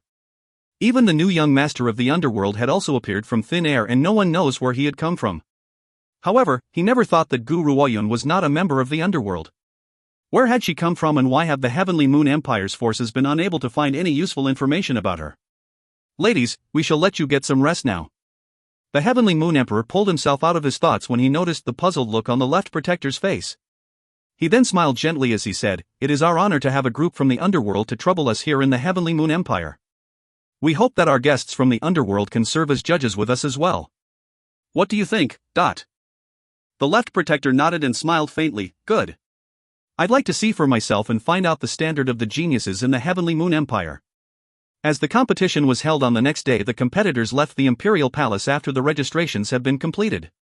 On the next day, the Imperial Palace was filled with cultivators who had arrived to join the competition. There were also several youngsters who had not met the criteria to compete but had come to watch the grand competition held by the Heavenly Moon Empire. Besides, the Heavenly Moon Empire's Imperial Palace has always been a mysterious palace. Only incomparably powerful geniuses were allowed to enter the Imperial Palace. Of course, being a spectator in the competition was not the same as being a registered competitor. Anyone who has successfully registered for the competition could step forward. For those who wanted to spectate, they would have to be examined by the Imperial Palace and not everyone would be allowed to enter. At this moment, a fervent discussion was running through the crowd in the overcrowded rear courtyard of the Imperial Palace. Most of these discussions centered around the life or death contract which Gu Ruoyun and Su Lin had signed. I believe in your powers. Zhou Shangchen turned towards Gu Ruoyun and smiled seductively. You've never lost. While it may seem that Gu Ruoyun had never lost, the truth was that she has never taken a risk without a guarantee. As a result, she has never lost a competition. If you find any errors, ads pop up, ads redirect, broken links, non-standard content, etc., please let us know. Report chapter so we can fix it as soon as possible. Chapter 1461, The Underworld's Left Protector, 4. Chapter 1461, The Underworld's Left Protector, 4. Translator, Endless Fantasy Translation Editor, Endless Fantasy Translation. His Imperial Majesty and Imperial Consort Rong have arrived. Following the sound of a sharp voice, the entire rear garden fell silent. Everyone's eyes turned in unison to look at the two people being carried in on the Emperor's palanquin. The woman who was addressed as Imperial Consort Rong by the eunuch turned out to be Su Lin's aunt and was also the woman who had opposed Gu Ruoyun yesterday. Looks like there are a lot of contestants. The Heavenly Moon Emperor smiled coolly and the space between his brows was as cold and grim as ever. Ladies and gentlemen, we're going to introduce several people to you today. These people are cultivators from the underworld and will be joining this competition as judges. Wah! The Heavenly Moon Emperor's words caused an enormous commotion within the crowd. The underworld? The underworld was the most mysterious organization in the Dark Earth realm. No one amongst the crowd had expected the members of the underworld to show up in today's Heavenly Moon Empire competition. They felt really fortunate to be able to lay their eyes upon the cultivators from the underworld. The crowd dived into a discussion just as countless figures shot across the sky to land at the judges' table. The crowd noticed that the group regards a white-robed woman, who was at the center of the group, as their leader when they bowed before her. It was clear to see what position the woman in white holds in the underworld. Hence, some people in the crowd were starting to figure out ways to gain favors from the underworld's cultivators. Left Protector. The Heavenly Moon Emperor straightened his sleeves and sat next to the white-robed woman before saying, out of all the geniuses here, there are two people who stand the best chance of winning. The Left Protector raised her brows and asked, who are they? One of them is the heiress of the regional king's mansion, Su Lin.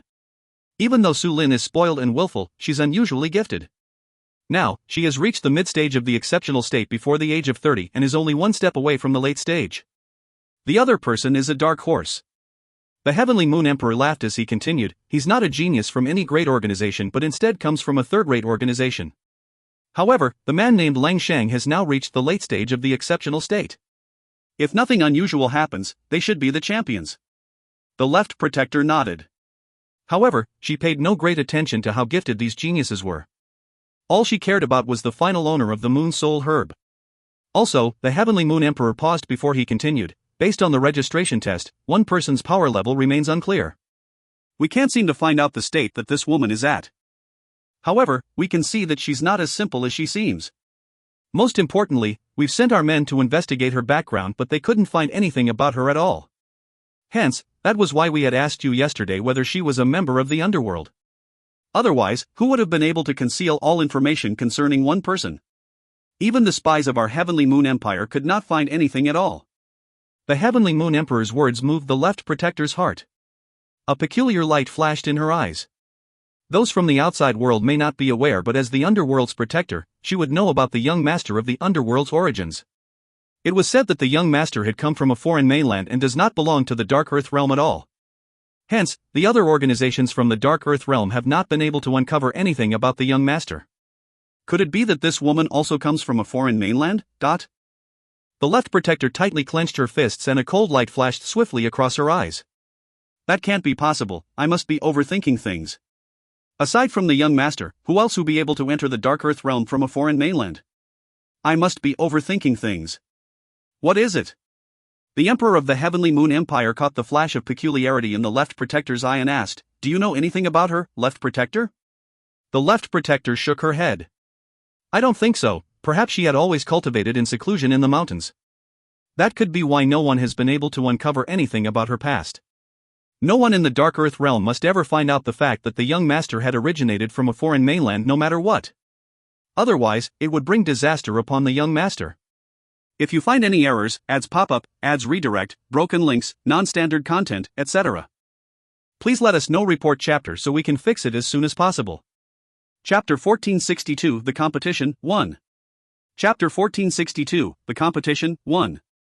Translator, Endless Fantasy Translation Editor, Endless Fantasy Translation.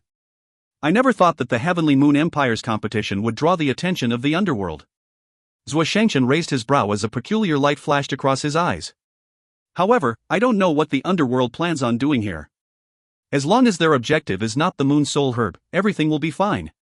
If they are after the Moon Soul Herb as well, I'm afraid that things will become troublesome for us. Ever since Gu Ruoyan had known Zhuo Shangchen, this man has always been fearless. This was the first time he had ever said such a thing. If the underworld was an organization which even Zhuo Shangchen would dread, their might could not be ignored. However, that probably isn't the case. Zhuo Shangchen's expression gradually returned to his calm air as a seductive smile crept up from the corners of his lips once again. The cultivators of the underworld stand out amongst the rest, so this Moon Soul Herb is not at all useful to them. Besides, these people from the underworld are at the refined state. It's only one Moon Soul Herb, so it won't be worth it for them to make a big fuss over it. Gu Ruoyan did not say anything as she stared quietly at the left protector who was seated amongst the judges. A somber light flashed across her eyes. The left protector, who had been conversing with the Heavenly Moon Emperor, obviously sensed her gaze and turned to look at her. She then frowned and asked, "Your Imperial Majesty, this young lady is?" "She's Gu Ruoyun." The Heavenly Moon Emperor felt mildly astonished but replied her in the end. "Gu Ruoyun?" The left protector smiled indifferently. "So, this is the Gu Ruoyun you've been talking about, Nut." She does not know why, but she does not have a good impression of Gu Ruoyun and felt a sense of hatred towards her too. Even the left protector herself could not understand where this feeling had come from. It's almost time. The Heavenly Moon Emperor did not ask any more questions. He turned his eyes at the large number of geniuses who had joined the competition and remarked in an aloof manner, "Everyone, we are honored to have so many young geniuses in the Heavenly Moon Empire, so we've organized this competition. Anyone who wins will receive a generous gift from the Heavenly Moon Empire. Of course, since blades have no eyes, we still hope that you will be able to understand what this means. The Heavenly Moon Empire does not wish to lose any of our talents." His words were clearly directed at Su Lin and Gu Ruoyun. After all, it was impossible for him to be unaware of such a huge matter which concerns them both. Su Lin scoffed icily when she heard the implications behind the Heavenly Moon Emperor's words. She turned her eyes, which were filled with hate, at Gu Ruoyun and raised the corners of her lips as she said, "Gu Ruoyun, you previously had my father's support, but in this competition, no one can help you. By then, I want you to kneel and beg me or die." That day, after signing the life or death contract with Gu Ruoyun, she had been scolded severely by the regional king upon her return. The regional king obviously knows about Gu Ruoyun's power, which was why he had scolded Su Lin. After all, Su Lin's agreement with Gu Ruoyun was no different from digging her own grave. However, in Su Lin's heart, she believes that the regional king was biased towards Gu Ruoyun and was afraid that Su Lin would hurt her. That was why he had scolded her. It was also on that day that the regional king's image had crumbled in Su Lin's heart and she began to secretly hate him. The unfortunate regional king, his painstaking efforts had been misunderstood and even his daughter has begun to hate him. If everyone is ready, the competition by the Heavenly Moon Empire shall begin. The Heavenly Moon Emperor's deeply profound voice carried a stern air. His handsome face was as cold as ever. Next, we shall explain the rules of the competition. If you find any errors, ads pop up, ads redirect, broken links, non-standard content, etc., please let us know. Report chapter so we can fix it as soon as possible. Chapter 1463, The Competition, 2. Chapter 1463, The Competition, 2. Translator, Endless Fantasy Translation Editor, Endless Fantasy Translation. The Heavenly Moon Emperor's eyes were stern as he swept his gaze across his surroundings. Once the entire rear garden has been silenced, he continued to speak. The first round is the elimination stage. You shall draw lots and those who receive the same number shall be placed in the same group. All members of the group shall journey towards Evil Spirit Mountain, and if you manage to return after 7 days, you will have passed the elimination stage. Of course, not a single person must be left behind. If anyone ends up missing from the group, it will be viewed as a failure. The crowd burst into a discussion after the Heavenly Moon Emperor had spoken. After all, not only would they have to rely on each member's individual power in the elimination stage, they also need to have good chemistry with their group members. If they were unlucky enough to be placed in a group of weaklings, they would never be able to pass the elimination stage regardless of how powerful they were individually. Hence, this was the most worrying part for everyone in the crowd. Despite the explosion of discussion beneath him, the Heavenly Moon Emperor's face did not show any sign of change at all. His voice was sharp and cold as he continued, due to the dangerous nature of this competition, if you run into any ferocious spiritual beasts, you can call for help. The Heavenly Moon Empire cultivators will immediately step out to save you. However, to do so will cause you to forfeit the competition, and this applies to everyone in the group.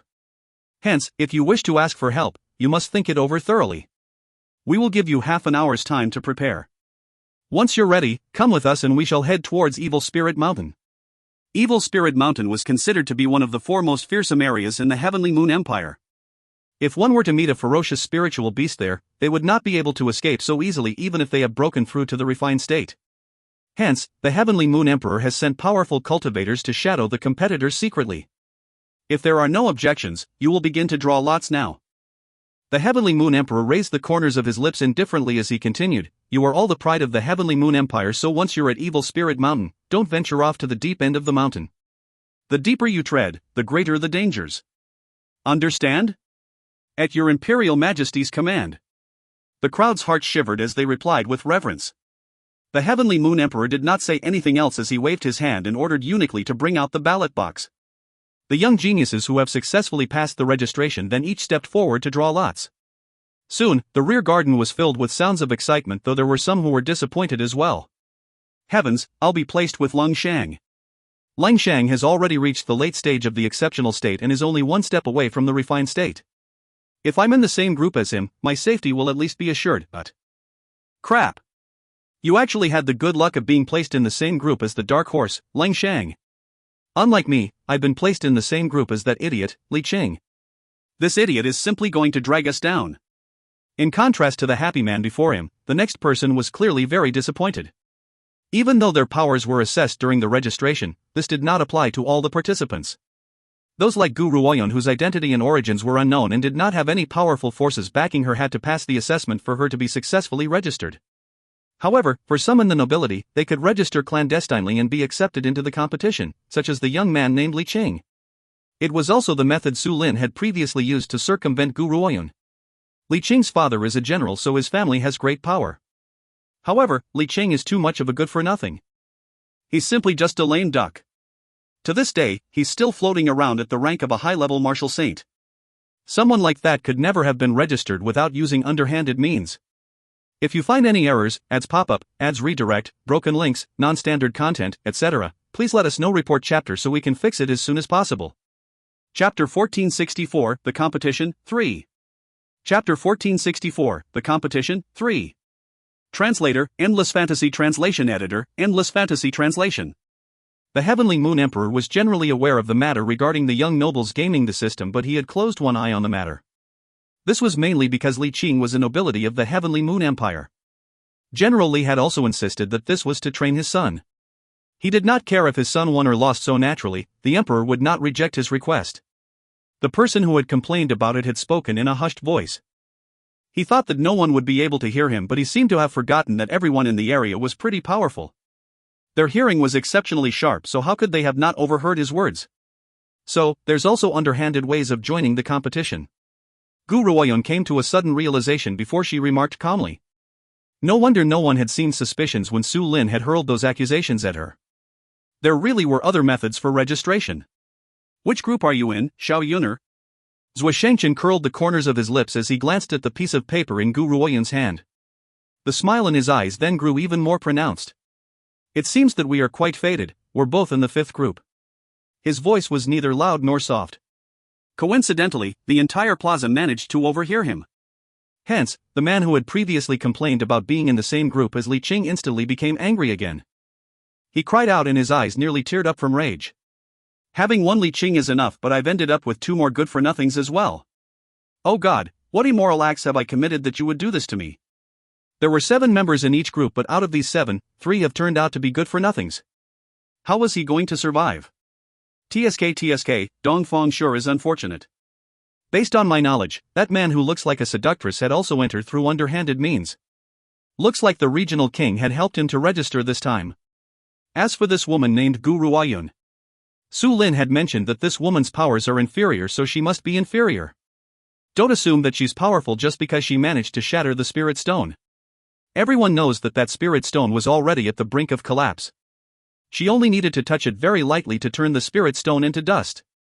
She had only been lucky. That's right, I really pity Dongfang to have to drag these three good-for-nothings around.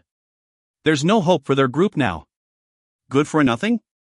Gu Ruoyan glanced at the man next to her whose smile was as magnificent as a flower and blinked. Zhou Shangchen is a good for nothing? This fellow's power seems to have increased substantially over the course of time. Besides, she also seemed to have sensed something else. Gu Ruoyan narrowed her eyes as a smile lifted from the corners of her lips. Zhou Shangchen, I'm really curious about the identity of your master.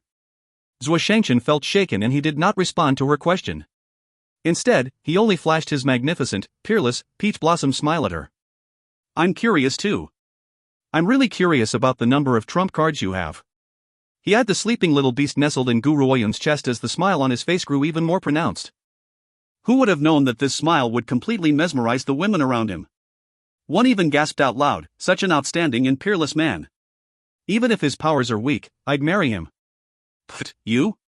If I wanted to and he was to marry someone, it would be me. You definitely don't stand a chance. Another woman spoke up with disdain as she stared lovingly at Zhou Shangchen, feeling a strong urge to replace Gu Ruoyan with herself. Su Lin glared at them when she heard the discussion between the two girls. A thick murderous intent then spilled from her eyes, causing those two girls to stop talking immediately. Brother Chen is mine. I will kill anyone who tries to snatch him away from me. The murderous intent in Su Lin's eyes did not diminish when she thought of this but increased instead. Her eyes filled with a sinister venomous light as she glared at Gu Ruoyan. Gu Ruoyan, you fought with me over Brother Chen. Hence, you must pay the price. If you find any errors, ads pop-up, ads redirect, broken links, non-standard content, etc., please let us know. Report chapter so we can fix it as soon as possible. Chapter 1465, 3 Good for Nothings, 1. Chapter 1465, 3 Good for Nothings, 1. Translator, Endless Fantasy Translation Editor, Endless Fantasy Translation. Evil Spirit Forest was one of the four most fearsome places in the Heavenly Moon Empire. There were spiritual beasts at the exceptional state even in the outskirts of the forest. The further one goes into the forest, they will encounter even more fearsome spiritual beasts. It was said that there were spiritual beasts at the late stage of the refined state in the Evil Spirit Forest. Hence, even a cultivator at the refined state would not dare to set foot alone into the Evil Spirit Forest. At this moment, a small group of 7 was making their way through the thistles and thorns in this forest. A woman and a man were walking shoulder to shoulder within the group and stood out amongst the rest. The woman was dressed in green robes. She has delicate features and her dark, fine hair cascaded like a waterfall as it fluttered gently in the breeze. Her eyes were as still as icy water and her delicate were emotionless the entire time. On the other hand, the man by her side was dressed in peach-pink robes. His face was like a peach blossom and could bring entire countries to ruin. That evil smile of his was the very definition of being unmatched in his generation. These two were Gu Ruoyan and Zhou Shangchen, who have impressively managed to enter the Evil Spirit Forest for cultivation. Of course, aside from these two, the others looked crestfallen. Even Li Qing, who was also viewed with disdain, felt the same as well. How unfortunate to end up with 3 good-for-nothings. We're going to lose this competition for sure. The man named Dongfang exclaimed vexingly. He really could not understand what sin he had committed to end up in the same group as 3 good-for-nothings. Forget it, Dongfang. Another man, who was dressed in loose and comfortable robes, glanced at Gu Ruoyan and Zhou Shangchen behind him and consoled Dongfang, even if we do lose, it's no big deal. The Heavenly Moon Empire holds this competition every year anyway, so we can always come again next year. There's nothing wrong with that, right? It was obvious that the man in loose and comfortable robes had accepted the situation. As long as Gu Ruoyan and the other two were here, they would undoubtedly lose in the elimination round. Are you admitting defeat? Dongfang scoffed and replied irritably, I'm certainly not like Surly of the General's mansion who had someone register for him. I relied on my own success to pass the registration. This is the first time I'm participating in this competition, so I certainly don't want to end up eliminated in the first round. Dongfang's words caused the expression of the people around him to change drastically. Even though they looked down on Li Qing, the latter was, unfortunately, the son of the general's mansion. They have great power. If the general heard about this, it would bring great trouble to them. Someone glanced at Li Qing when they arrived at that thought. It was obvious that after hearing what Dongfang had said, Li Qing's expression turned rather furious. However, he forced it all down in the end. This was not the imperial city of the Heavenly Moon Empire and he does not have his father to support him. He could not end up in a dispute with another at a time like this. Otherwise, it would be too much of a waste for him to end up dead in a place like this. I'm indeed useless, but fortune has favored me even more to have a general for a father. If you have the ability, why don't you choose a better family? Even though Li Qing had controlled his temper, he could not stop himself from making a sarcastic comment. Dongfang's gaze sank. If anyone else had dared to speak to him in such a manner, he would have reacted with force by now. However, the other party was the son of the general's mansion. Even though the general was not present, he could not touch Li Qing.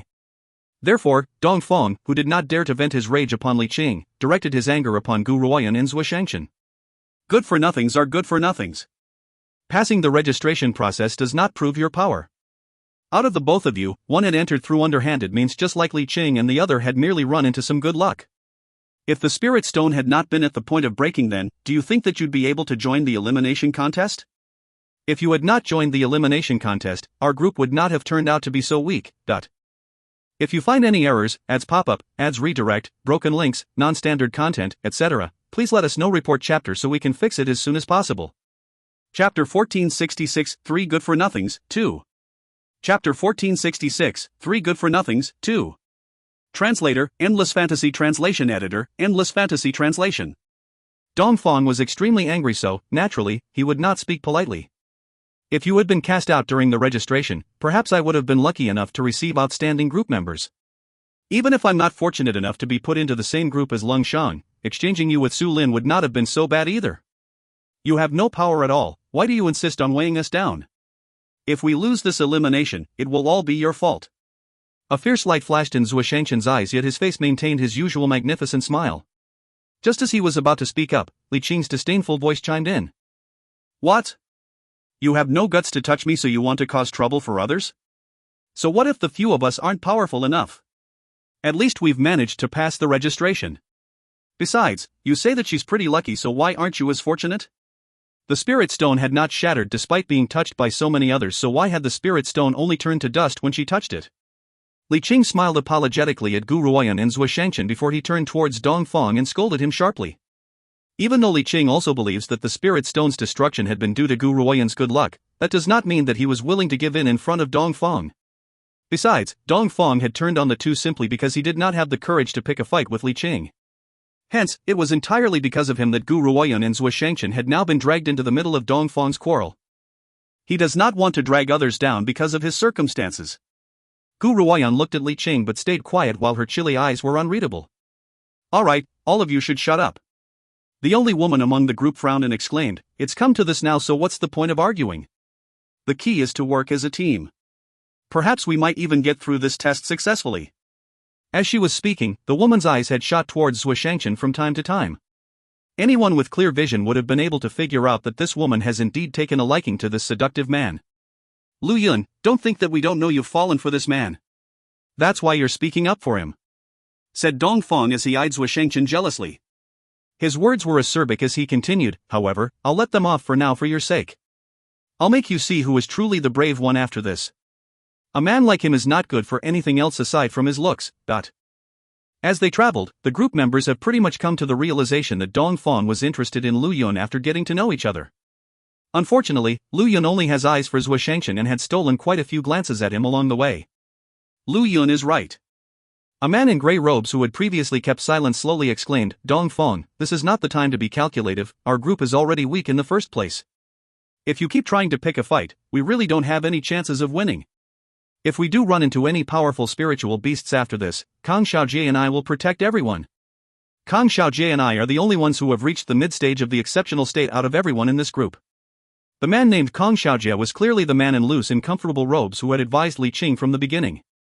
Something's here. Suddenly, Lu Yun's ear twitched. She then stared vigilantly at the underbrush up ahead. Something's moving, and it's not just one spiritual beast. We're finished. Dongfang sensed the peculiarity as well, and his expression changed drastically while his eyes filled with despair. He never thought that they would run into a large number of spiritual beasts upon their arrival in the evil spirit forest. Could this be the end of their time in the trial? With these three useless deadweights, they had no chance of winning at all. If you find any errors, ads pop up, ads redirect, broken links, non-standard content, etc., please let us know. Report chapter so we can fix it as soon as possible. Chapter 1467 Meng Meng Rages, 1. Chapter 1467 Meng Meng Rages, 1.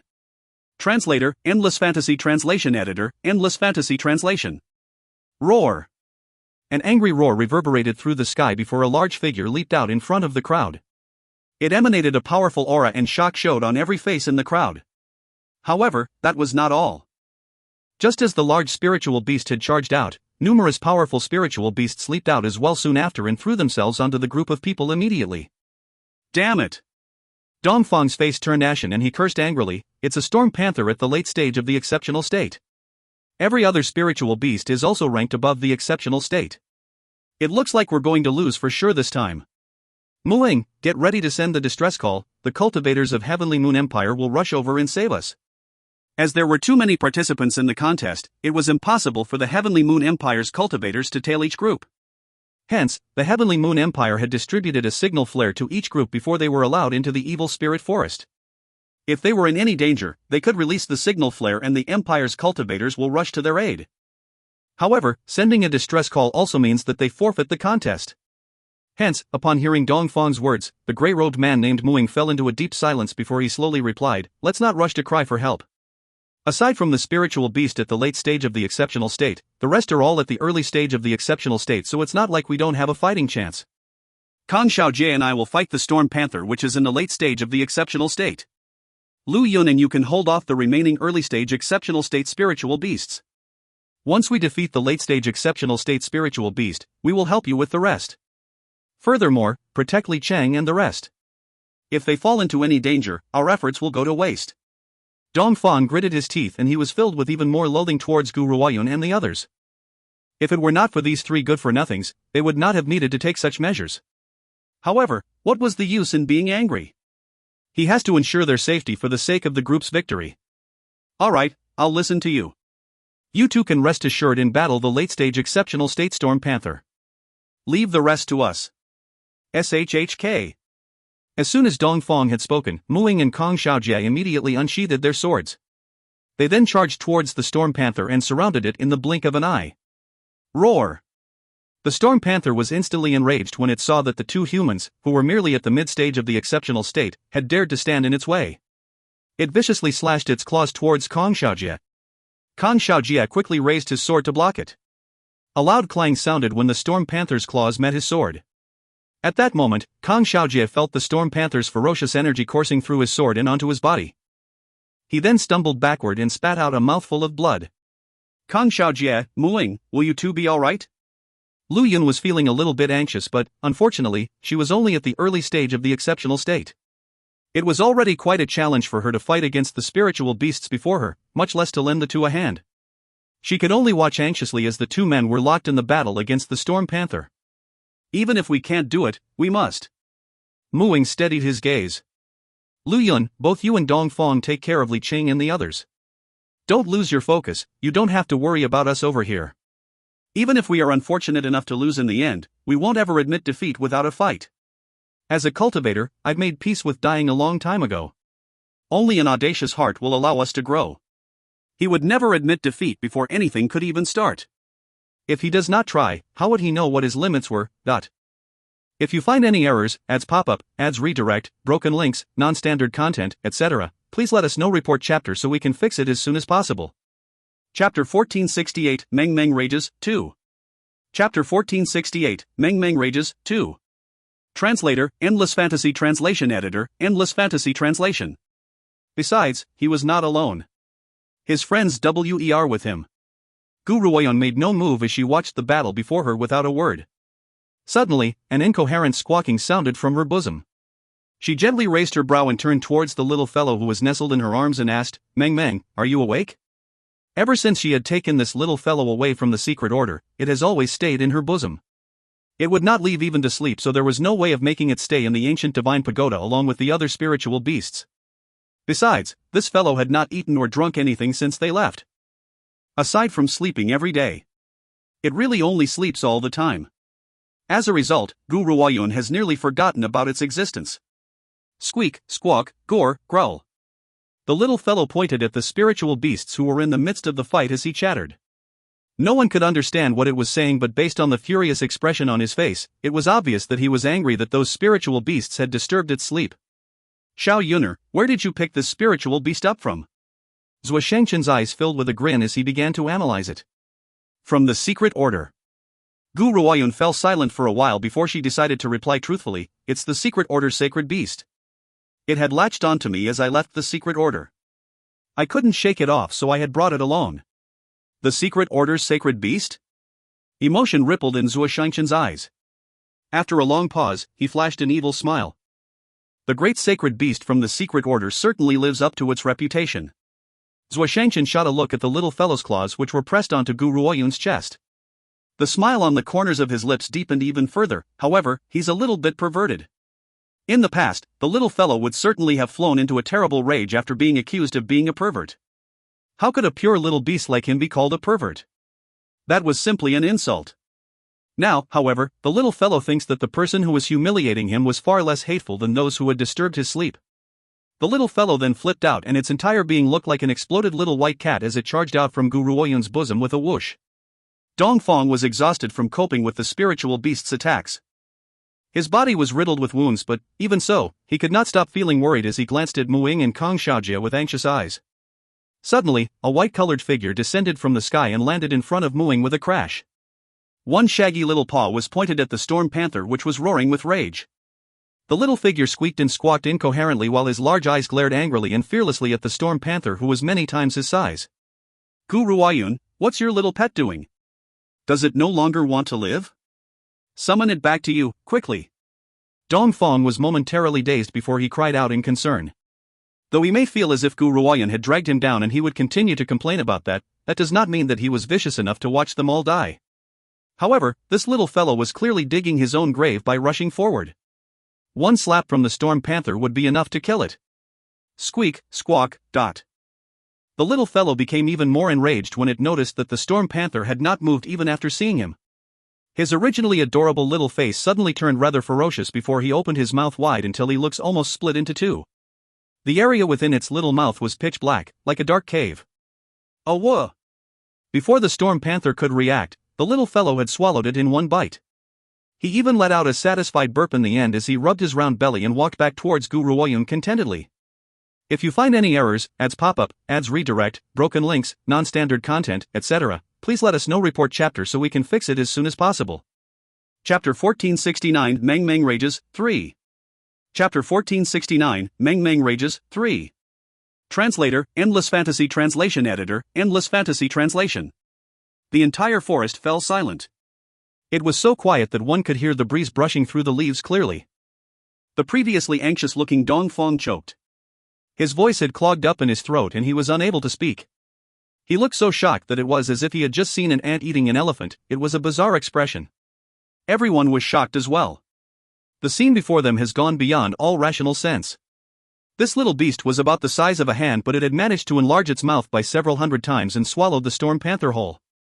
Air. Forget about the members in the small group of 7, even Zhuo Shengchen was staring at Gu Ruoyun in shock. The peculiar look in his eyes deepened. You? Had you joined the competition because you had this spiritual beast? Dongfang finally returned to his senses and his expression no longer held his previously disdainful air. After all, even though Gu Ruoyun was a weakling, she has such a powerful spiritual beast as a trump card. With the power of this spiritual beast, not even Long Shang could be her rival. Gu Ruoyun did not reply Dongfang's query as she looked at the little beast who was waddling towards her with jolting buttocks. She then bent down and gathered it into her arms before her long, slender fingers gently stroked the little beast's soft, white fur. She asked calmly, "Are you full? If you're full, we should keep going." This little fellow had never consumed human food and had been using pills as light refreshment along the way. However, Gu Ruoyun never thought that this little fellow would have swallowed an entire spiritual beast. Burp. The little fellow burped and curled into Gu Ruoyun's lapel until only his soft and cute little head poked out from her collar. It was an absolutely adorable sight. Such a perverted spiritual beast, this is the first time I've ever seen anything like it. Zhuo Shengchen raised the corners of his lips as his peach blossom eyes swept across the little ball of cuteness curled within Gu Ruoyun's robe. If my guess is right, the spiritual beast must be a male. Gu Ruoyun's brow twitched when she saw the teasing smile on the evildoer's face. Her eyes then fell upon the stupefied Li Qing. Thank you, for what you did just now. She was thanking Li Qing for speaking up for her when she was suffering from Dong Feng's insults. Even though she had paid no attention to Dong Feng's words, that does not mean that she would overlook someone's help. This. Li Qing shook his head in embarrassment. I had thought that you were just like me and you had not joined this competition through your own power. I never thought that you would have such a powerful trump card hidden away. With this spiritual beast around, I'm confident that we would not face any more difficulties in the elimination contest. Unlike some people, who had wanted to give up before the elimination contest has even started. Now. Time to slap your own face, right? As Li Qing spoke, he had glanced at Dong Feng and continued in a provocative manner. Dong Feng's face turned red. He glared at Li Qing but did not dare to offend him, so he looked at Gu Ruoyun once again. This time though, he did not try to oppose her. I apologize for what I had said to you back then. Dong Feng bit his lips. I'm sorry and I've underestimated you. Your powers are far beyond my estimation, so I apologize to you. If I'm wrong, I'm wrong. A real man in the wrong should boldly admit to it. If I don't even have the courage to admit my mistakes, what right do I have to socialize in the Heavenly Moon Empire? Isn't it time for us to go? Gu Ruoyun glanced at Dong Feng as she calmly spoke. The Storm Panther is dead and the other spiritual beasts are too terrified to attack. Gu Ruoyun does not have a bad impression of Dong Feng. This fellow just likes shooting his mouth before he thinks. He's not a bad person. Otherwise, he wouldn't have been so worried previously when he wasn't aware of the little fellow's power. Because of this, Gu Ruoyun does not plan on being calculative with him. If you find any errors, ads pop up, ads redirect, broken links, non-standard content, etc., please let us know. Report chapter so we can fix it as soon as possible. Chapter 1470, Meeting a Wayward Dog, 1. Chapter 1470, Meeting a Wayward Dog, 1. Translator, Endless Fantasy Translation Editor, Endless Fantasy Translation. The evil spirit forest was littered with thistles and thorns, and the small group of 7 have been cutting through obstacles as they journeyed ahead. A young woman who was dressed in green robes was walking at the front of the group. Her features were pretty and delicate while her black eyes held a faint, chilly light. She carried a spiritual beast around the size of a palm in her bosom. At this moment, the spiritual beast was blinking its limpid eyes and staring at the woman's chest, appearing like a harmless animal. Unfortunately, this appearance was a stark contrast to its perverted gaze. A man dressed in peach-pink robes was next to the green-robed woman. He gently raised the corners of his lips as his eyes filled with an unclear and significant smile. Everyone else was following closely behind the 2 humans and spiritual beast as if they do not dare to overtake them. The disdain in their eyes was now replaced with admiration, which was also intertwined with a sense of envy. They felt envious because, during these past few days in the evil spirit forest, Meng Meng had not eaten anything else aside from the storm panther he had consumed on the first day. Lu Yun had been afraid that this little fellow would grow hungry again, so she had prepared a spiritual beast as a contribution. In order to ensure that the spiritual beast was tastier, she had even cooked it in a special way. Who would have thought that this little fellow would pay no attention at all to the food? That was right. Even though Meng Meng could devour spiritual beasts, that does not mean that he would consume spiritual beasts as food. If the storm panther had not enraged him, he would not have devoured the former. Hence, the dejected Lu Yun could only distribute the spiritual beast to the rest of her group members. However, just as everyone was eating, the little fellow intervened. Why do you all have food to eat yet I can only watch? Hence, the annoyed little fellow coiled himself around Gu Ruoyun and begged for pills. He rolled around and acted cutely before Gu Ruoyun exasperatedly produced a bottle of pills for it. Even though pills were not considered as unique in the Dark Earth realm compared to the mainland, due to their mythical existence, they were still valuable and hard to come by. Hence, when the group noticed Gu Ruoyun feeding the little fellow with pills, this happened. Gu Ruo, Dong Feng was about to address Gu Ruoyun by her full name when he swallowed the last syllable in the end. Lady Gu, are you feeding this spiritual beast pills? Dong Feng was a genius from the Dark Earth realm, so, naturally, he was more experienced than someone from the first city. He had immediately recognized those things as pills when Gu Ruoyun had taken them out. Gu Ruoyun turned around to look at Dong Feng before nodding in the end. This little guy is quite picky about his food. What she said indirectly answered Dong Feng's question. Instantly, a sense of disbelief appeared in everyone's eye. Even the way they looked at Gu Ruoyun was not the same anymore. Pills. Those really are pills. Even though they have all seen pills before, most cultivators who have obtained a pill would treat it as a treasured possession. However, this woman was using those pills to feed a spiritual beast. Instantly, the group gasped internally. Some even wanted to be transformed into the spiritual beast in her bosom. This way, they would be able to enjoy such a high-quality meal. Dongfang's expression was a little complicated. He never thought that the person he had once viewed with condescension would have such powerful abilities. For someone to be able to carry so many pills on them, it was obvious that she was a pill master. If you find any errors, ads pop up, ads redirect, broken links, non-standard content, etc., please let us know. Report chapter so we can fix it as soon as possible. Chapter 1471, Meeting a Wayward Dog, 2. Chapter 1471, Meeting a Wayward Dog, 2. Translator, Endless Fantasy Translation Editor, Endless Fantasy Translation. Lu Yun looked at Gu Ruoyan, who was standing next to Zhuo Shanshan, then at herself. The small smidge of superiority in her heart disappeared. In contrast with this woman, she has nothing to be proud of. Just like that, Lu Yun's budding feelings towards Zhuo Shanshan came to a premature end. However, she did not feel sad over this matter. Instead, she was rather excited. In contrast to this seductive man, meeting a pill master was far more exciting. Kang Xiaojie and Muing did not say much, but there was an obvious sense of excitement in their eyes. She was a pill master, and she was a pill master who could use pills as food. This time, they have been fortunate enough to be able to join the Heavenly Moon Empire's grand competition. Even if they could not pass the test, they did not feel that they had lost out at all. But Li Qing, Dongfang nudged Li Qing with his elbow as his face filled with smiles. Lady Gu seems to have a pretty good impression of you. Maybe you can put in a good word for us after this. I'm not asking for much either. Even to lick the food that she's using to feed the spiritual beast would be enough for me. Lu Yun and the rest nodded when they heard what Dongfang had said. Based on their family background, they do not have the right to have a pill master. Therefore, even if they could lick Mingming's food, they would not have any more regrets in this lifetime. The others in their group could understand why Dongfang had said these things, and he had even received support from them. However, if what he had said were to fall into the ear of anyone else, it would be an entirely different matter. Ha ha ha. Someone suddenly laughed in a disdainful and cold manner. Dongfang, I never thought that the Dong family would be pushed to such an impoverished state. Are you so hungry that you'd even want to eat a spiritual beast's food?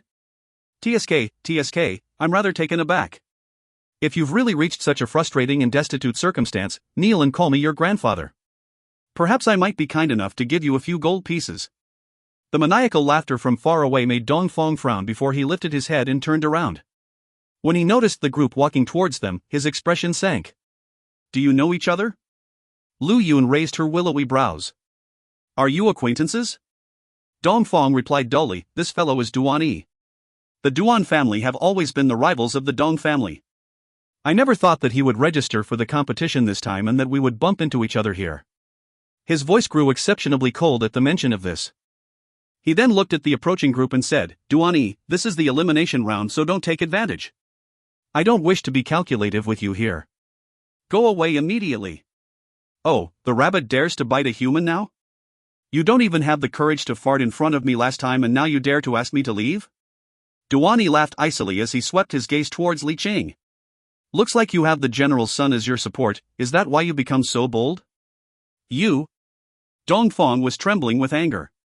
If he had not taken the Dong family's well-being into consideration, he would not have tolerated this fellow for so long. However, he never thought that this fellow would insult him in front of the woman he loves. Dongfang glanced at Lu Yun at the thought of this but forced down his rage in the end. After all, it was the elimination stage of the contest, and if he were to attack now, he might end up troubling everyone else in the group, but... Of course, Dongfang had subconsciously excluded Gu Ruoyan from his group of supporters. He had offended Gu Ruoyan before, and it was a good thing that Gu Ruoyan had not made him pay for it. Therefore, he does not expect her to stand up for him. She was not going to act, and the seductive man by her side certainly would not either. It would be the 5 of them versus 7 from the opposing party. If you find any errors, ads pop up, ads redirect, broken links, non-standard content, etc., please let us know. Report chapter so we can fix it as soon as possible. Chapter 1472, Meeting a Wayward Dog, 3. Chapter 1472, Meeting a Wayward Dog, 3. Translator, Endless Fantasy Translation Editor, Endless Fantasy Translation. Dongfang, your fortune is incomparably horrible.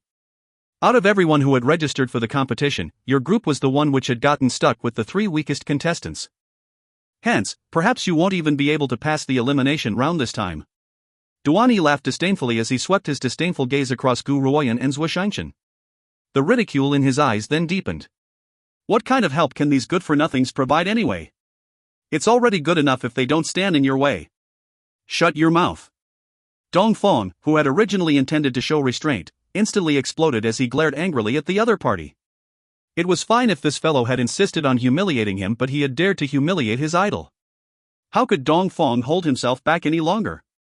It was obvious that Dongfang had forgotten that before he had witnessed Gu Ruoyan's abilities, he also treated her as a good-for-nothing just like Duani. Duani, I've been very patient with you for a very long time now. Don't think that I'm actually scared of you. I would not have tolerated a B***starred like you if it weren't for the sake of the Dong family's well-being. You're at the early stage of the exceptional state just like me. Even if we do fight, there's no telling which of us will win. Ha ha ha. Hearing this, Duani burst into laughter again. Dongfang, I may be at the early stage of the exceptional state just like you, but I have a group of cultivators at the mid-stage of the exceptional state behind me. I've already bribed these people with money and they will listen to my orders throughout this journey. The Duan family may not have much else, but we do have a lot of money. This is something that you cannot even envy. The disdain on his face increased while his voice was filled with mockery. Oh, right, I nearly forgot. The Dong family isn't just penniless, you're so poor that even the young master of the Dong family wants to eat his spiritual beast's food. Ha, if you were to become the Duan family's slave, I can guarantee that you won't have to go hungry. What does a spiritual beast eat? Must be a bunch of weeds. Is this fellow, Dongfang, so poor that he'd have to eat grass? What's the difference between him and an animal then? Duan-yi. Dongfang gritted his teeth in anger and clenched his fist. Duan-yi laughed icily. Don't address me so affectionately. If you want to live with your team, kneel and kowtow before me. Perhaps I might even spare you. I might award you with a few gold pieces to buy food at the same time. These words punched through the air and Dongfang returned to his senses. The most powerful one out of the 7 of them was the little cutie pie in Gu Ruoyun's bosom. However, knowing Gu Ruoyun's chilly demeanor, she would never help him. Kang Xiaojie and Muing were the only 2 cultivators in the mid-stage of the exceptional state. How could they be compared with the group before them? Kneel. Duan-yi ordered once again and spoke in a ferocious manner, otherwise, you and your beloved woman will never be able to walk out of the evil spirit forest. This woman is also quite nice to look at. I can enjoy her for a bit before sending her off to keep you company in death. It was obvious that Duan-yi could see the special feeling Dongfang has for Lu Yun. Hence, he was using Lu Yun's life to threaten him. There were no rules against personal battles between competitors during the elimination round, so Duan-yi could behave boldly. As long as he does not offend Li Qing, who has a powerful backing, he could casually kill the others. Duan-yi, the young master of the general's mansion, is present, yet you dare to act with such impudence. Lu Yun was shamed into anger and scolded angrily. Duan-yi sneered and replied with disdain, Sir Li Qing has noble blood, so, naturally, I won't touch him. Not only will I not lay a finger on him, I would even escort him safely out of the evil spirit forest. Coming with us would certainly be a stronger choice than following you. Besides, I know that Dongfang had previously ridiculed Sir Li Qing. Do you think that Li Qing will help you all after that? Duan-yi then looked at Li Qing. His voice filled with reverence, but his eyes remained condescending. Am I right, Sir Li Qing? If you find any errors, ads pop-up, ads redirect, broken links, non-standard content, etc., please let us know. Report chapter so we can fix it as soon as possible. Chapter 1473, Meeting a Wayward Dog, 4. Chapter 1473, Meeting a Wayward Dog, 4. Translator, Endless Fantasy Translation Editor, Endless Fantasy Translation. Li Qing frowned but did not reply. In comparison, he felt even worse about Duan-yi. However, his silence solidified the thoughts in Duan-yi's heart. He then smiled icily at Dongfang and curled his lips disdainfully. Dongfang, I've said it before, Sir Li Qing won't help you either. Kneel immediately. Otherwise, I won't spare a single person in your group. Duan-yi's words fell like a pail of icy water onto Dongfang's head and made his heart feel incomparably chilly. He looked at Lu Yun, who was standing next to him, and bit his lip before saying, Lu Yun, I'm sorry to have caused trouble for you. I never thought that Duan-yi would do such a thing in the elimination round either. He's right, aside from him, everyone in his group are all at the mid-stage of the exceptional state. Our powers are clearly more inferior. If this were any other day, I might be able to defeat him, but now, Duan-yi laughed complacently when he saw the agonized look on Dongfang's face. Dongfang, a wise man submits to circumstances. If you kneel, I will spare everyone in your group, alright? Duan-yi curled his lips into a cruel smile. He then laughed again as if he could already see Dongfang kneeling and kowtowing before him. Dongfang. Lu Yun gripped Dongfang's shoulder tightly as the space between her brows filled with anxiety. Don't listen to him, we might stand a chance if we all join forces. Dongfeng, Lu Yun is right. A man's pride is worth more than gold, so stay strong. Kang Xiaojie frowned. No matter what, we're in the same team, so we must face any adversity together. Come on, Muing and I are at the mid-stage of the exceptional state, we still have a chance against them. Muing hummed as he nodded and agreed with Kang Xiaojie's words. We may have been strangers who did not know each other not too long ago, but since we're here at the Evil Spirit Forest together, we must stay united. Otherwise, how will we pass this elimination round? A bitter smile formed on the corners of Dongfeng's mouth as he saw the determination on his teammates' faces. I'm sorry, I've dragged everyone down. Muing, you and Kang Xiaojie may be powerful, but the opposition isn't weak either. I don't want to be the cause behind our failure in this competition. Besides. He turned towards Lu Yun with an apologetic gaze filled with determination. Lu Yun, I will protect you. The determination in the young man's voice was full of such spirit that Lu Yun's heart leaped. She bit her lips and reached out her hand to stop Dongfeng. Unfortunately, the latter avoided her grasp very easily and walked towards Duan Yi. What? Have you made your decision? Duan Yi burst into laughter and exclaimed disdainfully, Don't worry, if you kneel before me, I won't cause trouble for your group at all. Besides, you won't need to eat the morsels from a spiritual beast's meal anymore. Unfortunately, Duan Yi was unaware of what kind of food Gu Ruoyun was feeding this spiritual beast. He would not have shown this kind of a behavior if he knew. Instead, he might even have become crazier than Dongfeng. Duan Yi. Dongfeng stood in front of Duan Yi as he coldly remarked, One day, I will pay you back for the humiliation you've caused me today. If it had not been for Lu Yun and the members of his team, he would never have accepted this kind of humiliation even if he had to die. If you find any errors, ads pop up, ads redirect, broken links, non-standard content, etc., please let us know. Report chapter so we can fix it as soon as possible. Chapter 1474, Meeting a Wayward Dog, 5. Chapter 1474, Meeting a Wayward Dog, 5. Translator, Endless Fantasy Translation Editor, Endless Fantasy Translation. I'm afraid you don't have that ability. Duan Yi laughed icily and stared down at the young man before him in a domineering manner. Kneel! He shouted fiercely. Dongfeng shook. If he really does kneel, he would lose the right to pursue Lu Yun in the future. An outstanding woman like Lu Yun would never accept such a weak man. However, does he have any other choice? If he does not listen to what Duan Yi says, the group behind him would never spare him. The rest of his teammates would become tangled in this as well. Dongfeng took a deep breath before he slowly closed his eyes and bent his knee. Ha ha ha. Duan Yi's laugh became even more maniacal as if he had waited a long time for this day. Dongfeng, looks like a little B** starred like you would meet a day like this too. I will announce this matter to the Dong family so they will know how much of a coward you are. He looked at Dongfeng once again but noticed that the kid had only bent his knees and did not kneel. Dongfeng. What are you doing? Kneel.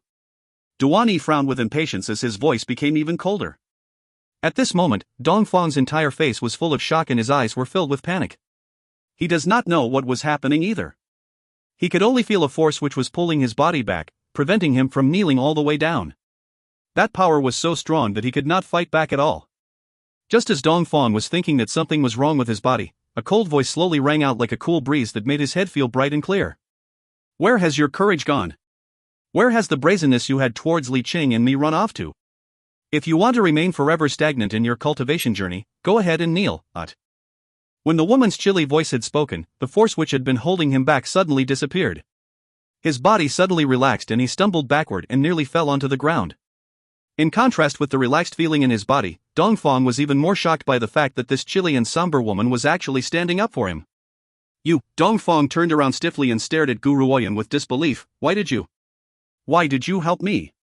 This was what he wanted to say. If they had Gu Ruoyun's help, their group would not need to fear Duan Yi and the rest. You were worried for Meng Meng's well-being back then. When Meng Meng had swiftly charged towards the Storm Panther, Dongfeng's anxiety had not been in act. If he had expressed concern for Gu Ruoyun's safety, it could have been easily misunderstood. After all, they would not be able to pass the elimination round if Gu Ruoyun were to die here. However, Meng Meng was only a spiritual beast and would have no effect on the elimination round at all. Through this, Gu Ruoyun had managed to decipher whether this fellow was good or bad. Otherwise, Dongfeng would have suffered humiliation here. She would never have stepped out to say a single word. Lady Gu, Dongfeng looked extremely ashamed. I had treated you badly in the past, yet you've stepped out to defend me. I'm truly ashamed. Now, Dongfang could see that this woman was not as bleak as she had seemed. She would feel sincerely grateful when someone stands up for her without any ulterior motives, but if someone had offended her and refused to repent, she would gladly watch them die by the roadside and leave their corpse to rot. If you find any errors, ads pop up, ads redirect, broken links, non-standard content, etc., please let us know. Report chapter so we can fix it as soon as possible. Chapter 1475, Meeting a Wayward Dog, 6. Chapter 1475, Meeting a Wayward Dog, 6. Translator, Endless Fantasy Translation Editor, Endless Fantasy Translation. Woman, I'd advise you to mind your own business. Duani furrowed his brows and glared coldly at Gu Ruoyun before he icily exclaimed, otherwise, you probably don't know when you'd bring disaster upon yourself. As he spoke, his gaze turned towards the little fellow, Meng Meng, in her embrace. His voice then became even crueler. Besides, if my guess is right, the food that Dongfang had mentioned should be the food used to feed this spiritual beast. Only a fool like Dongfang would want to eat a spiritual beast's meal. If it was up to me, I would turn the spiritual beast in your arms into excrement. Ha ha ha. That implied that he would eat the little fellow in Gu Ruoyun's arms. When Li Qing saw that Duani was causing trouble for Gu Ruoyun, he wanted to step out and defend her, but who would have thought that this fellow would change the topic to taunt a seemingly harmless spiritual beast? Li Qing wondered that if Duani had seen what the little fellow looked like when he had devoured the storm panther, would he have the courage to say these kinds of things now? As expected, the little fellow became highly offended. In this world, only I can devour others, yet this ignorant human actually wants to eat me? You're done for. Dongfang snickered and stepped back knowingly as he looked at Duani, taking pleasure in his disaster.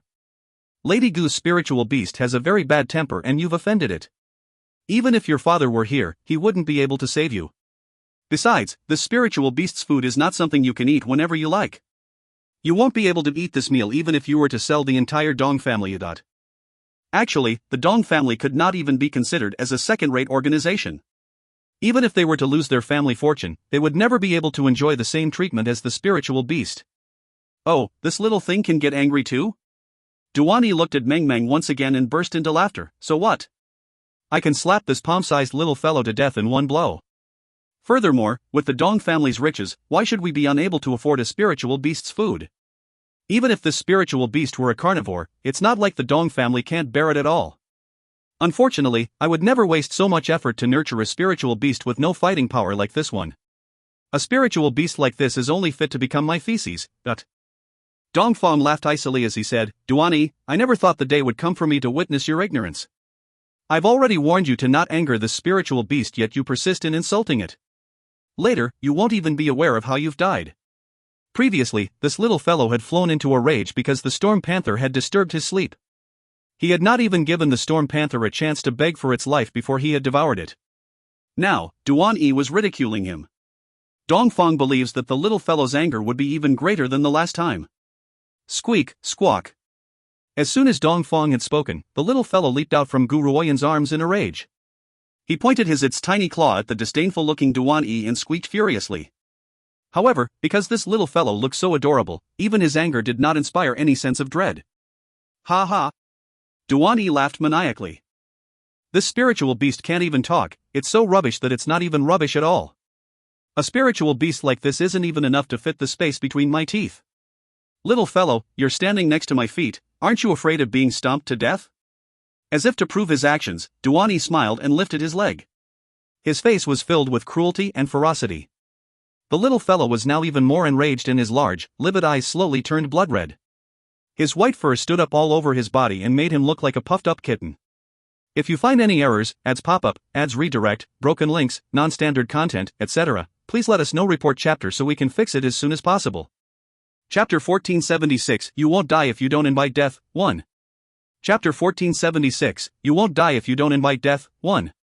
Translator, Endless Fantasy Translation Editor, Endless Fantasy Translation. Oh, this little fellow's rage really is great, it looks just like a little cat. But what are you, you weak little thing, going to do to me? Duan-yi glanced at the furious little fellow as he laughed with even more impudence than ever. In his mind, what was a defenseless spiritual beast even doing here? He could turn that small and weak body into a meat patty with one slap. There was nothing to fear. However, the laughing Duan-yi soon realized that something was not right. He saw Dongfang and the others backing away knowingly while looking at him as if they were taking joy in his calamity. Even the silent Li Qing was doing the same. It was as if Duan Yi had offended someone which he should not have offended. If Dong Feng was the only one who had shown such an expression, it would be easy to think that he was trying to scare Duan Yi on purpose. However, Duan Yi was somewhat dumbfounded when even the noble Li Qing also did the same thing. What's the meaning of this? This guy is only a defenseless little beast. Why are these people staring at me as if they're staring at a dead man? That was right. Duan Yi sensed as if these people were looking at him as if he was already dead. Duan Yi, you and I have always been strangers to each other and we have no disputes at all. Moreover, I didn't want to involve myself in the grudge between you and Dong Feng.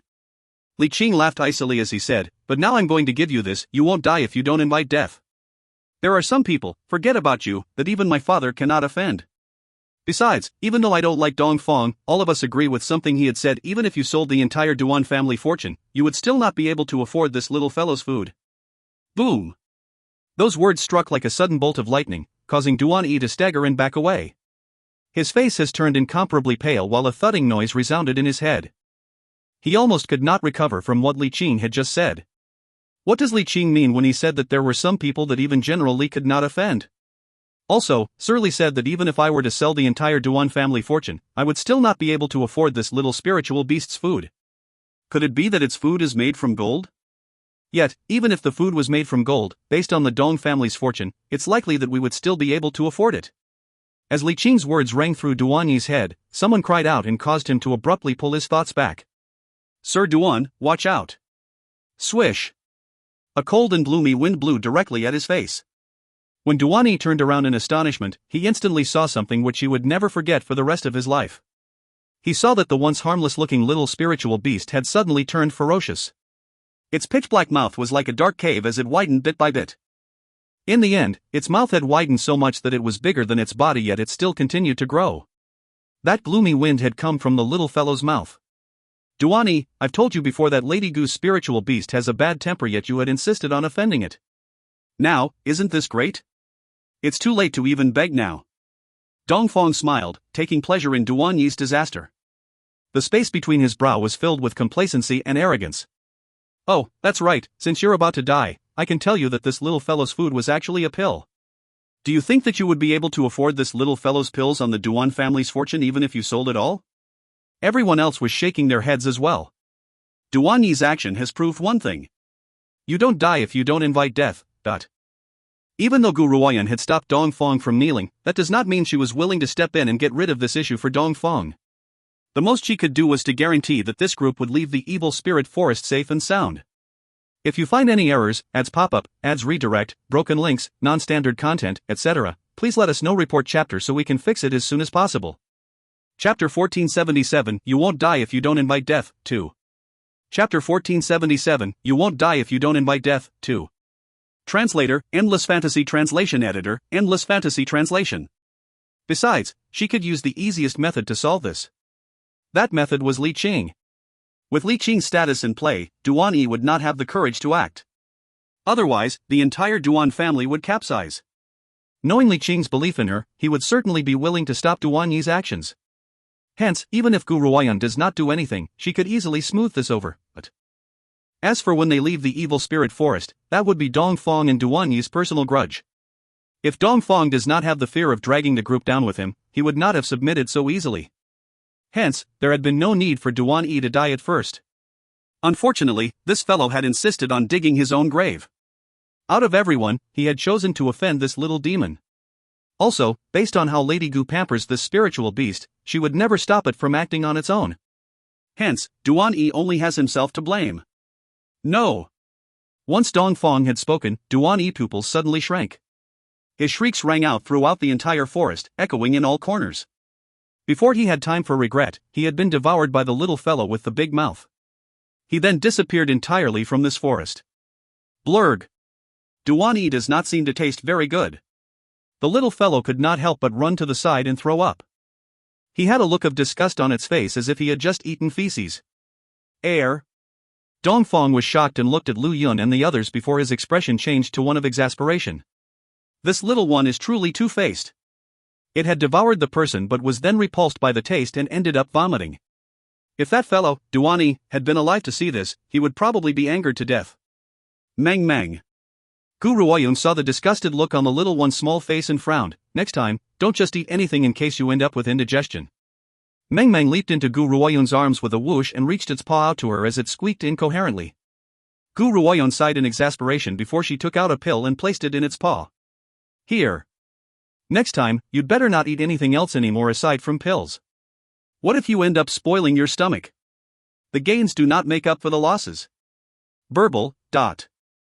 The little fellow smooched Gu Ruoyun's cheek before it happily swallowed the pill. It then coiled around Gu Ruoyun and demanded another pill. At this moment, the other 6 who had accompanied Duani looked at each other as one word appeared in their mind at the same time. Run! They had all immediately turned around and tried to escape, but just as they wanted to leave, a cold voice suddenly sounded from behind them.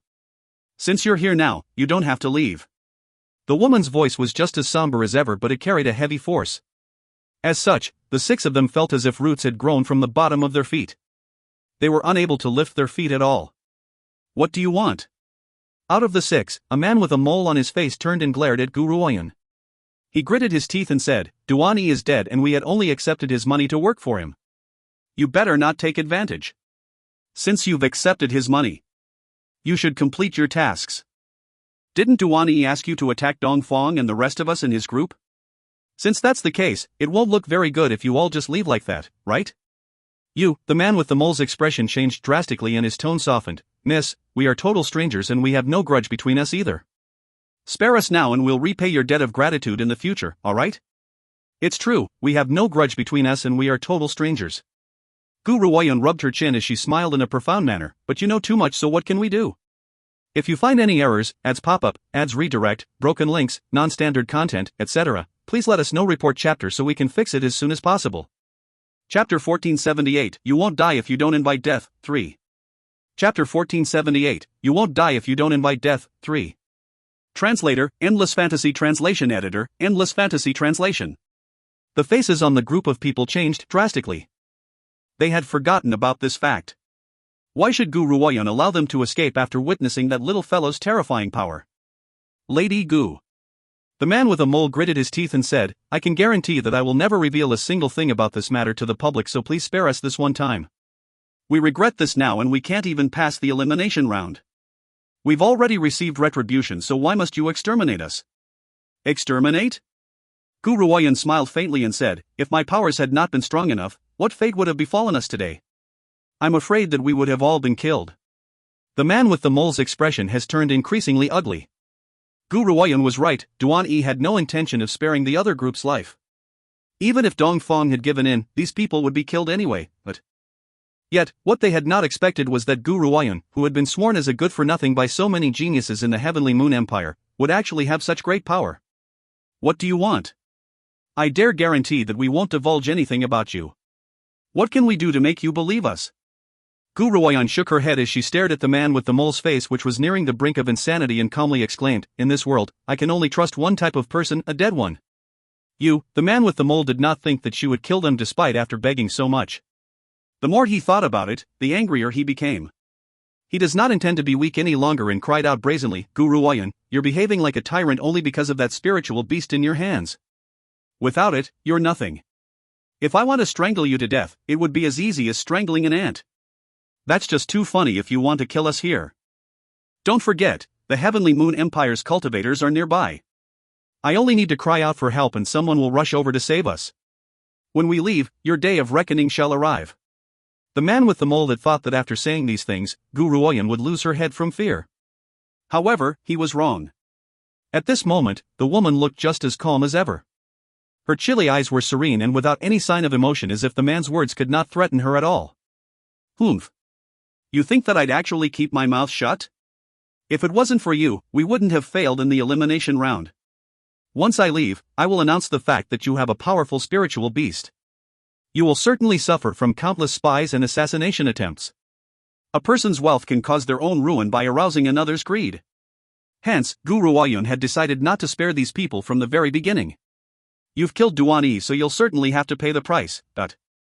The man with the mole's eyes turned red as he glared venomously at Gu Ruoyun. Duan-yi's death had determined their loss in the elimination round. Hence, these people would push the responsibility onto Gu Ruoyun, but they never considered that if it had not been for Duan-yi's provocation and their part in helping the tyrant, why would they be suffering this consequence now? Just as the man with the mole was about to shoot the signal flare and call for help, a strong wind slammed onto his chest with a thud. He stumbled backward all of a sudden and fell fiercely onto a nearby old tree. The old tree then collapsed and crushed his body. The signal flare flew in an arc through the air before it fell back into the man's hand. The man was dressed in peach-pink long robes and looked gorgeous and pristine. His skin was as exquisite as white jade and his peach blossom eyes carried a tempting smile as he looked at the signal flare in his hand. An indolent air was hanging from the corners of his smile. If you find any errors, ads pop-up, ads redirect, broken links, non-standard content, etc., please let us know. Report chapter so we can fix it as soon as possible. Chapter 1479, You Won't Die If You Don't Invite Death, 4. Chapter 1479, You Won't Die If You Don't Invite Death, 4. Translator, Endless Fantasy Translation Editor, Endless Fantasy Translation. Are you trying to call for help? That depends on whether your signal for aid can be sent out or not. Zhuoshangshan curled the corners of his lips and made a slight motion with his palm. The signal flare in his hands was immediately crushed into dust. Only one signal flare was provided to each group. If their signal flare was destroyed, it means that they would no longer be able to send a signal for aid to the cultivators of the Heavenly Moon Empire. Xiao Yuner. The crowd watched in shock as Zhuoshangshan turned towards Gu Ruoyun. His peach blossom eyes slanted upwards and his smile was like a flower. Leave these trivial matters to me to avoid dirtying your hands, alright? He then slowly turned around and looked at the clearly shocked group. Oh. His voice was indolent and full of fascination as he gently stroked his chin. I'll say, out of all the people you should offend, why had you decided to offend Xiao Yuner time and time again? So, tell me this, how should I punish you? Cough, cough. The man with the mole pushed the old tree on his body aside with great difficulty. He then crawled up with great effort after he heard what Zhuoshangshan had just said and spoke with a sinister look in the space between his brows. Damned kid, you dared to launch a sneak attack on me. I want you to have a good show. He did not manage to say those last words. The peach-pink robed man waved his hat and a powerful energy instantly charged towards him. Before he could react, his entire body had been flung out of the way. People with ugly looks are mostly ugly in their hearts as well. I hate it the most when people like these are speaking. Besides, I wasn't being sneaky, I was hitting you in broad daylight. Tui. The man with the mole spat out a mouthful of blood. The mole on his face has become increasingly sinister. All of you have such malevolent hearts, you are people who don't know how to repay evil with good. You will certainly endure a painful death. It was clear that the man with the mole's words has thoroughly angered Zhuoshangshan. The smile on Zhuoshangshan's face became even more pronounced as his peach blossom eyes gradually filled with a sinister chill. The corners of his lips slowly rose into an angle as he spoke, repaying evil with good? Hee, I have never heard of such a thing nor do I know what it means to repay evil with good. However, I know very well that if you don't die, Xiao Yuner will have countless troubles in the future. Therefore, I shall have to cause you grief. Without any warning, Zhuoshangshan raised his hand and countless daggers instantly emerged from his sleeve. The daggers slashed the throats of the 6 men and blood spouted like a fountain, staining the fresh green forest red. Dongfeng and the others were shocked as they stared dazedly at Zhuoshangshan with disbelief in their eyes. They never expected Zhuoshangshan to be so powerful. Amongst the two that they had believed to be good-for-nothings, one of them owns a powerful spiritual beast and was a precious pill master. The other was able to kill so many cultivators in the mid-stage of the exceptional state. However, they had previously treated the two as badly as someone's stepchildren. Based on this, it would be good enough if the rest of the group do not drag the two down. How could these two be dragging the whole group down at all? A complicated emotion appeared in Dongfeng's eyes as he spoke. Lady Gu, Sir Zhua, you have both truly kept to yourselves. The funny thing was, the world is blind and has treated you as good-for-nothings. Besides. He paused and his eyes turned towards Gu Ruoyun as he asked with determination, if my guess is correct, you don't just own a powerful spiritual beast, you are also exceptionally powerful as well. Once he had said his piece, the group looked at each other. The powers of the spiritual beast in Gu Ruoyun's arms were already shocking enough and she was even a pill master. Now, Dongfeng had said that she also holds great power. Was this even possible? How old was this woman? How could she possibly have such great achievements at such a young age? If you find any errors, ads pop-up, ads redirect, broken links, non-standard content, etc., please let us know. Report chapter so we can fix it as soon as possible. Chapter 1480, Asking for Trouble Again, 1. Chapter 1480, Asking for Trouble Again, 1. Translator, Endless Fantasy Translation Editor, Endless Fantasy Translation. As the crowd's eyes filled with suspicion, Gu Ruoyun slowly replied, "My powers aren't all that great, I only had the good fortune to break through to the late stage of the exceptional state a while ago." She was telling the truth. In the Dark Earth realm, where generations of powerful cultivators have lived, her powers could not be considered all that great. However, when those words entered the group's ears, it had the opposite effect. Gasp. They reacted collectively and their eyes stared in shock at the delicate and well-defined face. It was as if they never thought that Gu Ruoyun, who had been considered to be a good-for-nothing, was already at the late stage of the exceptional state. The late-stage exceptional state cultivators were only considered to be moderately powerful in the Dark Earth realm. One should take Gu Ruoyun's age into account as well. For her to break through to the late stage of the exceptional state at this age meant that her talent was greater than Ling Shang's. "From what I can tell, you're the greatest dark horse in this round's competition." Lu Yun gasped. "Who's Lung Shang anyway in comparison to you? He might be at the late stage of the exceptional state as well, but he's several years older than you. Besides, aside from your strong powers, you're a pill master as well." But this could be considered as flattery, but Lu Yun had said it without any hint of flattery. Instead, there was a hint of lamentation. Dongfeng stared at Gu Ruoyun with a complicated look on his face. "Earlier on, I had intended to give in to Duan Yi, but when I was about to kneel, a mysterious force had stopped me. That power was so strong that I couldn't fight back. Therefore, I had concluded that your powers are not what you've portrayed them to be." It was also because of this that Dongfeng has such a firm belief in the extent of Gu Ruoyun's powers. Gu Ruoyun did not say much as she listened to the words between the two. She gently stroked the little fellow in her arms with her finger and calmly curled the corners of her lips as she spoke. "Let's go, we still have a few more days, so we should take this advantage.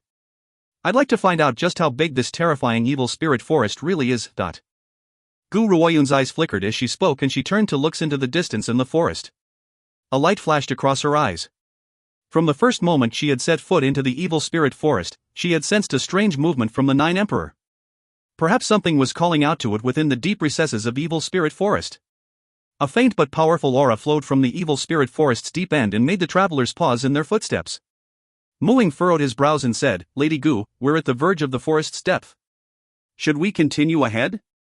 I don't know if I'm sensing this wrong, but I feel as if there's some sort of powerful spiritual beast up ahead." Gu Ruoyun fell silent before she slowly nodded. "Since we're here, I'd like to explore the depths of this forest. However, your senses are correct, a powerful existence is definitely hidden in the depths of the evil spirit forest. All of you can wait for me here for now. Once I'm done with my business, I'll come back here to meet you."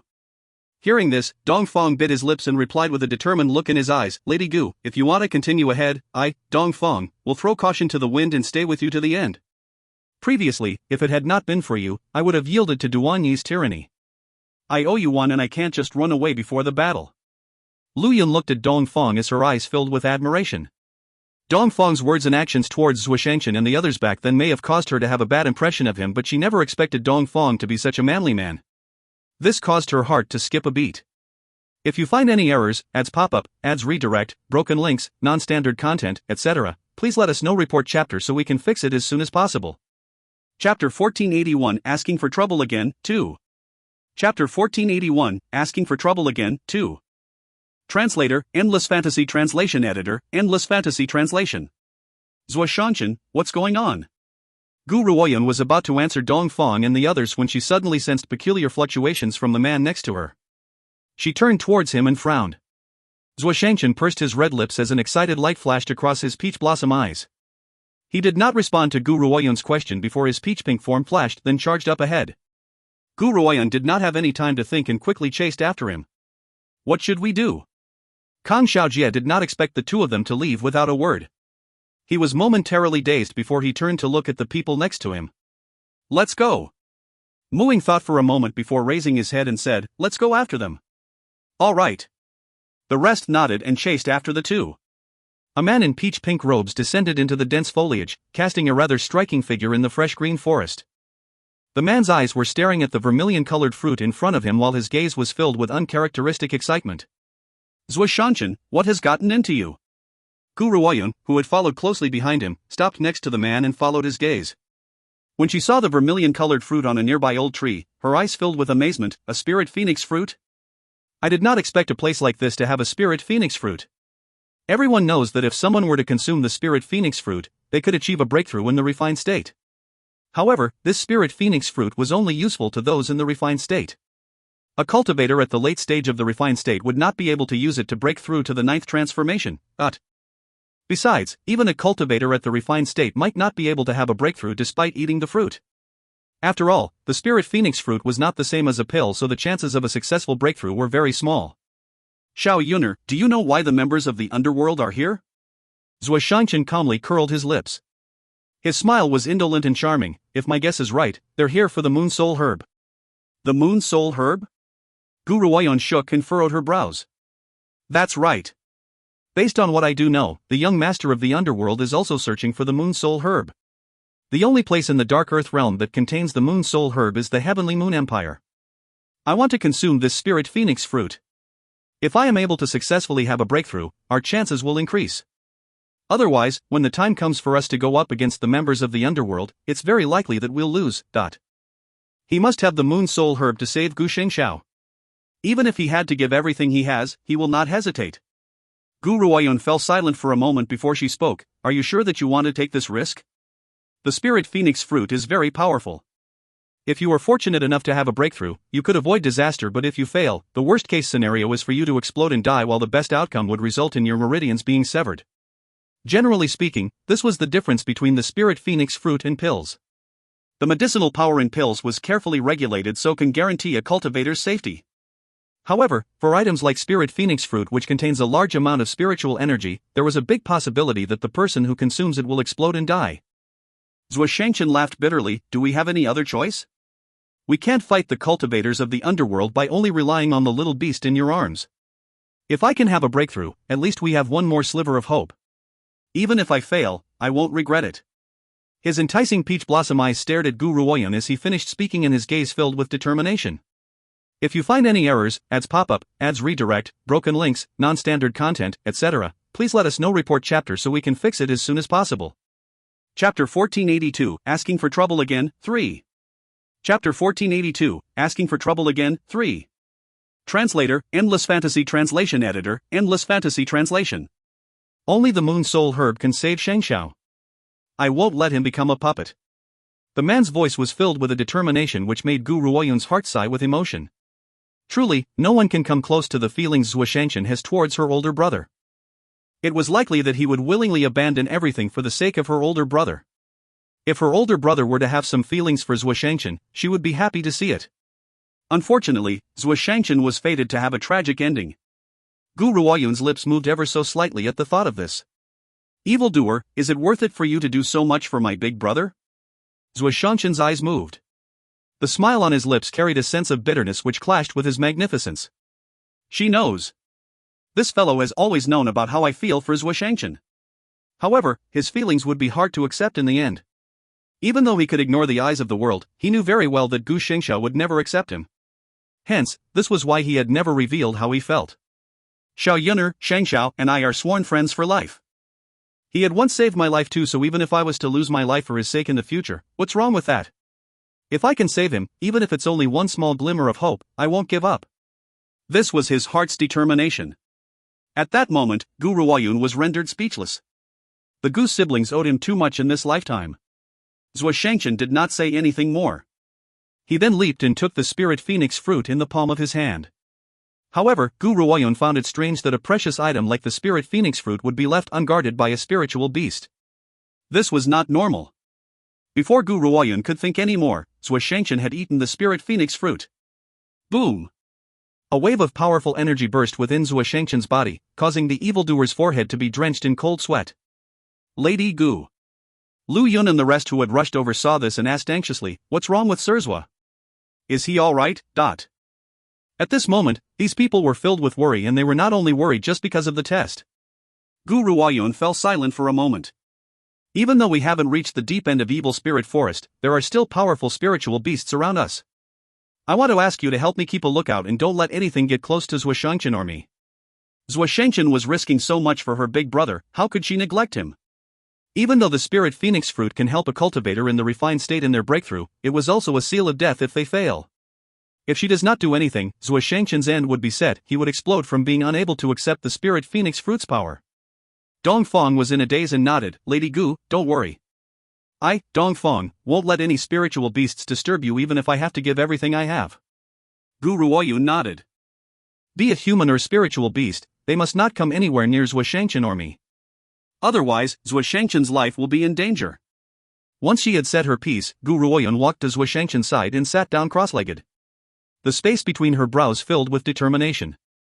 Meng Meng, I'll need your help this time. Meng Meng nodded as if it only had a hazy notion. It blinked and looked at Gu Ruoyun as if it were puzzled over what it needed to do. The power of the spirit phoenix fruit is too great, that's why he might explode and die. I must help him to discharge a bit of energy. By then, I will need your help. If you find any errors, ads pop-up, ads redirect, broken links, non-standard content, etc., please let us know. Report chapter so we can fix it as soon as possible. Chapter 1483, Asking for Trouble Again, 4. Chapter 1483, Asking for Trouble Again, 4. Translator, Endless Fantasy Translation Editor, Endless Fantasy Translation. The power contained within a spirit phoenix fruit can only be endured by a cultivator at the 9th transformation state. However, this spirit phoenix fruit was also completely ineffective to a 9th transformation state cultivator. Those who consume a spirit phoenix fruit but have yet to reach the 9th transformation state would typically explode from their inability to accept this power. Only a few lucky ones would be able to break through with the help of the spirit phoenix fruit. This was the spirit phoenix fruit's twist.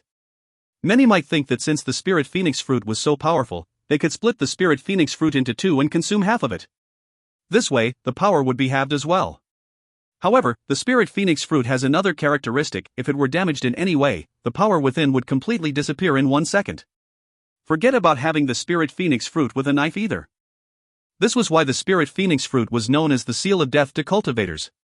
Many cultivators who were unable to resist the lure of a breakthrough had lost their lives to their greed.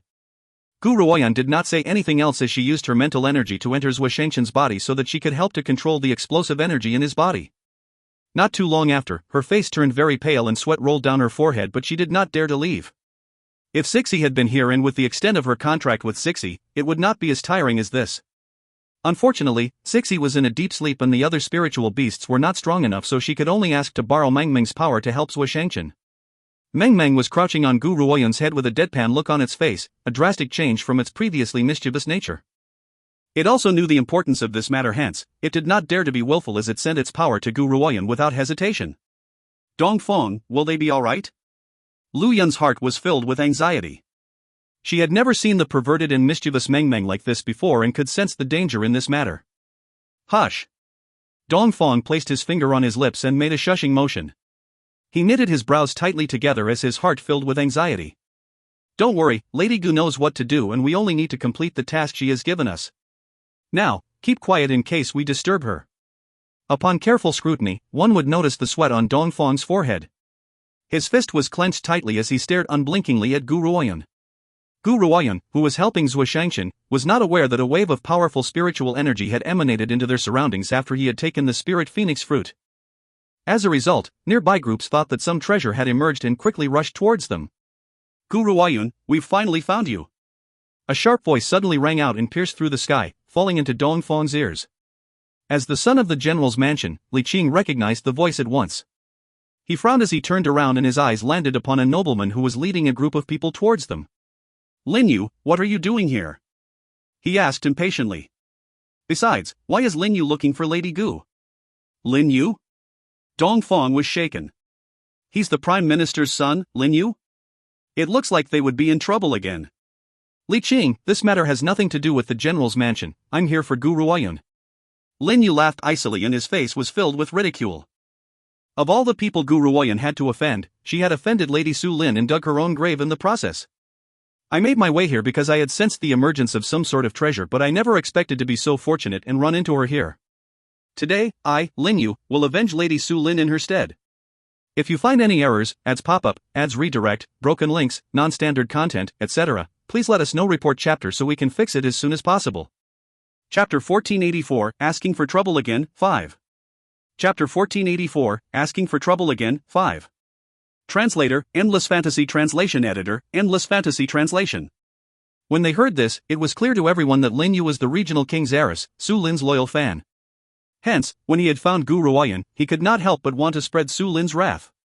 However, when Gu Ruoyun's group recalled how powerful she was, they could not help but laugh icily. Lin Yu, let me give you some advice, you better leave quickly. Otherwise, don't blame me for not advising you. Li Qing laughed coldly. His father had never been on good terms with the prime minister in the court, so, of course, there was no need for him to be too polite with Lin Yu. Li Qing, you're only a good-for-nothing. Who gave you the audacity to talk to me like this? Others may fear you because of your identity as the son of the general's mansion, but I, Lin Yu, have no need to fear you. If you insist on shielding Gu Ruoyan, I'm going to pound you until you'd have to search for your teeth on the ground even if your father arrived. Even though Li Qing has yet to reach the exceptional state, he has broken through to the martial saint rank after all. Talent like this could be considered as a genius in a normal organization, but, in contrast to these people, he was undoubtedly a good-for-nothing. No wonder the Empire official's disciples paid him no heed. Li Qing's face was ashen and his eyes spat fire. Lin Yu, don't be too impudent. Li Qing, I don't wish to be calculative with you on account of the fact that your father is an officer of the court just like mine. The person I'm looking for is Gu Ruoyun. Idle bystanders can get out of my way. Lin Yu shouted fiercely and coldly stabbed his gaze through the crowd towards Gu Ruoyun. However, now that Gu Ruoyun had entered a confined state, she would not be aware of what was going on in the outside world. She was only focused on helping Zhou Shengchen wholeheartedly.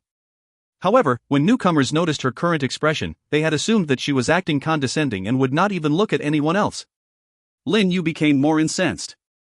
This audacious woman had fantasized about seducing the regional king and had caused Su Lin to be punished. His eyes filled with a raging flame. Su Lin was his goddess, and how could he tolerate his goddess to suffer any grief? He would never spare anyone who bullied Su Lin. This self-righteous lowly woman would actually want to seduce the regional king too. Why don't you look at yourself? Do you think you're a good match for the regional king? You lack power, so you should find ways to increase your power instead of plotting to rely on men to promote your status. Women like you are simply the dirtiest of all and cannot be compared to eldest lady Su Lin. In the beginning, Dongfang and the others had kept quiet after seeing how Li Qing has stood up for Gu Ruoyan. Who would have thought that Lin Yu's words would cross the limit more and more, angering them so much that their expressions turned into an ugly sight? That was right, they had believed that Su Lin was telling the truth in the beginning. After all, Su Lin's status was plain for all to see. Why would she have been lying? However, when they witnessed Gu Ruoyan's hidden power, they began to rethink everything that Su Lin had said at the time. Would Gu Ruoyan, a cultivator who have reached the late stage of the exceptional state, who even has a powerful spiritual beast in her arms, need to rely on a man to rise above the ranks? Besides, she was also a respected pill master. Based on her status and abilities, even the Emperor of Heavenly Moon Empire would receive her as a guest of honor, so why would she degrade herself by seducing an old man? After all, a pill master's status was extremely noble in all corners of the world. They were a figure that all authorities would wish to gain favor from. Therefore, these signs were clear, Su Lin had been lying, but... You'd better King wash your mouth. Dongfang roared angrily and scolded with an ashen face, who are you calling a self-righteous lowly woman? Who are you accusing of seducing the regional king? Based on Lady Gu's power, even if the regional king wanted to marry her, she would have to consider the dowry. Besides, Lady Gu simply isn't impressed by the regional king. If you find any errors, ads pop up, ads redirect, broken links, non-standard content, etc., please let us know. Report chapter so we can fix it as soon as possible. Chapter 1485, Asking for Trouble Again, 6. Chapter 1485, Asking for Trouble Again, 6. Translator, Endless Fantasy Translation Editor, Endless Fantasy Translation. Humph. Lin Yu scoffed icily as he swept his disdainful gaze towards Dongfang's angry face. Who are you? I was talking here, and when have you ever been given the chance to speak? The only one who can speak to me is Li Qing, Even though Li Qing's powers were weak, his status comes first. Therefore, out of everyone in this group, only the son of the general's mansion had the right to speak to Lin Yu. Dongfang was so angry that his face turned into an ugly shade. Just as he was about to rage at him, Li Qing's icy voice chimed in. Lin Yu, let me give you a piece of advice: don't provoke people that you shouldn't provoke for the sake of a few irrelevant people. Besides, Dongfang is right. Based on Lady Gu's abilities, she would scorn the regional king. It's not that Lady Gu is incompatible with the regional king is incompatible to her. Lin Yu shook before he suddenly burst into laughter. Li Qing, what kind of bewitching medicine has this woman, Gu Ruoyan, given you that you would shield her so much? Especially since Li Qing had said that the regional king was not a good match for her? What a joke, what a truly funny joke. Even though the regional king was a little more advanced in age, he was the second most powerful cultivator in the Heavenly Moon Empire after all. He also had pretty good looks too. Furthermore, his devotion to his long-deceased wife had resulted in many women trying to seduce him. One need not think too far ahead to conclude that Gu Ruoyan must have failed to seduce him and had made false accusations. That was why these people would say such things as if confused between right and wrong. Of course, only an idiot like Li Qing would believe in this woman's words. Is there any need to even say it? Just as Lin Yu had spoken, the attendants behind him laughed maniacally. This woman, Gu Ruoyan, might be a weakling, but she still has her looks. It's very obvious that Li Qing and the other men in her group have been hit by her enchantment, that's why they're standing up for her. Perhaps they've already done everything over these past few days in the evil spirit forest. Under these circumstances, it's natural that they would protect her? The attendants burst into laughter. They had Lin Yu's support anyway, so they were not afraid of offending the young master of the general's mansion. Whack! A fist slammed onto the chest of the person who had spoken without any warning. That person did not have the chance to react and was flung out of the way. He then crashed into a nearby rock and was badly bruised. Dongfang and the others were shocked as they turned to look at Mu Ying's ashen face. They did not expect the most level-headed one of their group, Mu Ying, to be the one who took action first. Nevertheless, it was obvious that Mu Ying's punch gave them a feeling of being refreshed. How dare you! Lin Yu's face sank when he saw that his attendant had been injured. You dared to hit my man in front of me. Tell me your family name immediately. I'd love to see what kind of background you've got to have caused you to behave so savagely that. Mu Ying laughed icily. I belong to no order or sect. I am alone. If you want to cause trouble for my family, I'm afraid that there's no way for you to do that. Hearing this, Lin Yu's eyes sank even more.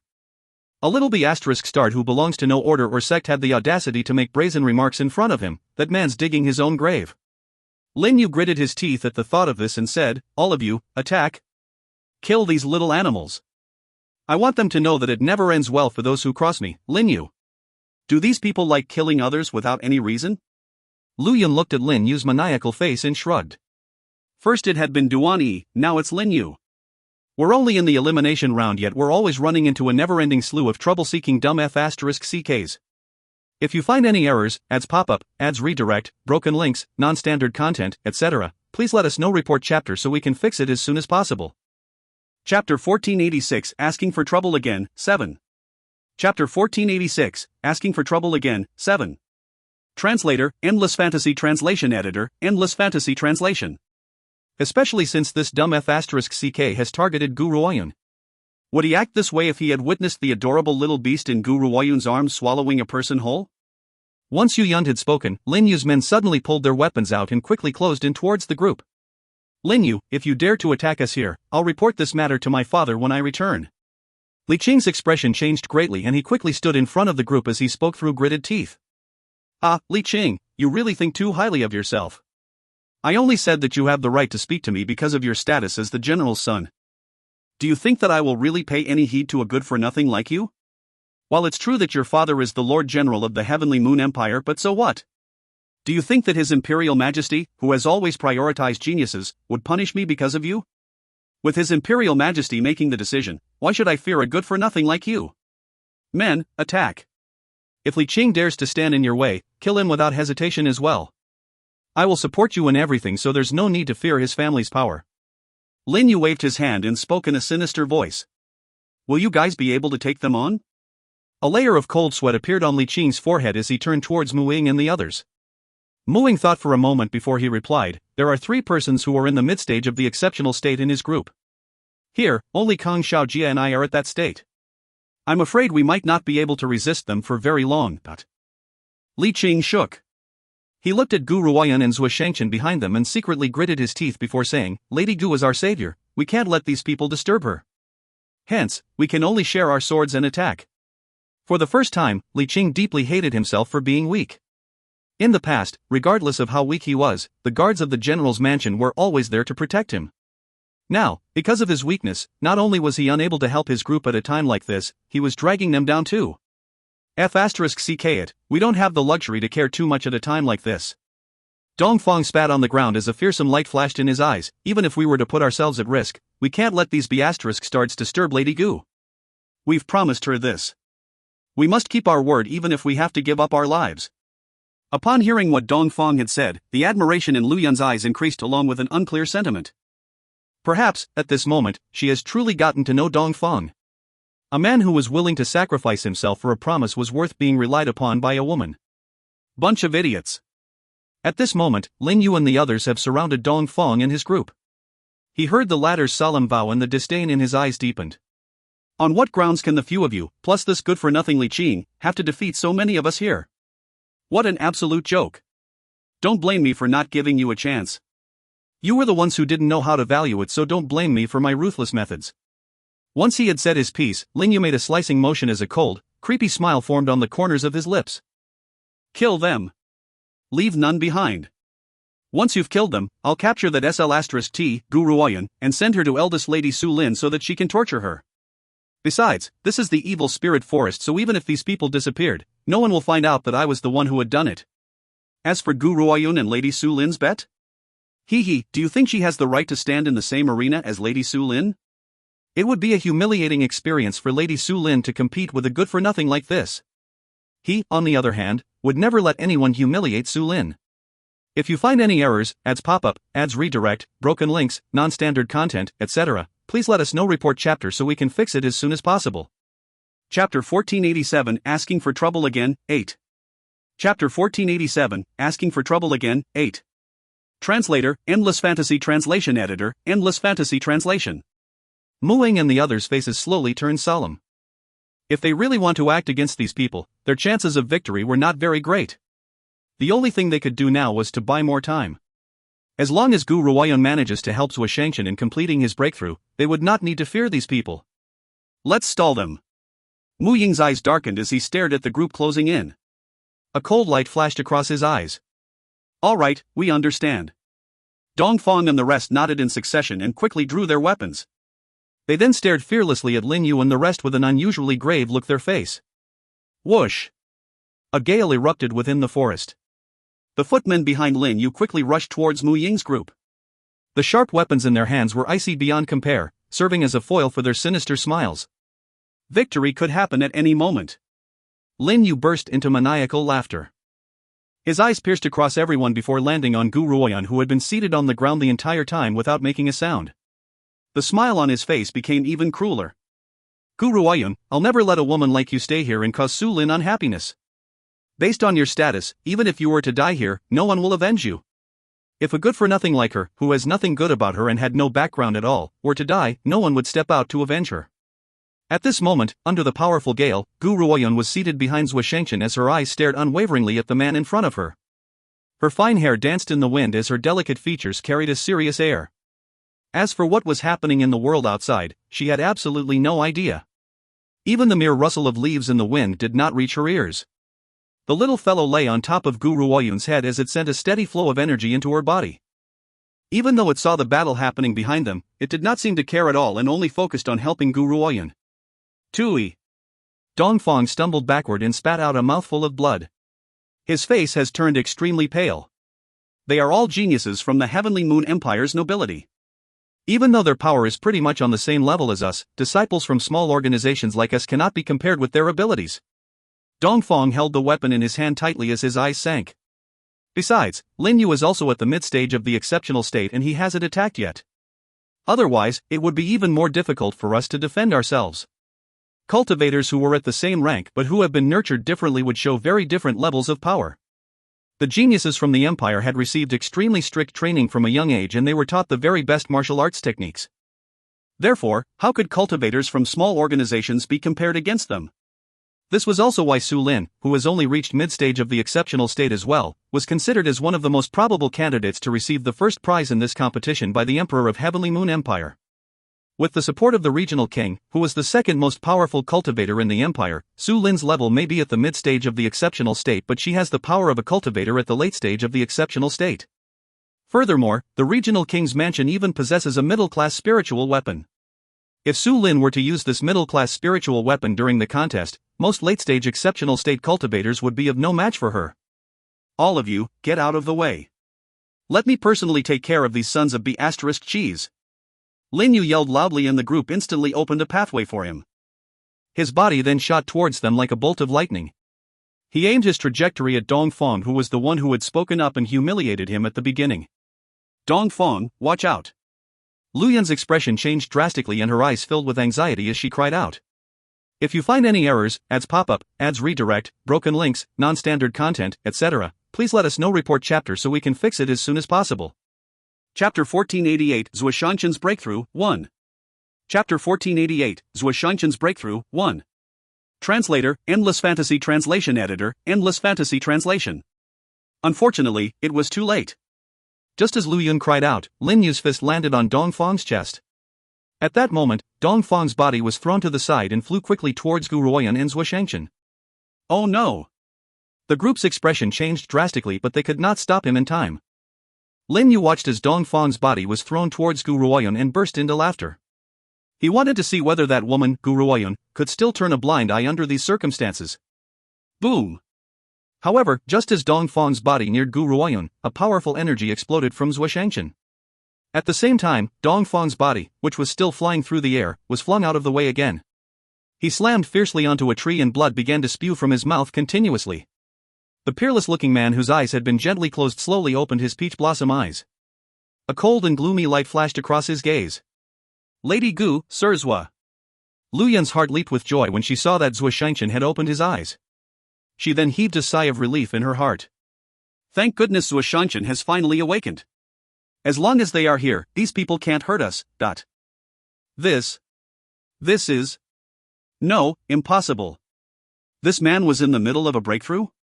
Furthermore, this breakthrough's aura certainly does not belong to the exceptional state. Lin Yu had returned to his senses from his shock. His expression changed drastically as he stared at Zhuoshanshan in disbelief. The refined state? Could this be? This man who had relied on a backdoor to join this competition, how could he possibly be in the refined state? Lin Yu clenched his fists tightly. However, his entire body was trembling incessantly as if there was no way of convincing himself to believe this. Xiao Yuner, thank you. Zhuoshanshan put the cold, gloomy light in his eyes away and flashed a magnificent smile at the woman behind him. If it had not been for you, I'm afraid that I would have fallen into a disaster this time. Gu Ruoyan retracted her hand slowly as she stared at the man's enticing, peach blossom smile. You've done so much for my brother and me, so how could I just sit back and let you fall? Besides, I'm afraid that we will never be able to pay back the gratitude we owe you. If you really want to thank me, why not give me a hug then? Zhuoshanshan chuckled and reached out towards Gu Ruoyan. He never even spared a glance at Lin Yu and the others who had arrived to cause trouble since the beginning. It was as if he had not noticed their existence at all. Gu Ruoyan swept her gaze towards Zhuoshanshan and kept quiet. She then walked towards Dong Feng, who was lying on the ground with blood spewing out from his mouth. She took a porcelain bottle from her bosom and poured a pill out before placing it in front of him. Eat this, your wounds will heal immediately. Dong Feng was shaken as he stared dazedly at the pill in Gu Ruoyan's hand. His expression was filled with disbelief. Is this the spiritual beast's treat? Lady Gu, are you really giving this treat to me? Fine. Dong Feng's biggest impression of this pill was that they were treats for Meng Meng. Li Qing and the others stared unblinkingly at the pill in Gu Ruoyan's hand. They then gulped and stared enviously at Dong Feng. If they had known that this pill could be used to heal injuries, they would have gotten themselves injured even more. A treat? Lin Yu has recovered from his shock over Zhuoshanshan's breakthrough. When he heard what Dong Feng had said and the excited look on the latter's face, his heart filled with even more disdain. As a human, you're actually craving for a spiritual beast's fodder. What a humiliation to us humans. If you find any errors, ads pop up, ads redirect, broken links, non-standard content, etc., please let us know report chapter so we can fix it as soon as possible. Chapter 1489 Zhuoshanshan's Breakthrough 2. Chapter 1489 Zhuoshanshan's Breakthrough 2. Translator, Endless Fantasy Translation Editor, Endless Fantasy Translation. Dong Feng, however, did not seem to hear Lin Yu's disdainful sneers. His eyes, which were filled with excitement, were shining. He was afraid that Gu Ruoyan would go back of her word, so he immediately snatched the pill and swallowed it. Ha ha ha. After consuming the pill, the excited Dong Feng could not help but laugh maniacally. I never thought that I, Dong Feng, in all my living years, would be able to eat fodder of this standard. Lady Gu, if you gave me this fodder every day, I would have no regrets even if you made me your spiritual beast. Dignity? Who needs dignity when comes to pills? The little fellow who was lying on Gu Ruoyan's head rolled its eyes and turned its nose up at Dong Feng. Does this fellow really think that any spiritual beast would be able to enjoy this fodder? Even if this fellow were turned into a spiritual beast, he would not have the right to enjoy the same standard of treatment as me. When Zhuoshanshan consumed the spirit phoenix fruit, it created a thunderstorm and attracted the attention of the geniuses from the Heavenly Moon Empire, causing them to gather towards the area. However, before they could comprehend the situation, they heard Dongfang's shameless words and were shaken on the spot. They then stared at Dongfang with a sense of pity. Who's this fellow? He's actually that poor who even wants to eat a spiritual beast's fodder. At this moment, the crowd had only overheard Dongfang's words but had not noticed that his wounds had been healed after taking that pill.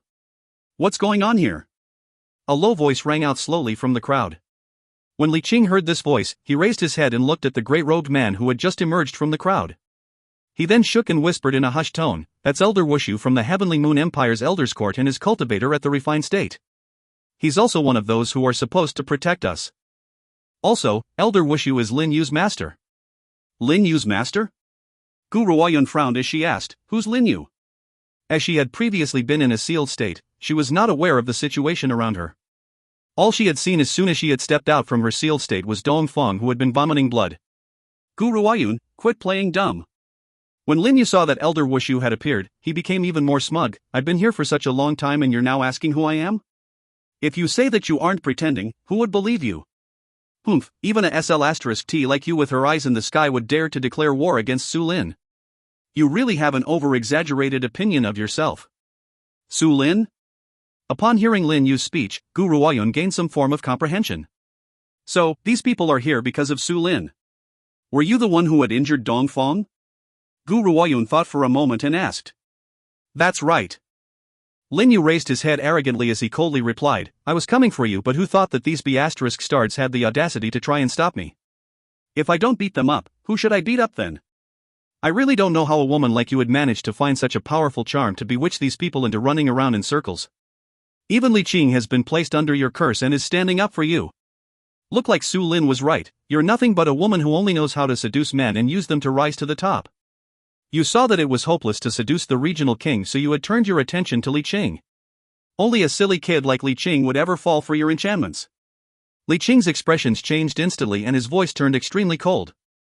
"Lin Yuan, you should speak with a little more respect. Lady Gu is not that kind of a person. She has no intentions of seducing the regional king either. You've only heard Su Lin's side of the story. Who can prove that Lady Gu had tried to seduce the regional king? If you find any errors, ads pop-up, ads redirect, broken links, non-standard content, etc., please let us know. Report chapter so we can fix it as soon as possible." Chapter 1490, The Empire's Elites Cover Up, 1. Chapter 1490, The Empire's Elites Cover Up, 1. Translator, Endless Fantasy Translation Editor, Endless Fantasy Translation. Lin Yu laughed icily as he stared disdainfully at Li Qing's increasingly furious face. Just because you're standing up for her doesn't mean that it proves her character. If she had not enchanted you, would you be helping her? You? Li Qing trembled with fury and was about to retort when a chilly voice rang out from behind him. "Since I know that you're the one who had wounded Dongfang, this makes things easier. For every blow you've stuck, I'll pay you back with the same amount, alright?" Dongfang shook and stared at the woman's chilly exterior. His eyes were filled with a complicated expression. "She's standing up for me? Right in front of the Empire's elites?" Dongfang felt deeply moved at the thought of this and his heart filled with even more determination to serve Gu Ruoyun. "You alone?" Lin Yu laughed icily and exclaimed disdainfully, "Your powers are insufficient to earn the right to fight with me." "Dongfang, how many times did he strike you?" Gu Ruoyun ignored Lin Yu and asked Dongfang instead. "One blow," Dongfang gulped. "But the others did strike me several times more." "Alright, I understand," Gu Ruoyun calmly replied. She then turned her gaze towards Lu Yun and the rest of the group and asked again, "How about the rest of you? I want to know the exact amount of times you were hit." The rest felt shaken as well and they looked at each other, unsure of how to answer Gu Ruoyun's request. Muing certainly did not need to think too much as he honestly replied, "I've calculated it. The total number of fists we've endured is 20 strikes. 20 strikes? Gu Ruoyun slowly turned her gaze towards Lin Yu and calmly remarked, "Then I will give no more and no less. I'll return 20 strikes to you, alright?" Ha ha ha. Lin Yu burst into laughter. "Even if I were to stand still and allow you to strike me 20 times, you will never be able to make me falter a single step with those tiny arms and scrawny thighs of yours. Come on then, hit me with your fist. I'd like to see who ends up being humiliated in the end." As he spoke, Lin Yu pointed at his chest and spoke in a loud and smug voice. Elder Wushu frowned but did not interject. Instead, he was quietly observing the situation with an icy glare. Are you sure that you can stand there and let me hit you without moving? Gu Ruoyun raised her brows.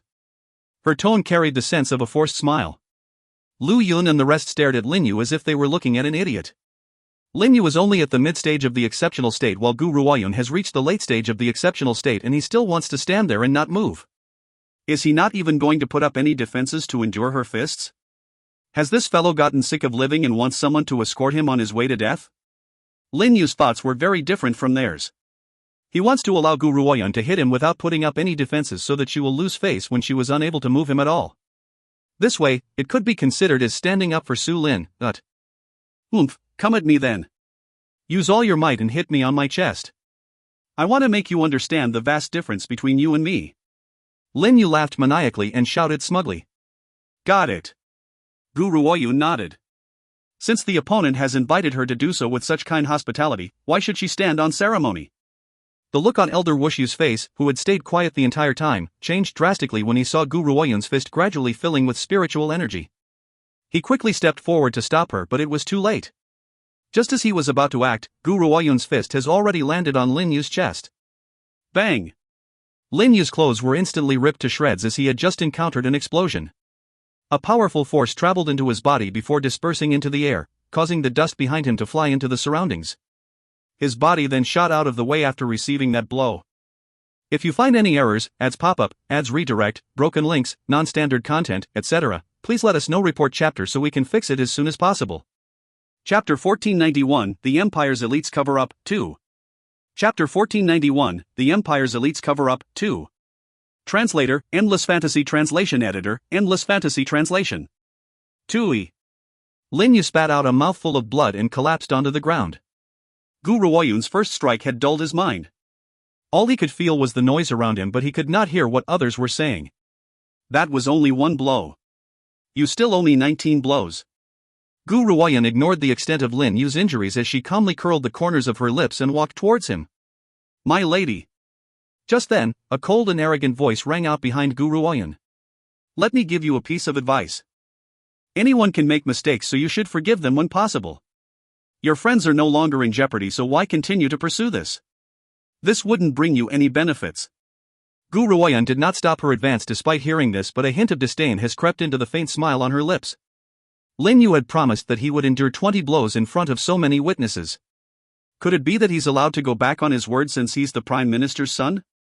In the beginning, the crowd was still shocked over Gu Ruoyun's display of power. When they heard what she had just said, they began to whisper amongst themselves and soon fell into a debate. After all, aside from the geniuses of noble background, several talents from smaller organizations were also participating in the Empire's contest this time. If word about Lin Yu's deception were to spread, he would be seen as someone who relies on force to bully others in the Heavenly Moon Empire. Wuxu has also considered this outcome and his expression turned rather unsightly. Lady Gu, I'll still say the same thing. Anyone can make mistakes, so forgive them when possible. If you insist on doing this, I can't stop you.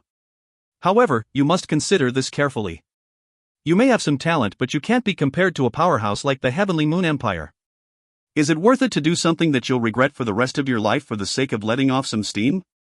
Even though this old man had claimed that he was not going to stop Gu Ruoyun, the meaning behind his words was clear. If she really wants to take it out on Lin Yu, fine. He would not stop her, but she must be ready to accept other consequences. Even though Gu Ruoyun's show of power had truly shocked them now, so what? No matter how powerful she was, she would only remain a talented individual if she does not have a powerful support. Perhaps, she might also be killed at any time. Lu Yun and the rest shook their heads as their eyes filled with disappointment. They had assumed that the Empire's cultivators were dignified people, but they never thought that these cultivators would cover up mistakes without thoroughly understanding the matter.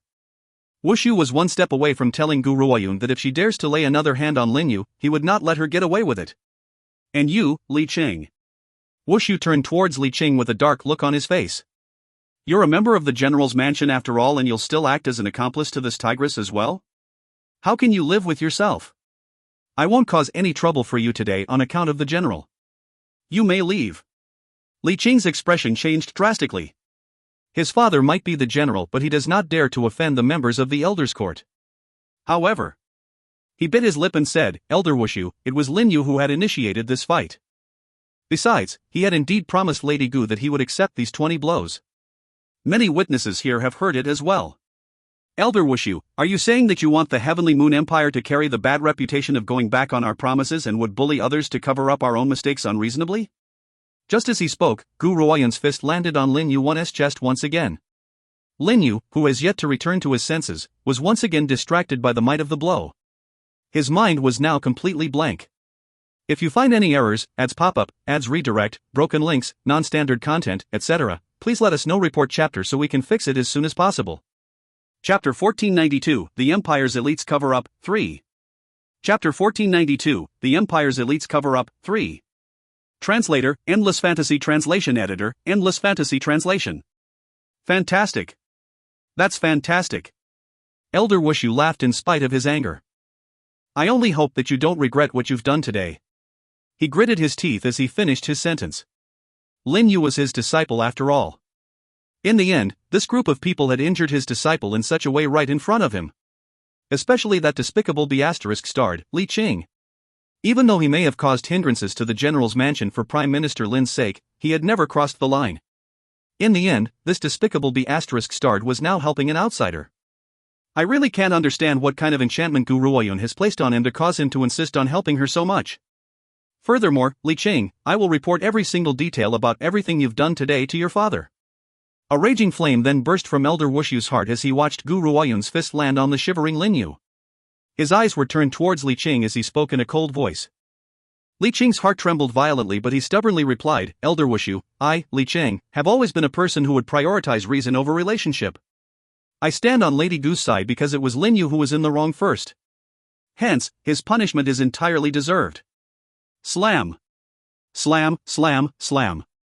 Gu Ruoyun's fist did not stop and a powerful energy slammed onto Lin Yu's chest, causing him to spit out blood continuously. His eyes slowly turned from a dazed look to a bloodshot glare as he turned his furious gaze towards Gu Ruoyun. Unfortunately, he could no longer speak now.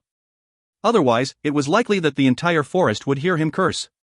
Late stage of the exceptional state. This woman is actually at the late stage of the exceptional state. When the crowd sensed the aura she had released from her body, their eyes narrowed and filled with disbelief.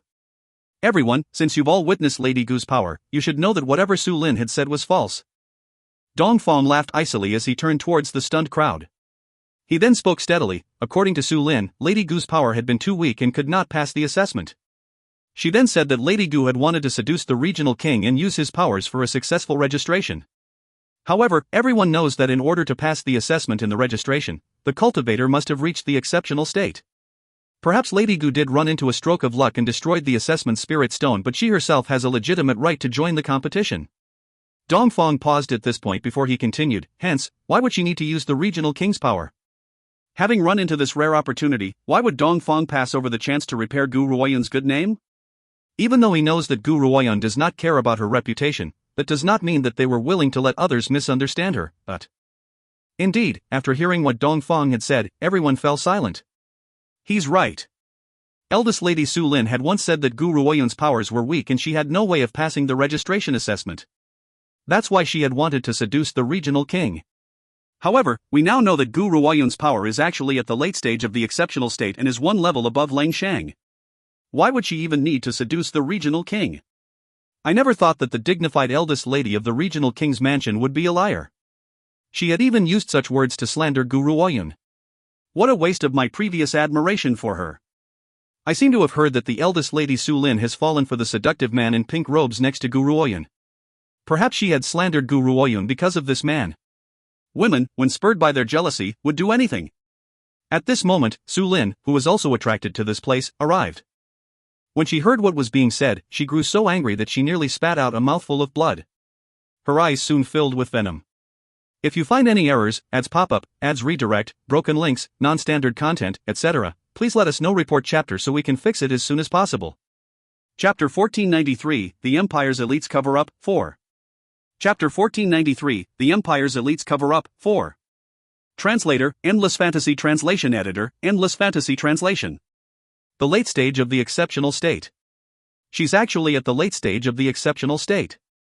No wonder she had the courage to sign a life or death contract with me. Su Lin gritted her teeth before she suddenly laughed icily. Her smile carried an extremely sinister air as she said, Gu Ruoyun, I'll never give you the chance to defeat me ever. The 20th blow. Wham! Gu Ruoyun's fist landed fiercely upon Lin Yu's chest. She then slowly retracted her hand and turned around calmly before heading off. Let's go. All right. Dongfang nodded.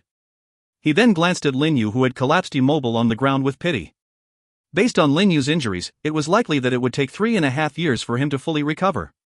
As for the Heavenly Moon Empire's competition, he has no chance to continue participating in it either. Dongfang's heart filled with joy at the thought of this. It was all Lin Yu's fault for staying on his high horse. Now, he has been faced with a horrible consequence. Once Gu Ruoyun and the others had left, everyone in the crowd dispersed. After all, they had come here for the emergence of the treasure and they could not afford any other delay in the competition. They knew that the spirit phoenix fruit, which they had considered as a treasure, has fused with Zuoshanchen and was unattainable. Lin Yu. Elder Wushu quickly walked towards Lin Yu and helped him up. The elder then furrowed his brows and asked, "Are you all right?" Cough, cough. Lin Yu began coughing out blood and his eyes filled with venom. However, his wounds were too severe and he could not speak. "Lin Yu, don't worry, I will avenge you." Elder Wushu took a deep breath and suppressed the raging flame in his heart before speaking. Gu Ruoyun.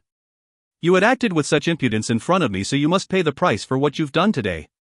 In contrast with the noisy outside world, it was completely quiet in the evil spirit forest. A barely discernible yet powerful aura was pulsing through the air. Gu Ruoyun paused and looked at Dongfang and the others before calmly saying, "Wait for me here." The group was shaken and stared in confusion at the woman's delicate features. "Lady Gu, we've come so far now. If we were to abandon you, we won't be able to stop worrying." Dongfang knitted his brows as he spoke. Gu Ruoyun only shook her head when faced with the concern in everyone's eyes. "I must enter the deep end of the evil spirit forest. If you come with me, not only would you be unable to help me, you'd even drag me down. You can choose to wait for me here or wait outside the evil spirit forest. I'll meet up with you on the last day of the elimination round." The group fell silent, temporarily unsure of what decision to make. Lady Gu is right. After a long period of silence, Mu Ying's voice slowly rang out as steadily as always. "Based on our level of power, not only would we be unable to help her, we would also drag her down as well. I believe that based on Lady Gu's power, she must have joined the Heavenly Moon Empire's competition in order to obtain something very important. If anything were to happen to us, we would end up causing her to be eliminated. Therefore, I choose to wait here for Lady Gu, but..." Dongfang took a deep breath and replied in exasperation, "Lady Gu, if you need us to go in, we aren't afraid of any difficulty and we won't abandon you either. However, if you don't want us to follow you, we will wait here for you here. You must come back alive. If you find any errors, ads pop up, ads redirect, broken links, non-standard content, etc., please let us know. Report chapter so we can fix it as soon as possible." Chapter 1494, The Empire's Elites Cover Up, 5. Chapter 1494, The Empire's Elites Cover Up, 5. Translator, Endless Fantasy Translation Editor, Endless Fantasy Translation. He was unsure if he had been mistaken, but he sensed that some powerful existence seemed to be concealed in the evil spirit forest's deep end. Gu Ruoyun nodded when she heard Dongfang's words. She then turned to Zuoshanchen and said, "Evil man, even though you've successfully digested the spirit phoenix fruit, due to its power, your body must rest for a while, so you can't fight at the moment. Once you've completely adapted to your current power, you can use your spiritual energy. This time, it would be better for you not to follow me." Zuoshanchen agreed with Gu Ruoyun's decision and smiled. His peach blossom eyes were filled with joy as he replied, "All right, I'll wait for you to return." Out of everyone here, Zuoshanchen was undoubtedly the one who understands Gu Ruoyun the most. This woman really treasures her life. It could be said that she was actually very afraid of dying. Hence, since she wants to enter the evil spirit forest's deep end, that means that the powerful existence within its depths would not be a threat to her life. Otherwise, knowing how much she cherishes her life, she would never casually put herself in a fatal situation, but she would risk danger, but only if she has an absolute guarantee of coming out alive. If she was fully aware that she would end up dead upon entering this area, she would never have taken a single step. "Meng Meng, let's go." Gu Ruoyun picked up the little fellow who had been lying on her head. She then took one last look at Zuoshanchen and the group before continuing into the depths of the evil spirit forest. The depths of the evil spirit forest. The trees were withered and hundreds of flowers were wilted and scattered about. From a distance, Gu Ruoyun could see the figures peeking out from behind the withered trees. Those figures carry great power, but, unbeknownst to her, they hesitated and did not show themselves. They did not even prevent Gu Ruoyun from going any further. As Gu Ruoyun had ventured deeper into the forest, the 9 emperors within her body began to vibrate more violently than ever.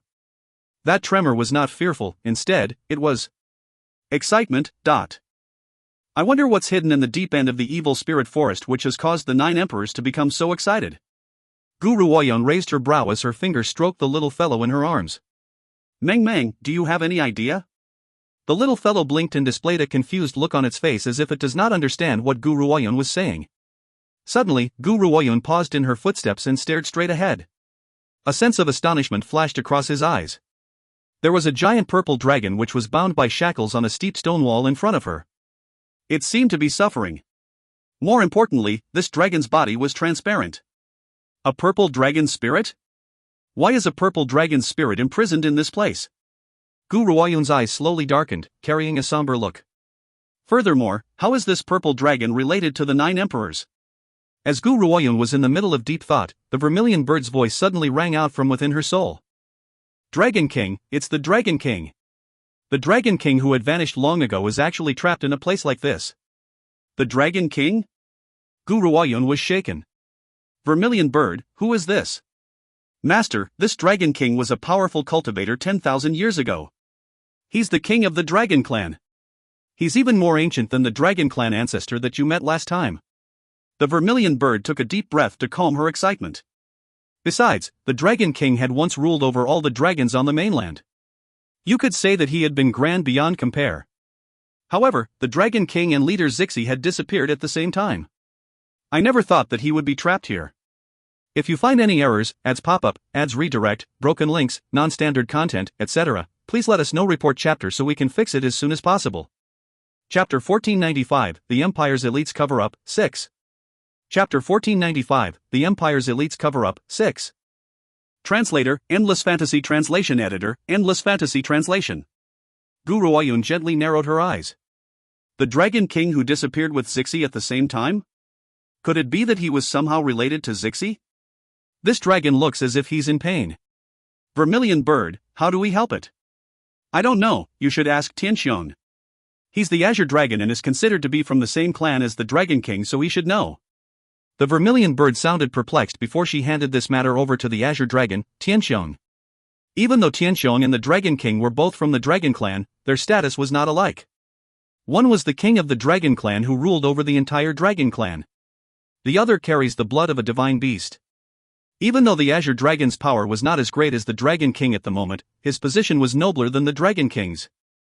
After all, no matter how powerful the Dragon King was, he could only ever be a king amongst dragons. His body does not hold the blood of a divine beast. Even to the end of his life, he would never be promoted to become a divine beast. This was the difference between the Dragon King and the Azure Dragon. Unfortunately, the Azure Dragon had been severely injured. Otherwise, his powers would not have weakened to such a state. Upon hearing the vermilion bird's words, Tianxiong thought for a moment before he slowly replied, Master, the only way for you to save him is through the 9 emperors. The 9 emperors? Gu Ruoyun shook and asked. That's right. Tianxiong nodded. Do you remember back then when your spiritual weapon had been destroyed? You had wanted to send its weapon spirit, the White Dragon, into the 9 emperors, but the White Dragon's power was not strong enough, so it could not become the 9 emperors' weapon spirit. Gu Ruoyun fell silent. She had thought of this.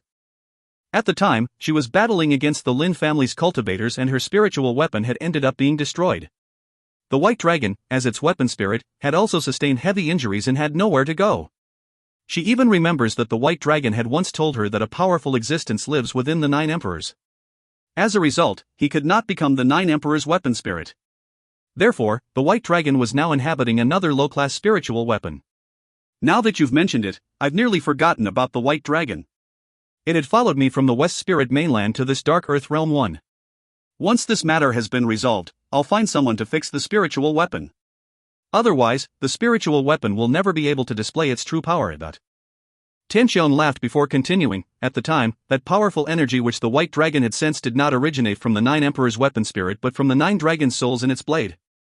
However, those 9 dragons aren't the 9 emperors' weapon spirits but the source of the 9 emperors' power. Master, if you want complete control over the 9 emperors, you must find a weapon spirit for it.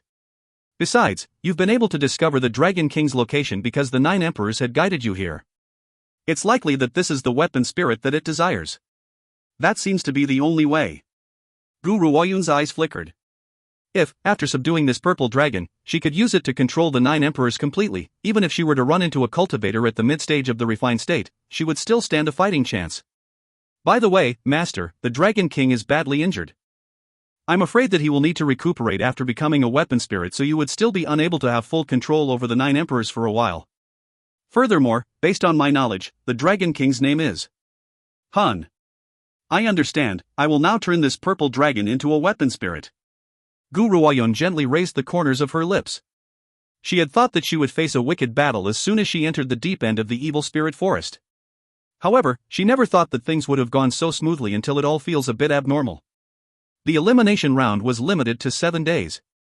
After 7 days, the outskirts of Evil Spirit Forest was filled with the geniuses who had participated in the competition. If you find any errors, ads pop-up, ads redirect, broken links, non-standard content, etc., please let us know. Report chapter so we can fix it as soon as possible. Chapter 1496, The Underworld's Protector Pays a Visit, 1. Chapter 1496. The Underworld's Protector Pays a Visit, 1. Translator, Endless Fantasy Translation Editor, Endless Fantasy Translation. Su Lin had immediately noticed Gu Ruoyun when she walked out of the forest. A sinister light flashed in her eyes, but she kept quiet. Instead, she scoffed and disappeared into the opposite direction. No one noticed a murderous intent which had appeared in Su Lin's eyes when she had left. Everyone, the elimination round has ended.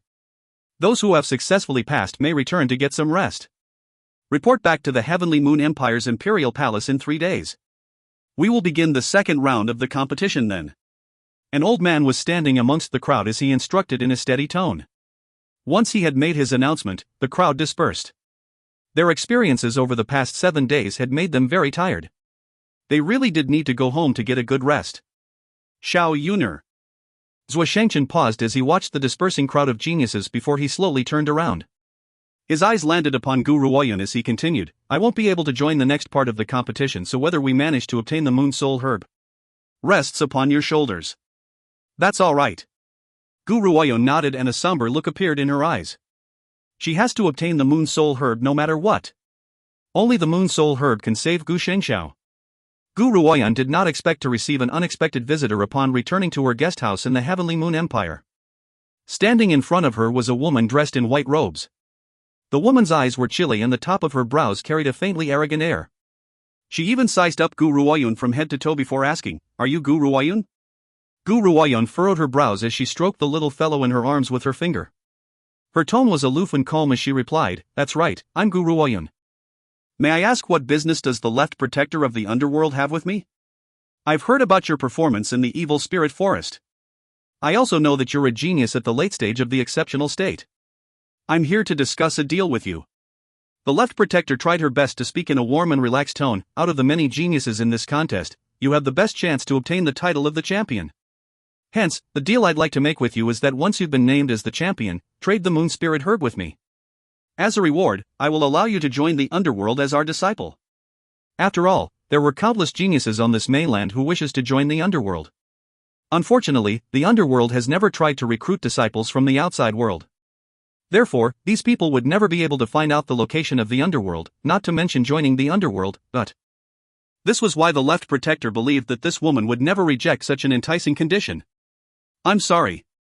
As the left protector was filled with confidence, Gu Ruoyun calmly replied, My objective in joining this competition is also for the sake of the Moon Soul Herb. Hence, if I'm named as the champion, I won't give the Moon Soul Herb to anyone. The left protector's expression stiffened as if she never expected Gu Ruoyun to reject her proposal so boldly. Her expression turned a little uglier at the thought of this. Little girl, are you aware what kind of place the underworld is? It's a territory that even the Emperor of Heavenly Moon Empire would have to give way to. To become a disciple of the underworld is an existence which will bring honor to your ancestors. Perhaps you detest the lowly position of an average disciple. How about this, if you agree to my request, I will take you in as my disciple. This is the best condition that I can promise you.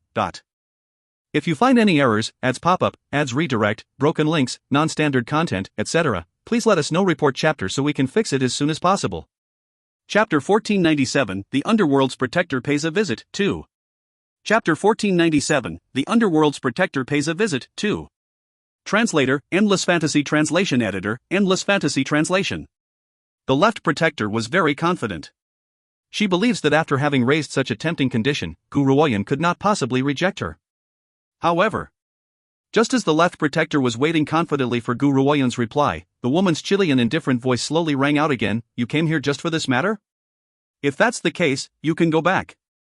Even if I get the moon soul herb, I won't give it to anyone else. Whoosh! The left protector's expression suddenly sank as a clouded and indefinite light flickered in her eyes. Gu Ruoyun, are you really going to hesitate in doing something until forced to do even more? If you miss this chance, you'll never be able to join the underworld. Hearing this, Gu Ruoyun did not say anything more. She simply walked around the left protector, reached out her hand to open the door and walked in. Just as she was about to close the door, she heard the left protector's voice, which sounded as if she was suppressing her anger. Great, that's just great. I hope that you can stay resolved in your decision when the time comes. Wham!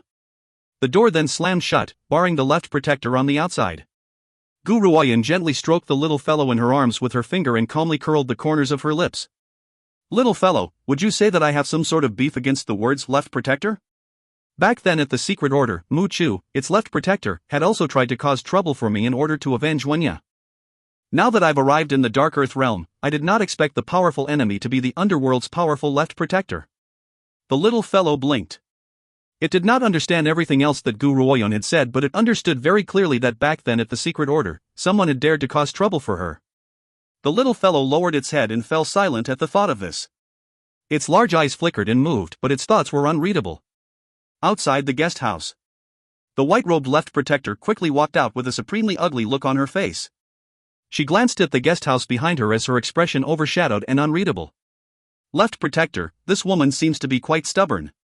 What should we do next? The underworld guard who was standing behind the white-robed woman stepped forward and asked respectfully. We will definitely get the moon soul herb. The left protector chuckled softly. Her smile was extremely icy as she continued. Besides, there are 3 persons who have a good chance of claiming the champion's title this time. There are also Long Shang and Su Lin aside from Gu Ruoyan. Since Gu Ruoyan is so tactless, we can't let her win the championship title no matter what. The other 2 have already promised her that if they manage to receive the champion's title, they would give the moon soul herb to the underworld. Besides, they also would not require any form of reward. This was the sign of a truly intelligent person. To be able to establish a connection with the underworld. How fortunate was that? Only an idiot would let a chance like this wash away in vain, but... The guard from the underworld hesitated but gathered his courage in the end and said, the Emperor of the Heavenly Moon Empire doesn't seem like the type of person who would help us to cheat. Even though Lang Shang is also at the late stage of the exceptional state, Su Lin has more treasures in her hand. However, if they can't defeat Gu Ruoyan, what should we do? The Emperor of the Heavenly Moon Empire won't help us to cheat because he doesn't want to break his promise. However, cheating is not the only way to make Gu Ruoyan lose the contest.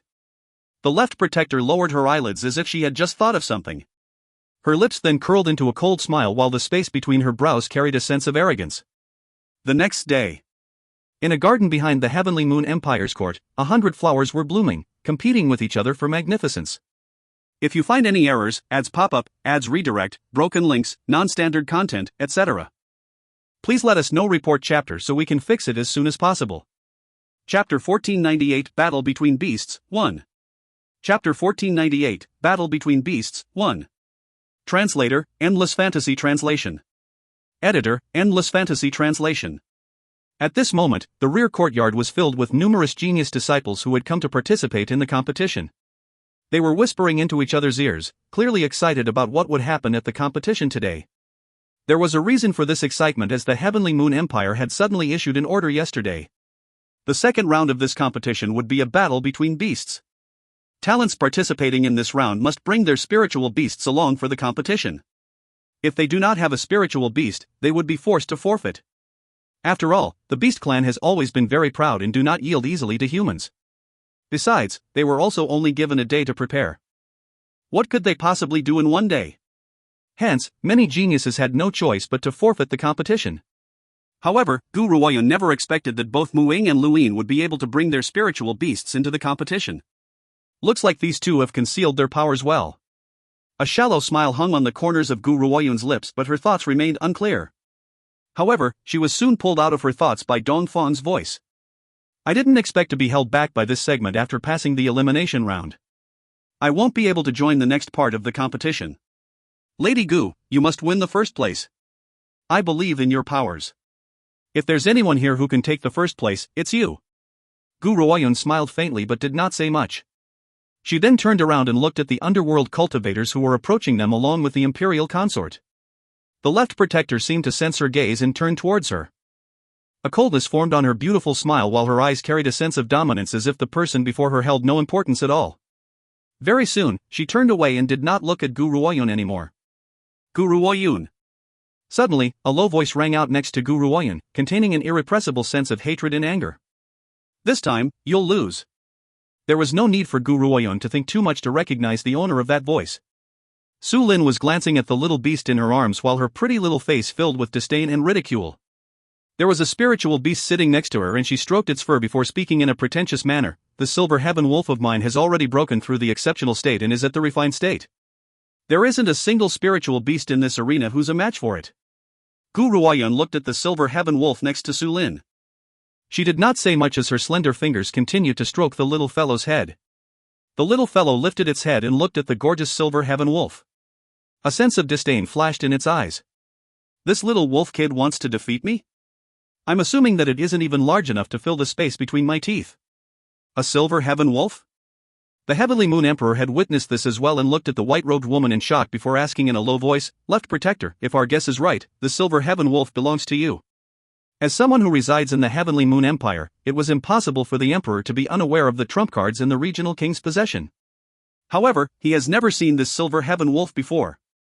Based on his observation, this silver heaven wolf must have been brought over by the underworld's cultivators. The left protector did not deny it and nodded, that's correct. Out of everyone here, Su Lin has given me the best impression. This little girl knows her manners very well and has captured my heart. Hence, I want to help her to become the champion. Out of the three, Gu Ruoyun had declined her request straight away. As for Lang Shang, even though he had agreed to give the Moon Soul Herb to the underworld, that was only because his objective here was not to obtain the Moon Soul Herb. Instead, he only wants to prove his prowess. Hence, when the underworld had met with Lang Shang, this man's attitude had been rather indifferent, which had put the left protector in a bad mood. If you find any errors, ads pop-up, ads redirect, broken links, non-standard content, etc., please let us know. Report chapter so we can fix it as soon as possible. Chapter 1499 Battle Between Beasts 2. Chapter 1499 Battle Between Beasts 2. Translator, Endless Fantasy Translation Editor, Endless Fantasy Translation. This was the real reason why the left protector had chosen Su Lin. That's not a very good idea, is it? The Heavenly Moon Emperor frowned, disapproving of the left protector's attitude. The left protector laughed and said, Your Imperial Majesty, I won't cause you to dishonor anyone if I do this. As for this Moon Soul Herb, I absolutely must have it. If Su Lin can't do it, let Lang Shang become the champion. I'll never allow Gu Ruoyun to be crowned champion no matter what. The Heavenly Moon Emperor was mildly surprised. Protector, is there a grudge between Gu Ruoyun and you? The left protector nodded. I've investigated Gu Ruoyun's background and she had once formed a grudge against our young master. So, Your Imperial Majesty, do you know what to do now? She would never let anyone know that Gu Ruoyun had rejected her offer. Otherwise, how humiliating would that be? Besides, the left protector also understood that she was only a protector from the underworld.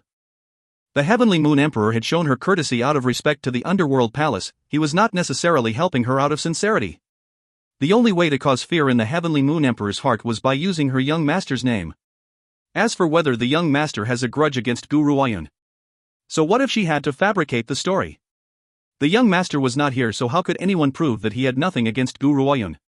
Besides, even if the young master were here, he might not help this strange little girl too. It was likely that he would have become furious over this little girl's failure to appreciate their kindness and slaughter her as well. I understand. The Heavenly Moon Emperor gently narrowed his eyes as a cold light flashed across his gaze.